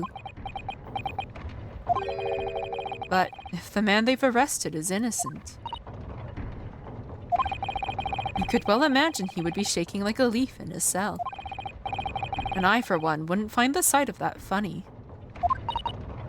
So, if I'm honest, I'm still reeling from the shock of yesterday's events myself. And I'm really not sure if I'll be able to help this man, whoever he is. But I'd like to try. So, I think I'm going to make some inquiries. Will you? Oh, will you help? Did you really think you had to ask? After all, I am your oh my god, I can't English. I am your judicial assistant. Thank you. So then, shall we? Yes. Let's go. Right. I kind of want to go see the prisoner first. Like, I want to see what kind of person it is. Oh, wow. It is very dank here, isn't it?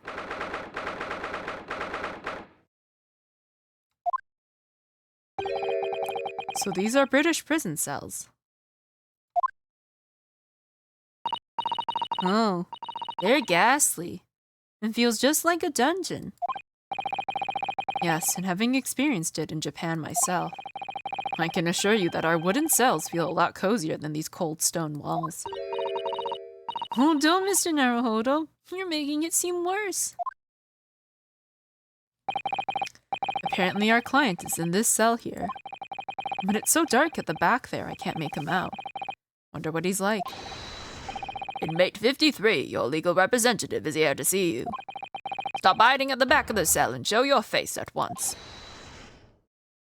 Who is this? Am I a cactus yet with no name? Calling me by a number, it's utterly, unbelievably, unjustly, unreasonable. I refuse to answer. I don't know who it is. I'll probably change the voice later. Mr. Naruhodo, what?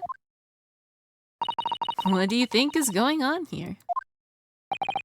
I have no idea. But I wasn't just hearing things, was I? That tirade of complaints was in Japanese. Oh, it's a Japanese. Okay, never mind. I can. Oh, hello. It just slides open like that? Okay. Excuse me, but who? Shh, quiet.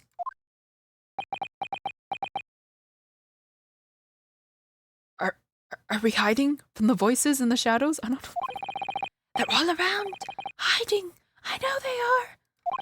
They're watching, listening. Even now, I can sense it. You okay, boo? Right. So, could I ask you? There you are. You come to curse me, have you? Haven't you? Don't try to hide it. You're a ghost. A ghost?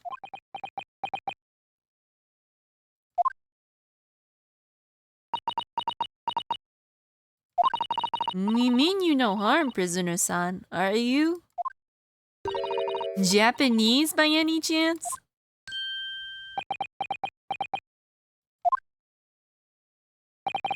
This is beyond my wildest dreams!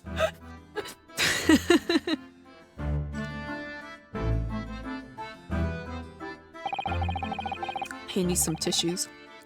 Also, yeah. Reusing this tea bag did nothing.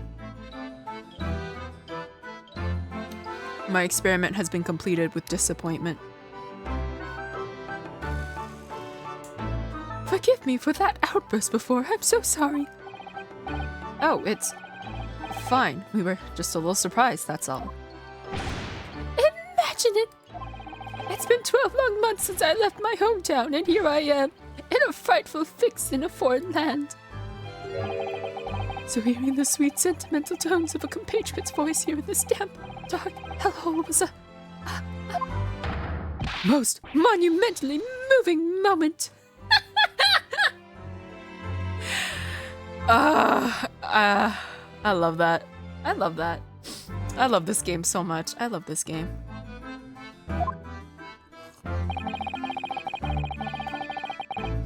You might as well do a JoJo pose while he's at it. Who could have guessed that this new client Lord Strongheart assigned us to would turn out to be a fellow Japanese? Ah, what compassion my fellow countrymen show to dispatch a first-class lawyer all the way from Japan to defend a mere foreign student. Noble, nurturing, never-failing Nippon. Are you okay? I think he's lost his mind. I think he's lost his mind a little bit. A first-class lawyer? Oh dear. I think there's been something of a misunderstanding here. I wonder. Would you be so kind as to tell us what's happened? Why you've been detained as a suspect, for example. Yes. Yes, I can. I will. You shan't stay sullen and silent. I'm never gonna get tired of this. Looks like the Dragon Ball pose. I haven't seen Dragon Ball, but I'll take your word for it. I'm not quite sure I understand what he means, but he seems happy. Yes, he does. I just hope he doesn't actually... I just hope he actually has a good reason to be. Thank you for your cooperation. I am a lawyer, as you said. My name is Ryunosuke Naruhodo. And I'm Naruhodo-san's judicial assistant, Susato Mikotoba. I am a visiting student sent here by our government. Notably, notoriously named Natsume. Sosuke Natsume. Oh my goodness. His eyebrows look like they're drawn on. I mean, they're technically drawn on, but you know what I mean. Alright. Who are you? Sosuke Natsumi-san. What an unusual name. I'm trying to, like, figure out the meaning behind his name, but, like, nothing comes to mind, really. Because normally when people are named something, there's some sort of, like, reference, but nothing comes to mind. Call me Sosuke, please. I'm a poet, you see, a writer of haiku. Oh, haikus are a little hard. I tried. It's something of a nom de plume. Oh, it's a pen name. A nom de plume. You mean an alias. That's right, Naruhodo-san. No, don't be so prosaic. It's much more refined than that. And haiku? That really reminds me of home.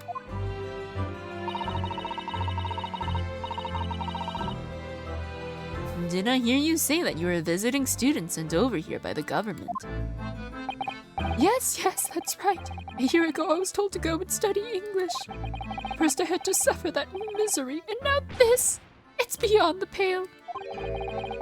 Suffer that misery? Did you not want to study here? No, I mean, I've had an interest in Great Britain for some years, of course. Oh. But just because the government tells you to do something doesn't mean you can do it. No.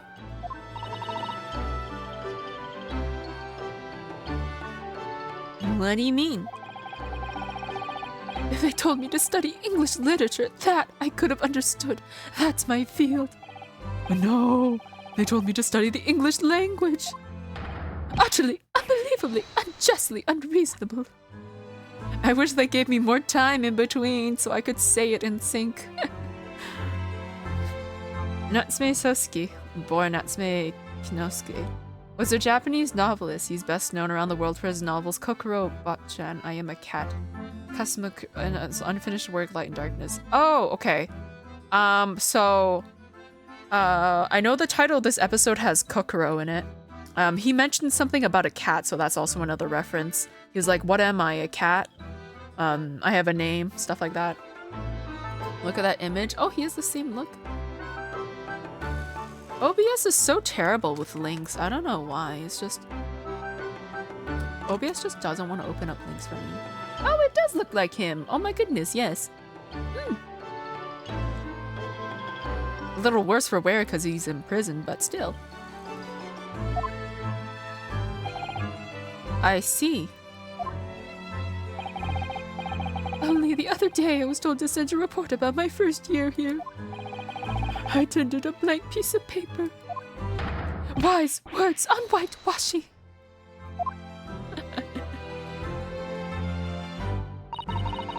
You must be a man of great standing. Oh yes, so I'm often told. And often like to be told, it seems. Yeah, his lips are like twitching up. It's so funny. Okay, what have you been accused of? Could you perhaps tell us exactly why you've been arrested, Sosuke-san? I didn't do it. I didn't commit that atrocious murder. Murder? Oh, no, it's all right. The woman didn't actually die, did she? But she was stabbed with a knife right before my eyes. Before your eyes? You mean you saw the attacker? He's so paranoid, I love it. I didn't see anyone. What? If I'd seen the person who did it, do you think I'd be locked up in here? Oh dear. It seems this case is becoming rather complicated. Why me? Why me? Why did that silly woman have to be stabbed in front of me? It's a curse. The curse of London. It's incredibly, inexcusably, irritatingly inconvenient. That's one for the yearbook quotes. Oh. He's doing He's doing alliteration. That's what it is. I was trying to figure out. It was in the back of my brain, like what he was doing. He's just doing alliteration. I like me a little bit of alliteration. It's fun to sprinkle in when I'm writing. There's just something so fun about alliteration. It's just very bouncy. So, Sasuke-san was there at Sasuke-san was there at the scene, but he didn't see the attacker. It's vital that we find out more about the case. Okay, what else can we ask him then? It was an accursed evening, just after the snow had started to clear and heavy with fog. I'd been to the bookshop to buy some books and I was on my way back to my accursed lodgings. Sure the bookshop wasn't accursed too? As I was walking along that accursed pavement, I could make out the sole silhouette of another ahead of me. A woman, wearing a green overcoat she was, and just as I went to overtake her... Damn. She suddenly let out a little scream and collapsed onto the cold hard slabs of stone at my feet. How terrible. I called out to the woman, but she didn't move. It was like a ghostly, ghoulish, grim graveyard. Slight exaggeration there, perhaps. I was terrified. I had to get away from there. So I ran as fast as my legs would carry me back to my accursed lodgings. That's not good. Yeah, to say it was shameful, I know, to run away like that. Tell me, Sasuke-san, was the victim an acquaintance of yours? Don't be ridiculous. Do you think I know any of these fair-haired English, and a young woman at that? I'm diffident, shy, timid, unsure. I can't talk to people. He's just like me. I see. A young woman unknown to Sasuke-san. And at the time it happened, who else did you see nearby? Did anybody pass you? Regrettably, apart from myself and the woman, I didn't see a soul. No one? Oh, great. So the victim was unknown to you, and there was nobody else on the street at the time. And that creates something of a conundrum, doesn't it? What conundrum? Well, the thing is, why would he want to kill some random lady? I mean, some people do it, but like, why would he? What do you mean, Susato-san? What's the conundrum? Well, that's what Sasuke-san is Well, if what Sasuke-san has just told us is true, there's something I can't explain. He says he didn't know the victim and that there was no one else at the scene. Then he apparently fled without having been seen. I did. But if that's the case, surely this man has to be the culprit. Ah, you! What did you just say? Nothing. I didn't say anything. Oops. Perhaps I thought that a little loudly.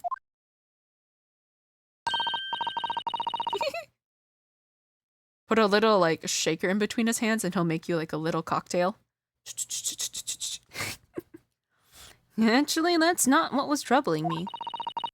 What I was thinking was, how did Sasuke-san actually come to be arrested? Sorry?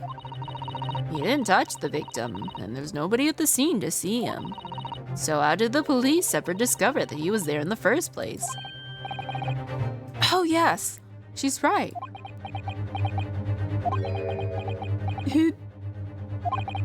It was him. That accursed great detective. He led the police to me. Herlock Sholmes? Of all the bad luck. Accursed great detective. Could it be? I shall never forget that man's name as long as I live. With his hearty laugh and his self-proclaimed greatness. Rash, big-headed busybody, be gone. May you be cursed until the end of your days, Herlock Sholmes. I knew it.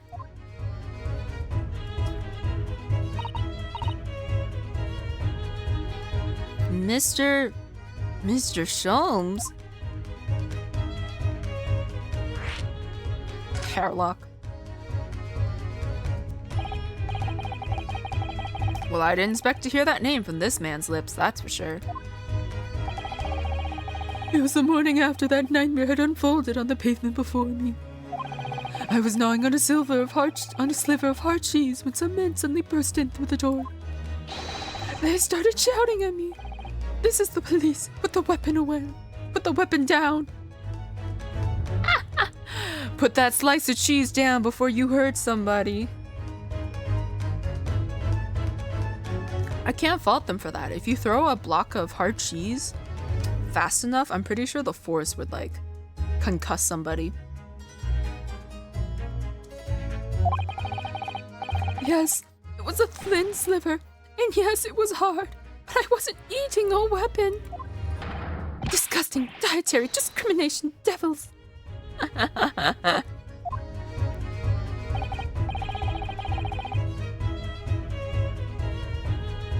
You clearly had a trying morning yesterday. And there he was, in the middle of all the policemen, grinning like a Cheshire cat. That Hairlock Sholmes. It's actually just Herlock Sholmes. He's English. I've since found out that he's a famous name in detection here in London. Yes, the great detective is really very well known. And his overly sharp mind managed to deduce my whereabouts, apparently. He thinks I'm the knife-wielding madman. Me, this weak, stooped kitten of a man. Did he call himself a kitten? I wonder what great deduction process led him to this conclusion. To his conclusion this time. Do you mean to say that Mr. Sholmes' deduction was the only reason the police arrested you? That would be really most unreasonable. Well, the thing is, I was thrown in a panic when they barged their way in. Of course you were. That's only natural. I was terrified and trembling, and they kept throwing in question after question at me in impossible English. Fiendish, foreign, film, flammery. Well, we are in England. You can't really blame them for questioning you in English. Good point, but my mind went blank. I knew I had to answer, but I didn't know what to say. So I just kept repeating things like, yes, I do, and I'm fine. The next thing I knew, I was in manacles. Before I knew it, I was thrown in here. Oh dear, I'm afraid that's hardly surprising. I'm fine? He's not fine now.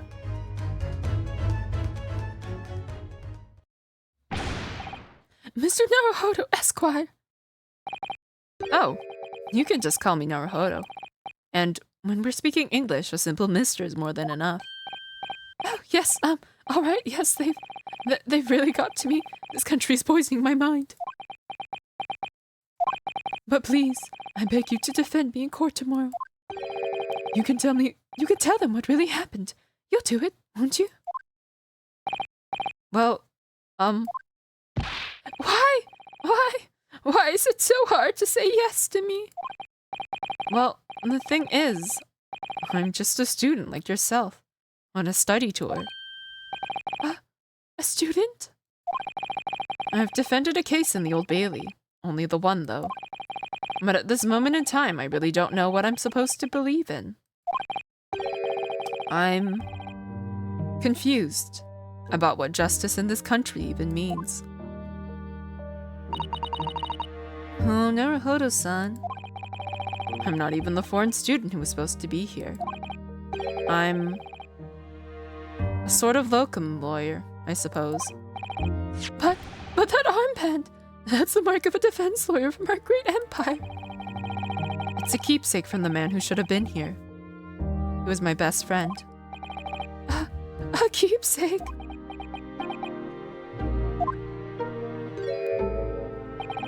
I know exactly what they're saying about me. Oh? What do you mean? The lawyers, all the British defense lawyers, they won't defend me.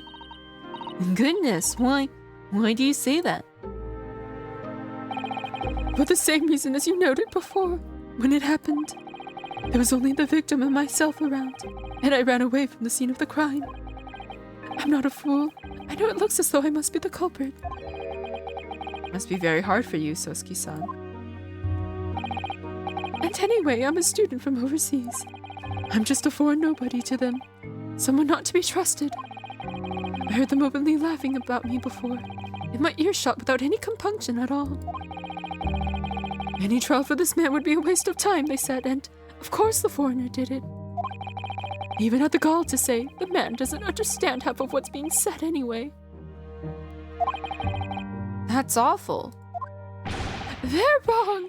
I've studied more English than half of the policemen out there on the streets. I've traveled halfway around the world to learn about these people's country and its great history. But no one here wants to listen to a man with a strange accent. They all hate me.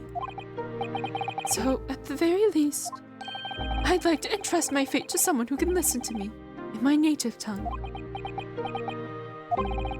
You could do it, couldn't you? When I look into your eyes, I can see it. I can see what you've been through.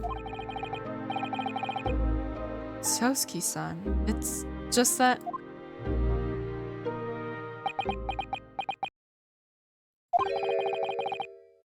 Give me a little time, please. I'll do what I can, for the time being. What do you mean? We shall investigate the case as thoroughly as possible. If we can find some clues, it will give us a much better chance, I'm sure. Oh, yes, thank you. I'll be here, all alone, waiting for you. Locum student Mr. Naruhodo Esquire. We should be going then, Naruhodo-san. We have a case to prepare for. Okay, I cannot examine? Okay. I can just either converse, move, present. Okay. Let us move then to Briar Road, I guess.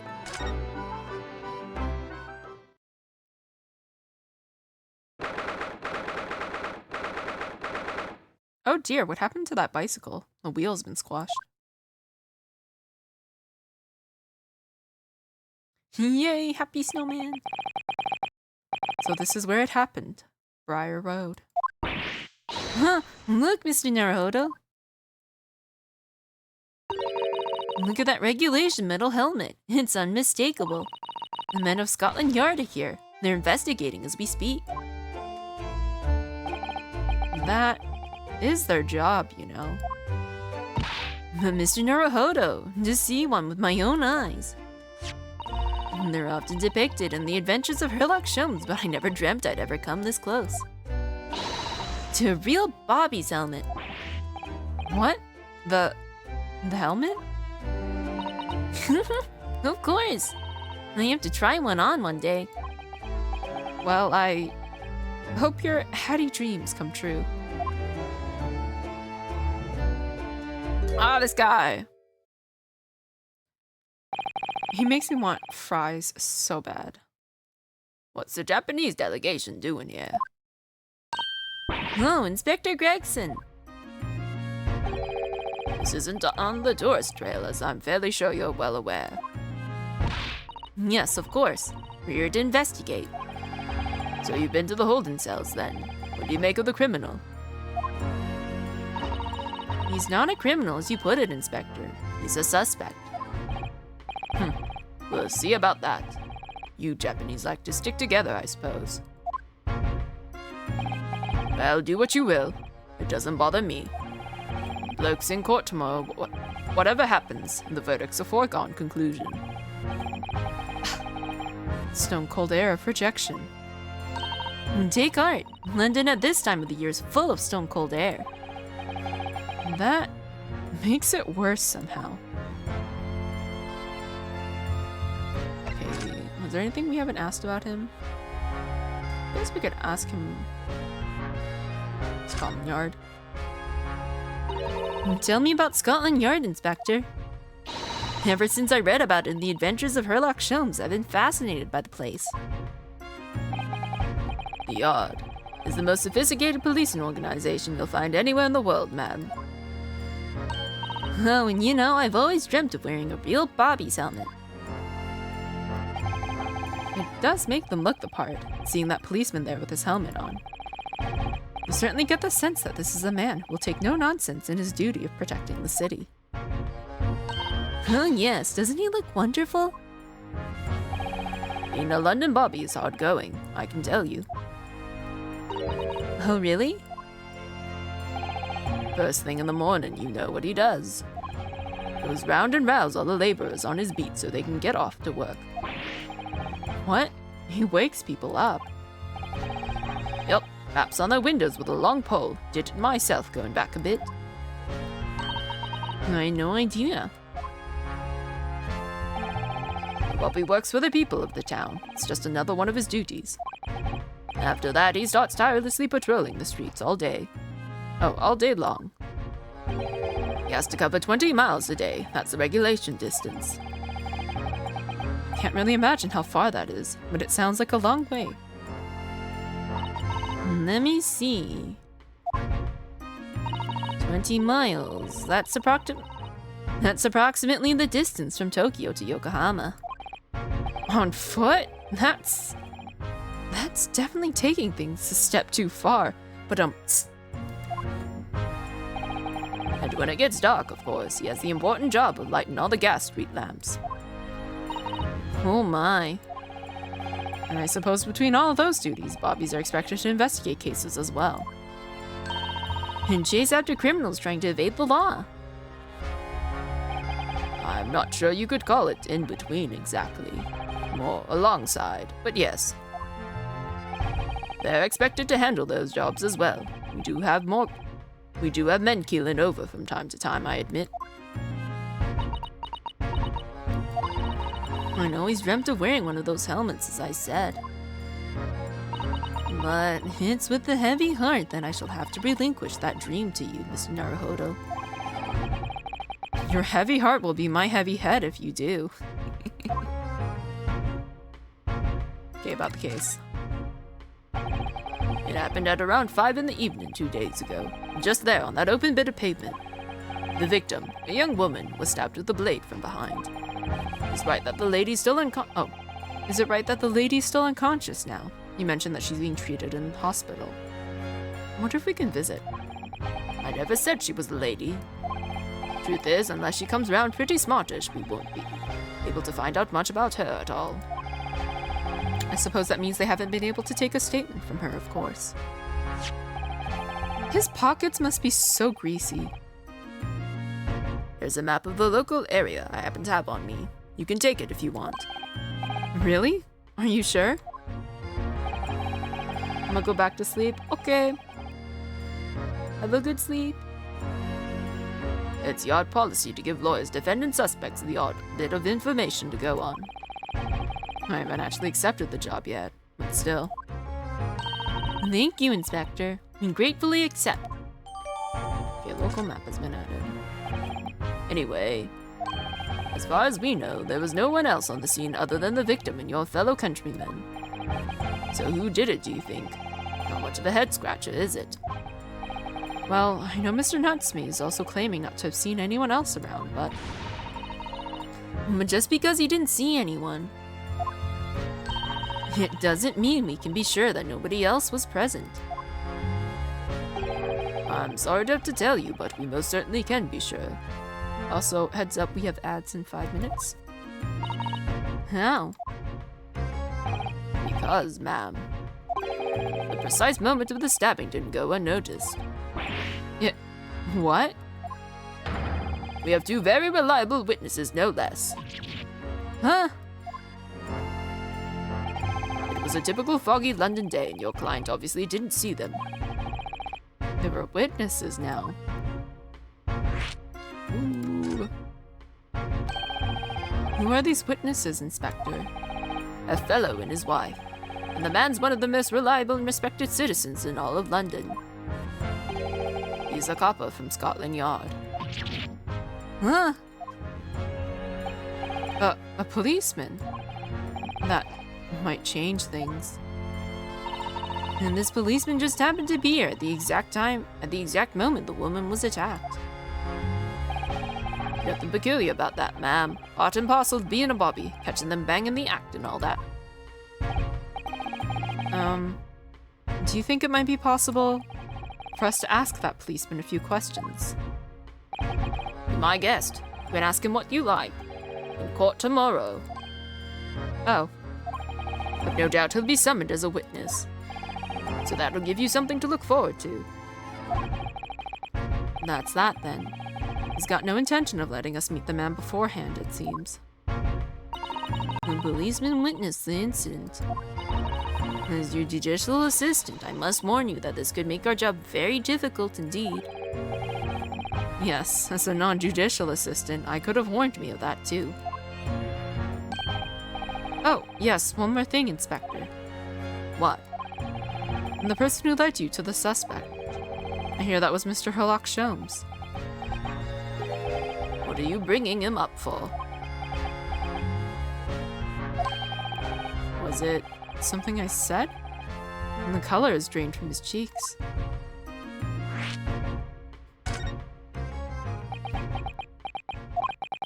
Who did you hear that name from? Oh, well, it was Mr. Nutsme who mentioned it. He said that Mr. Sholmes was with the police when they entered his lodgings. I'm sure it was a result of one of Mr. Sholmes' inspirational great deductions. Fiddle faddle. The man's an amateur, and I'm getting sick and tired of him showing his mug everywhere. Oh, I don't know where he gets his information from, but he turns up at the scene of the crime. Wanders around spouting incomprehensible rubbish, and before you know it, he claims to have solved the case. yes. He's quite astounding, isn't he? He's making mashed potatoes there. He's a great help to Scotland Yard, though, isn't he? Gibble gabble. Ever seen this before? Oh, yes, that's France Magazine. The wonderful publication in which the adventures of Herlock Sholmes appears. Yes, well, that wonderful publication, as you put it, sees fit to include several of the Yard's detectives in its stories. And the so-called great detective makes a mockery of all of us. If you ask anyone at the Yard, it's a misadventure to be included in any Herlock Sholmes tale at all. Well, I suppose there is an element of that. We work our socks off, every one of us, only to be frumped by the public thanks to that obnoxious detective. The man's as dangerous to us at Scotland Yard as he is to all our criminals. That can't really be true, can it, Inspector? Clearly, the great detective and the police have a complex relationship. Okay, ads are in 45 seconds. I'm gonna run them now. I have to use the bathroom, so I will be back and I will see you guys in a bit.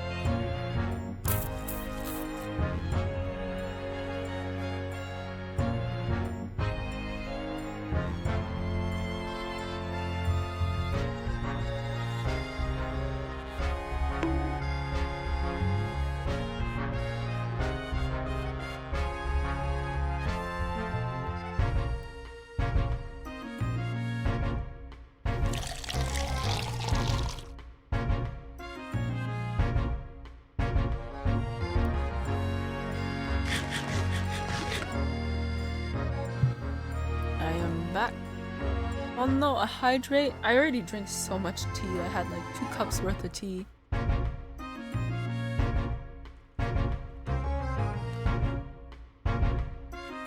Thank you for the redeem.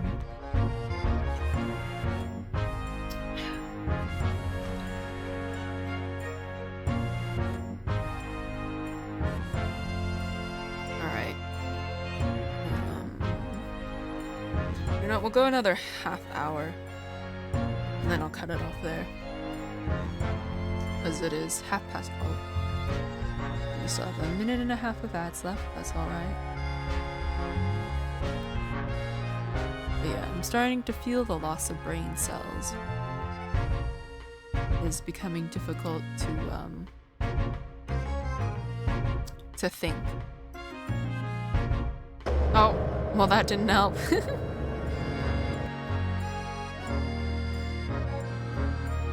Oh, I keep forgetting. I need to remind myself at the beginning of every stream to pin the... Thank you for the head pat. I need to pin that thing in my heart rate monitor.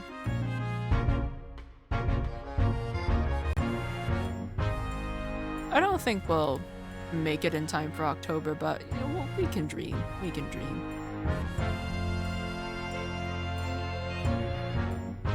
Croissant. I could go for a croissant right now. Like a crispy, flaky, buttery croissant. It sounds so good right now. I've always been curious about sandwiches using a croissant. Because they do that, right? They make sandwiches with croissants.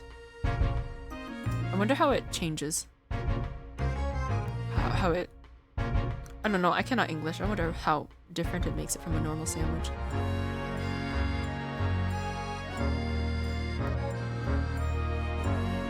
I'm gonna be eating many soon.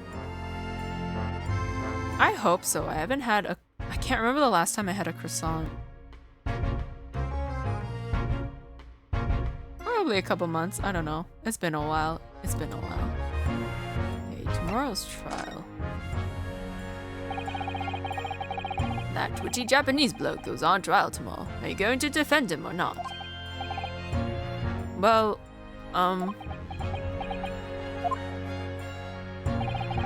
Makes no difference to me, but I will just say this. No London lawyer worth his salt would touch that case with a barge pole. because the prosecution's being handled by the Reaper of the Bailey, you mean? There's no way to save the man now. It's a waste of time trying. It is all a bit strange, though. Sorry? The Reaper. He hasn't appeared in court once for a good few years now. Yes, we did hear something to that effect. And the only people he usually bothers with are the real scum. The master criminals, the violent ones. Master criminals? The violent ones? That's right, he handpicks his victims, only deals with those guaranteed to go to the gallows for their sins. But Mr. Natsume wouldn't hang for what he's accused of, surely. That's just my point, Sunshine. Yes, the young woman was stabbed, but it didn't kill her. Couldn't even say the intent was there. So this isn't the sort of case I'd be expecting the Reaper to want to sink his teeth into, for want of a better phrase. Well, it's not exactly a minor infraction, is it? No, there's got to be more to it. Some reason he's taken an interest. Really? What sort of reason, Inspector? I think I can tell what's going on inside the head of that Lord of Darkness. You'll have to ask him yourself at tomorrow's trial. I'm really going to have to face the Reaper again. The Lord of Darkness, as he put it.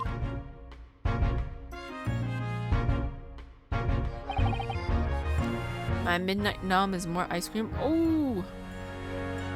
I think I debated on having ice cream, but then I decided not to. I could go for ice cream though. Well, I don't think we're going to get any more useful information out of the detective.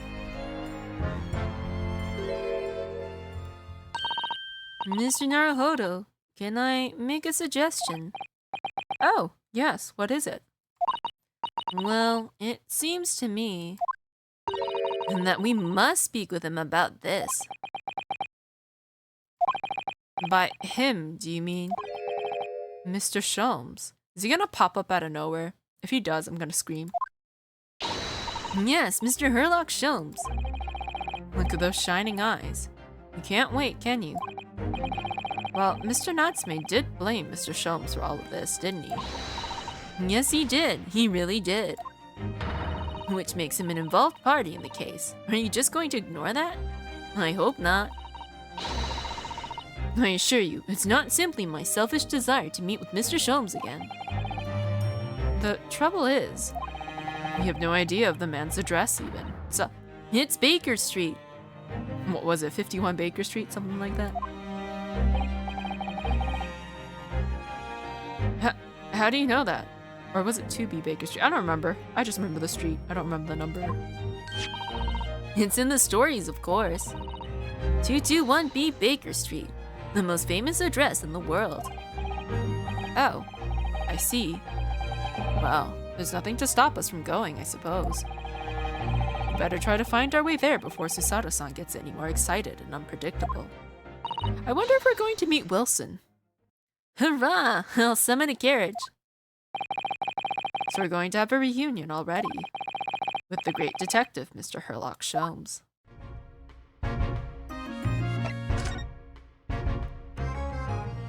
Okay, what's the snowman? What a delightful snowman. I didn't realize the English had a tradition of making snowmen as well. It looks a bit creepy though. Oh, it has a scarf, look! You'd need one if you're out in this freezing cold all the time. I wish I had one. I'm afraid our budget is somewhat frozen at the moment too. We certainly can't afford a scarf. Surely the snowman here wouldn't miss his. But the person who made the snowman certainly would. Yes, I know, you're right. Anyway, even if I borrowed it, it wouldn't do much to warm my neck, would it? It's covered in snow.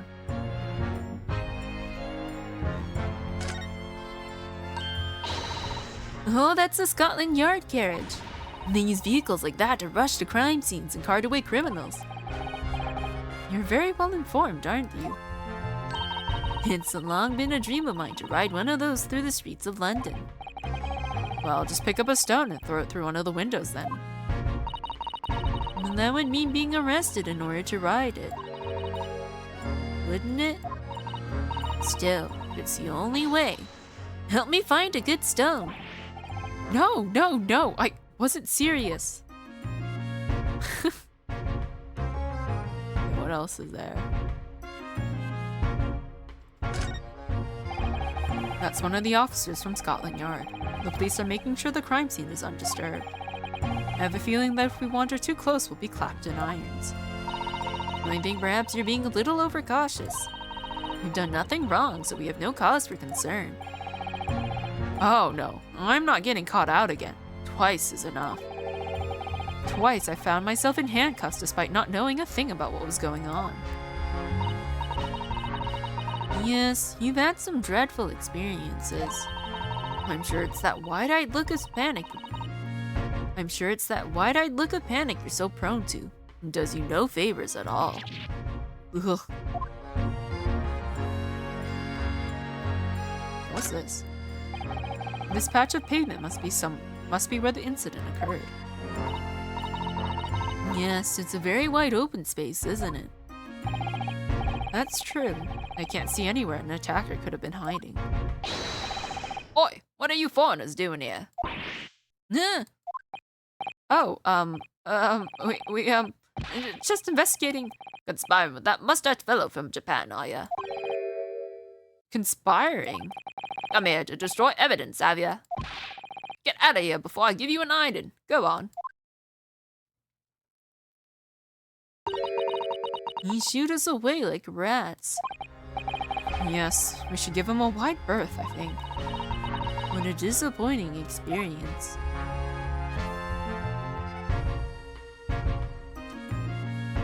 What's this? There are piles of snow on the pavement here and there, but the road itself is covered in carriage tracks. It seems carriages often travel down Briar Road. It soon disperses all the snow. I slipped over when I was walking down the pavement earlier. It seems like it would be far safer to walk on the road instead. Oh, but you're rather small, Mr. Naruhodo, and dressed all in black. My worried coachman might not see you, and you could be flattened by horses. She called me small. Well, thank you for the rather small concern. So funny. What else is there? Oh, a British bicycle. Look. Although the wheel is so misshapen, I'm sure it couldn't possibly be ridden anymore.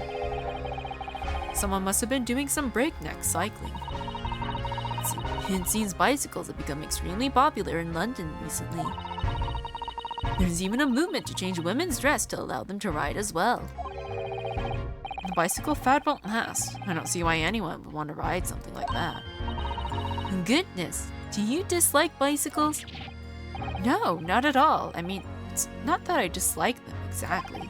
It's just that any occupation that involves taking both your feet off firm ground seems reckless. If you'd ever tried walking on stilts and fall into a river, I know you'd agree with me. I'll have to hire a bicycle sometime. You can sit behind me while I ride you around. What is this? Oh, look at the windows of that building there. Oh, they're all bricked up. What? Are you sure they're windows?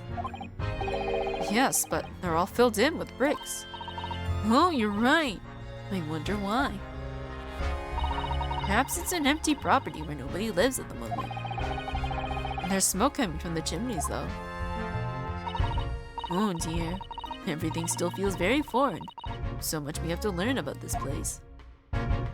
Is it to, like, seal in the warmth? Is it glass is too expensive? Like, what is going on?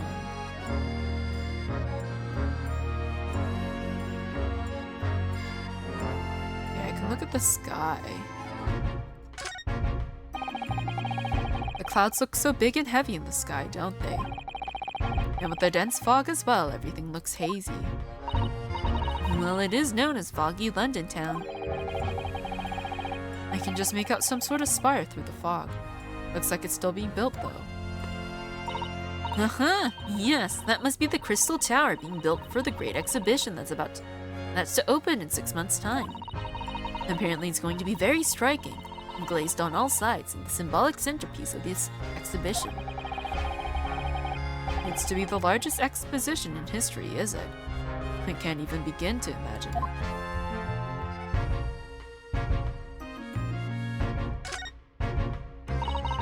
That's a rather typical old brick building, isn't it? I'm sure it has a long and interesting history. Well, time certainly seems to have taken its toll on the place. It's crooked and sagging all over. In fact, it looks in a decidedly worse shape than the other houses around here. We must find some cheap lodgings ourselves as soon as possible. Yes, you're right. Cheap, but ideally with reasonably level floors. Okay, I think that's it. Alright. Time to go. Oh, Deshomes is sweet! Oh my goodness. I'm coming, Chomes.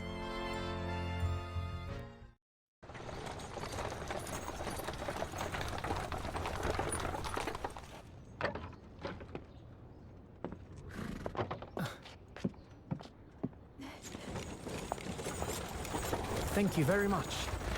It's just up there overlooking the street. Good day. Thanks again.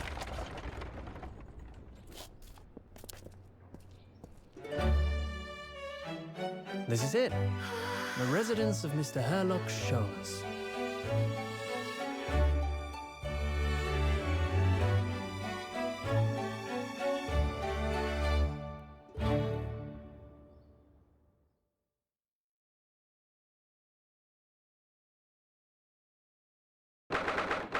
Very...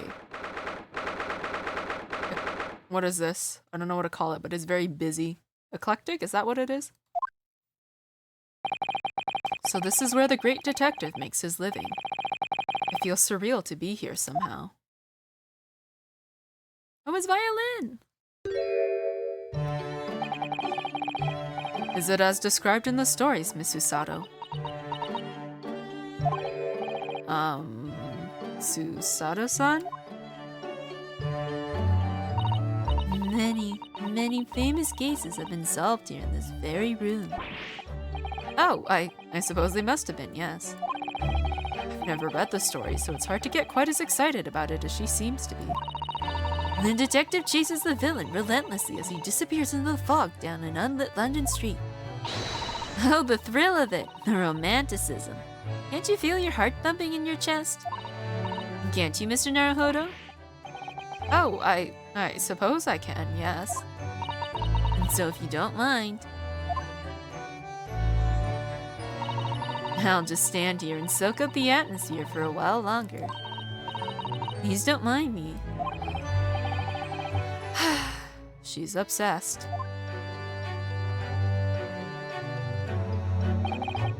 Well, it looks like our detective friend isn't home at present. Excuse me, is anybody home? Oh, do we have a visitor? Oh, it's her! Hello. Is it a big new case for Mr. Sholmes? Hello? Wait. Aren't you? It makes sense though, because Sholmes uses technology that's made by her. Oh, how rude of me. I'll go and make some tea at once. I'm sure it's the same girl. Miss Usato, did you see the girl who was just here? Oh yes, isn't it truly extraordinary? To think that the King of Bohemia came to this very room to ask Mr. Sholmes to take on his case. The King of Bohemia? King William Gottfried Sigismund von Armstein, of course. Sorry, I'm drawing a blank. Forget the adventures of Herlock Sholmes for a moment and look over there. And the tea's brewed. And I have a freshly baked cake as well. Huh, it's you. I knew it. Susato-san recognizes her too. Ah, there you are. And taking that with you as well. I was looking forward to the trial run of my experimental smoke grenade launcher. Oh, good day to you. I'm, well, the inventor, I suppose, of that machine. It's the girl who turned up at the end of Mr. McGilda's trial in the defendant's antechamber. I've never met a lawyer from the Far East before. And poor you having to get straight at work when you've only just arrived in London. Oh, yes, it was challenging. Well, try this tea. It's my special blend, you know. Oh, thank you. Is tea supposed to look that color? Oh my, what a fragrant yet mellow flavor. Hooray, it's a winner! I tried blending different leaves designed to alleviate fatigue, you see. You must be exhausted after your long voyage here, and you have another ticklish trial tomorrow. Oh, and you're to defend the Japanese man. I do wish you lots and lots of luck. Did Mr. Sholmes tell you about us by any chance? Oh, you know Hurley, do you? Hurley? Mr. Sholmes to you, surely. Mr. Sholmes was a fellow passenger on the boat that brought us to Great Britain, you see. Was he really? Well, I had no idea. I'm afraid Hurley's out on an errand again today, even though he's just returned from overseas. Wait a minute. We met this girl for the first time ever yesterday after the trial, and only briefly at that. How on earth does she know so much about us? Did she deduce all those things, do you think? And perhaps more to the point, why is she here in Mr. Sholmes' suite? Oh, silly me. I haven't introduced myself, have I?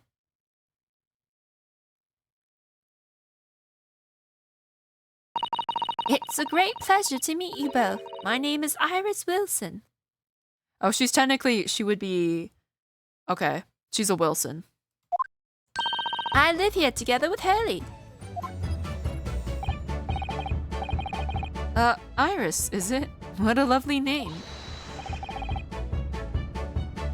What? What's the matter? No, wait, this can't be. Did you say that your name is Wilson? What's the matter with Susato-san? Why is she so flustered all of a sudden? Yes, that's right. And what are your names? Oh, I'm Ryunosuke Naruhodo, a lawyer from Japan. Oh, sorry. I'm Mr. Naruhodo's judicial assistant, Susato Mikotoba. It's wonderful to meet you. Lovely. Susie and Bruno. And Bruno. Got it. Susie? And Bruno? There's more to this girl than meets the eye. I have so many questions for her. I don't know where to start. Yes, and so do I. She's so cute. Okay, let's talk to her. Iris. It was you that we ran into yesterday, wasn't it? At the Old Bailey. Yes, that's right. You were ever so helpful. Thank you so much. Oh no, not at all. I'm so sorry we couldn't have been more welcoming. Though at the time we did have a rather large gun pointed at us. And like this. Thinking back now. You left with Miss Lestrade in tow, didn't you? Oh yes, that awkward witness, Gina Lestrade. Oh, Ginny. Yes, she's a professional pickpocket. And so we found out. It was very naughty of her to pinch my invention like that. Are you referring to that trial-disrupting gun-like contraption? Exactly. So I followed her, you see, to get it back. Perhaps I should think about fitting a self-destruct mechanism in my inventions. This girl is dangerous. Anyway, I brought Ginny back here after that, so she could apologize to my trusty technician. Sorry, you're a technician. Early, of course. Silly. Hurley? Yes, Herlock. Herlock Sholmes. We live here together. I had no idea the great detective had such an interesting young daughter. Daughter? Not likely. What? I wouldn't call him Hurley if he was my father, would I? Well then, what is your relationship with Mr. Sholmes? Well, I expect you found out that lodgings of any kind in London are very expensive. So the solution is to share the cost with a partner, a roommate. Your roommates? I hope you don't mind me asking, Iris, but how old are you? 10 at least this year. Well, what of your mother and father? I think her dad's dead, right? Oh no, they're not around. Oh, I see. Wonder what the story is there. 'Cause the first murder is a Wilson. Oh yes, there's something I must ask you. Of course, of course. Go ahead, Susie. I'm a very great fan of the adventures of Herlock Sholmes and... Hey, you have a copy of Rance magazine? Yes, I read every issue. It's delivered all the way to Japan on a ship. Oh, this is so exciting. My stories are being read on the other side of the world. My stories? Oh yeah, she has to be the one writing them, because she's Wilson. That's right. Hurley is always solving such amazing cases, you see, and he tells me all about them. They really are quite fascinating. It would be such a shame if I was the only one who ever heard them, don't you think? Goodness. Last night, he was telling me all about a new case he just solved on a steamship traveling from a faraway land. So I was just in the middle of typing up the manuscript for the next issue before you came. So you're the author? Yes. I'll let you in on a secret if you like. I'm going to call I'm going to call this latest adventure the Speckled Band. The Speckled Band? That's certainly very familiar. Of course, I always change one or two details in the stories here and there. This time, I had the idea of making a venomous snake be the cause of all the trouble. Oh, that was Mr. Sholmes' first thought as well, actually. Yes, and of course I know that a snake might not be a credible fit for the facts of the case exactly, but it's a story, and some poetic license is justified to make it more thrilling, I think, don't you? So do you mean to say? One of the stories about Mr. Sholmes that are published in Rant's magazine. All written by me. Yes, on my wonderful and very modern typewriter. But all the stories I've ever read are written by a doctor of medicine, Dr. John H. Wilson. Susato-san's getting more and more worked up. Yes, that's me. I mean, my name really is Wilson. But what about the doctor of medicine part? That's all true, too. I am a doctor of medicine. No, 10 years old? 10 years old. Well, that's quite incredible. But... Dr. Wilson is an English gentleman. Yes. I did alter the setting slightly for the stories to be more compelling. Oh. Well, it sounds a little strange, doesn't it? A great detective with a 10-year-old girl in tow. I suppose it does, yes. Poor Susato-san. She looks like her whole world has just fallen apart. Okay, your deductions just now. About before. Yes, what's on your mind, Bruno? Do tell me. How did you know that I was a lawyer and we just arrived in London, I mean? Well, first of all, you're armband. Yes. Oh, and that we have a difficult trial tomorrow. How did you know all of that? Oh, that's what you mean. Please tell us how you did it. Explain every detail. Of course, I'd be delighted. Although there's really no more mystery. Now, let's begin. Iris Wilson is proud to present her logic and reasoning spectacular. Oh my god, are we gonna do a little animation? First of all, I knew already that you were a lawyer, Bruno. After all, I met you yesterday at the Old Bailey in the defendant's antechamber. But you also said that we'd only just arrived in London. How did you know that? I observed a passport and travel ticket protruding from your breast pocket. Oh. So I was reasonably confident that you must have only just arrived in the country. And on top of that, you accepted a case against that particular prosecutor, telling me you were unaware of London's court affairs. The Reaper of the Bailey. I walked right into that one, didn't I? Then I noticed a red ink stamp on the back of Susie's hand. You were given that when you visited the local prison to meet with a suspect, weren't you? Earlier today. Ah. They used those stamps to keep a close eye on comings and goings, you see. I didn't realize. And a red stamp is only used for people visiting foreign inmates. So that told me that even though you had only yesterday concluded the trial of Magnus McGilded, the two of you had already had cause to visit a foreign inmate at the local prison.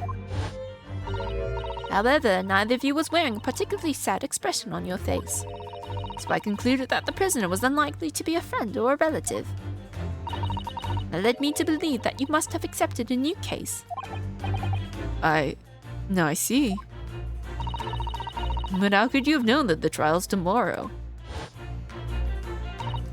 Well, having barely been home a few hours yesterday, Hurley solved yet another case. It obviously amused him. He told me that he'd caught a Japanese man who was bawling and trembling. A Japanese man? Well, clearly that must have been Mr. Natsume. Now Bruno has that fancy Japanese sword. And I think your outfit is called a kimono, isn't it, Susie? Well, anyway, it was clear to me that you both come from Japan yourselves. So I put two and two together and decided you must be defending the Japanese man Hurley caught. And there was only one conclusion those facts could lead me to. And you both came here to ask Hurley about the case. And there's a note on the mantelpiece that says the man's trial would be tomorrow. Hurley's always stabbing his notes with a knife, you know. He is silly. And that's all there is to it, really. Thank you for listening. I'm Iris Wilson, and that was one of my great deductions.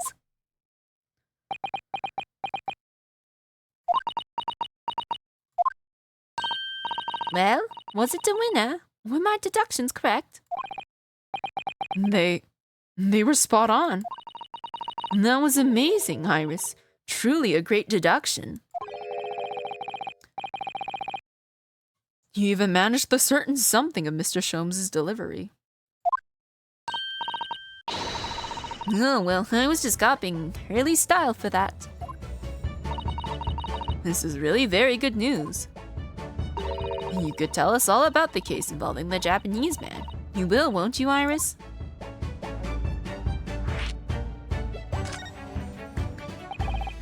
So yesterday, Mr. Sholmes apprehended a Japanese man, you were saying? Yes. Hurley had just arrived back in London after his sea voyage. But the police were waiting for him at the railway station to take him directly to the crime scene. Ah, the great detective is a popular man, it seems. Apparently a woman was stabbed on a quiet street somewhere in town. There were witnesses who had seen a short, shifty-looking, stooped man running away from the scene. A short, shifty-looking, stooped man. Mr. Natsume, beyond any doubt.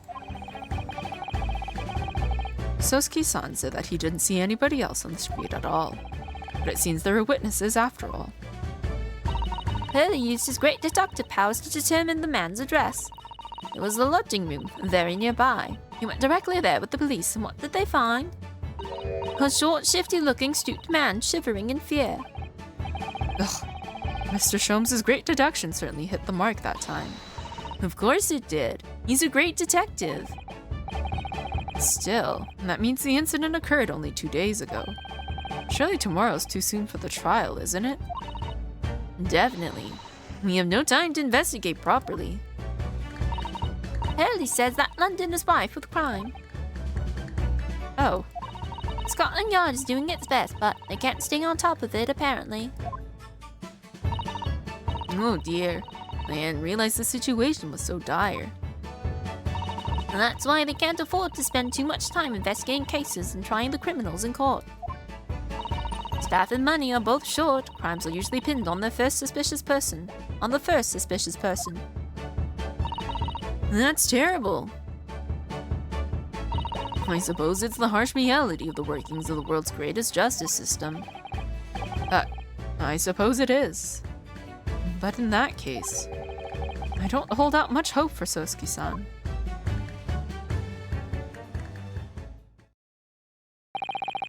Thank you for answering so many of our questions, Iris. This has been very informative. Oh, you're most welcome. I've had so much fun. Do you happen to know where Mr. Sholmes is at the moment? As you guessed, we'd like to ask him some questions about this case as well.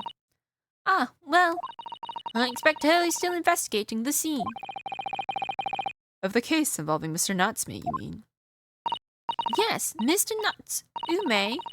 Hurley said he was going to the man's lodgings. If you leave now, you'll probably catch him there. Iris, do you know where those lodgings are? Well, I imagine the police are still investigating the scene of the crime themselves, aren't they? Did you happen to come across a detective by the name of Gregson when you were there? Yes, we know Inspector Gregson. Ah, goody. In that case, give Gregsy this from me, would you? If you do that, I'm sure he'll tell you what you want to know. What is this? A 5-shilling piece in a postcard, it seems.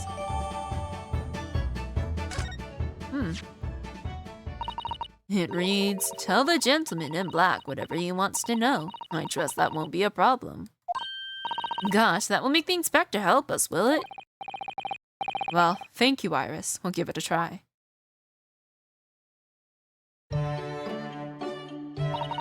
Good luck, then. I'm going to return to writing my manuscript, The Speckled Band. And I'll be making more special blends of tea, so come back again soon. We'd be delighted. Thank you so much, Iris. Well, Mr. Naruhodo, it's back to the scene of the crime. So, somewhat dubious that they would exert any influence over the men of Scotland Yard at all. We headed back to the scene with Iris's curious note and one of the world's heaviest silver coins in hand. I think this is a good place to stop. Yeah, to be continued. Okay, we'll stop here.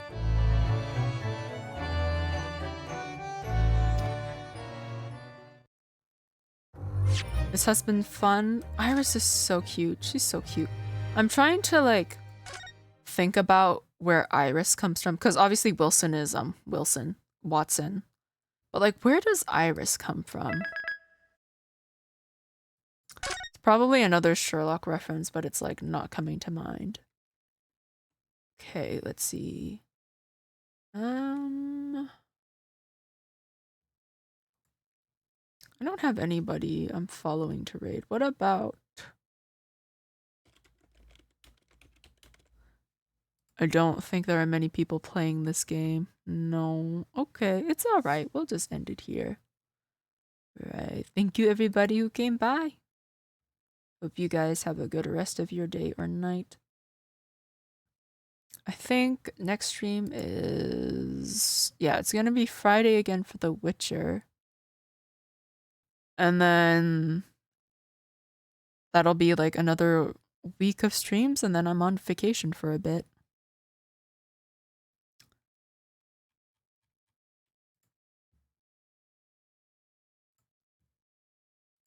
All right. Okay, yes, we're just gonna call it here. All right. I don't know what I'm doing. I'm kind of just stalling. But yeah, I hope you guys have a good day, night, wherever you are in the world. And I'll just see you guys next time, whenever next time is. Okay, where's the... there it is. Okay, bye-byes.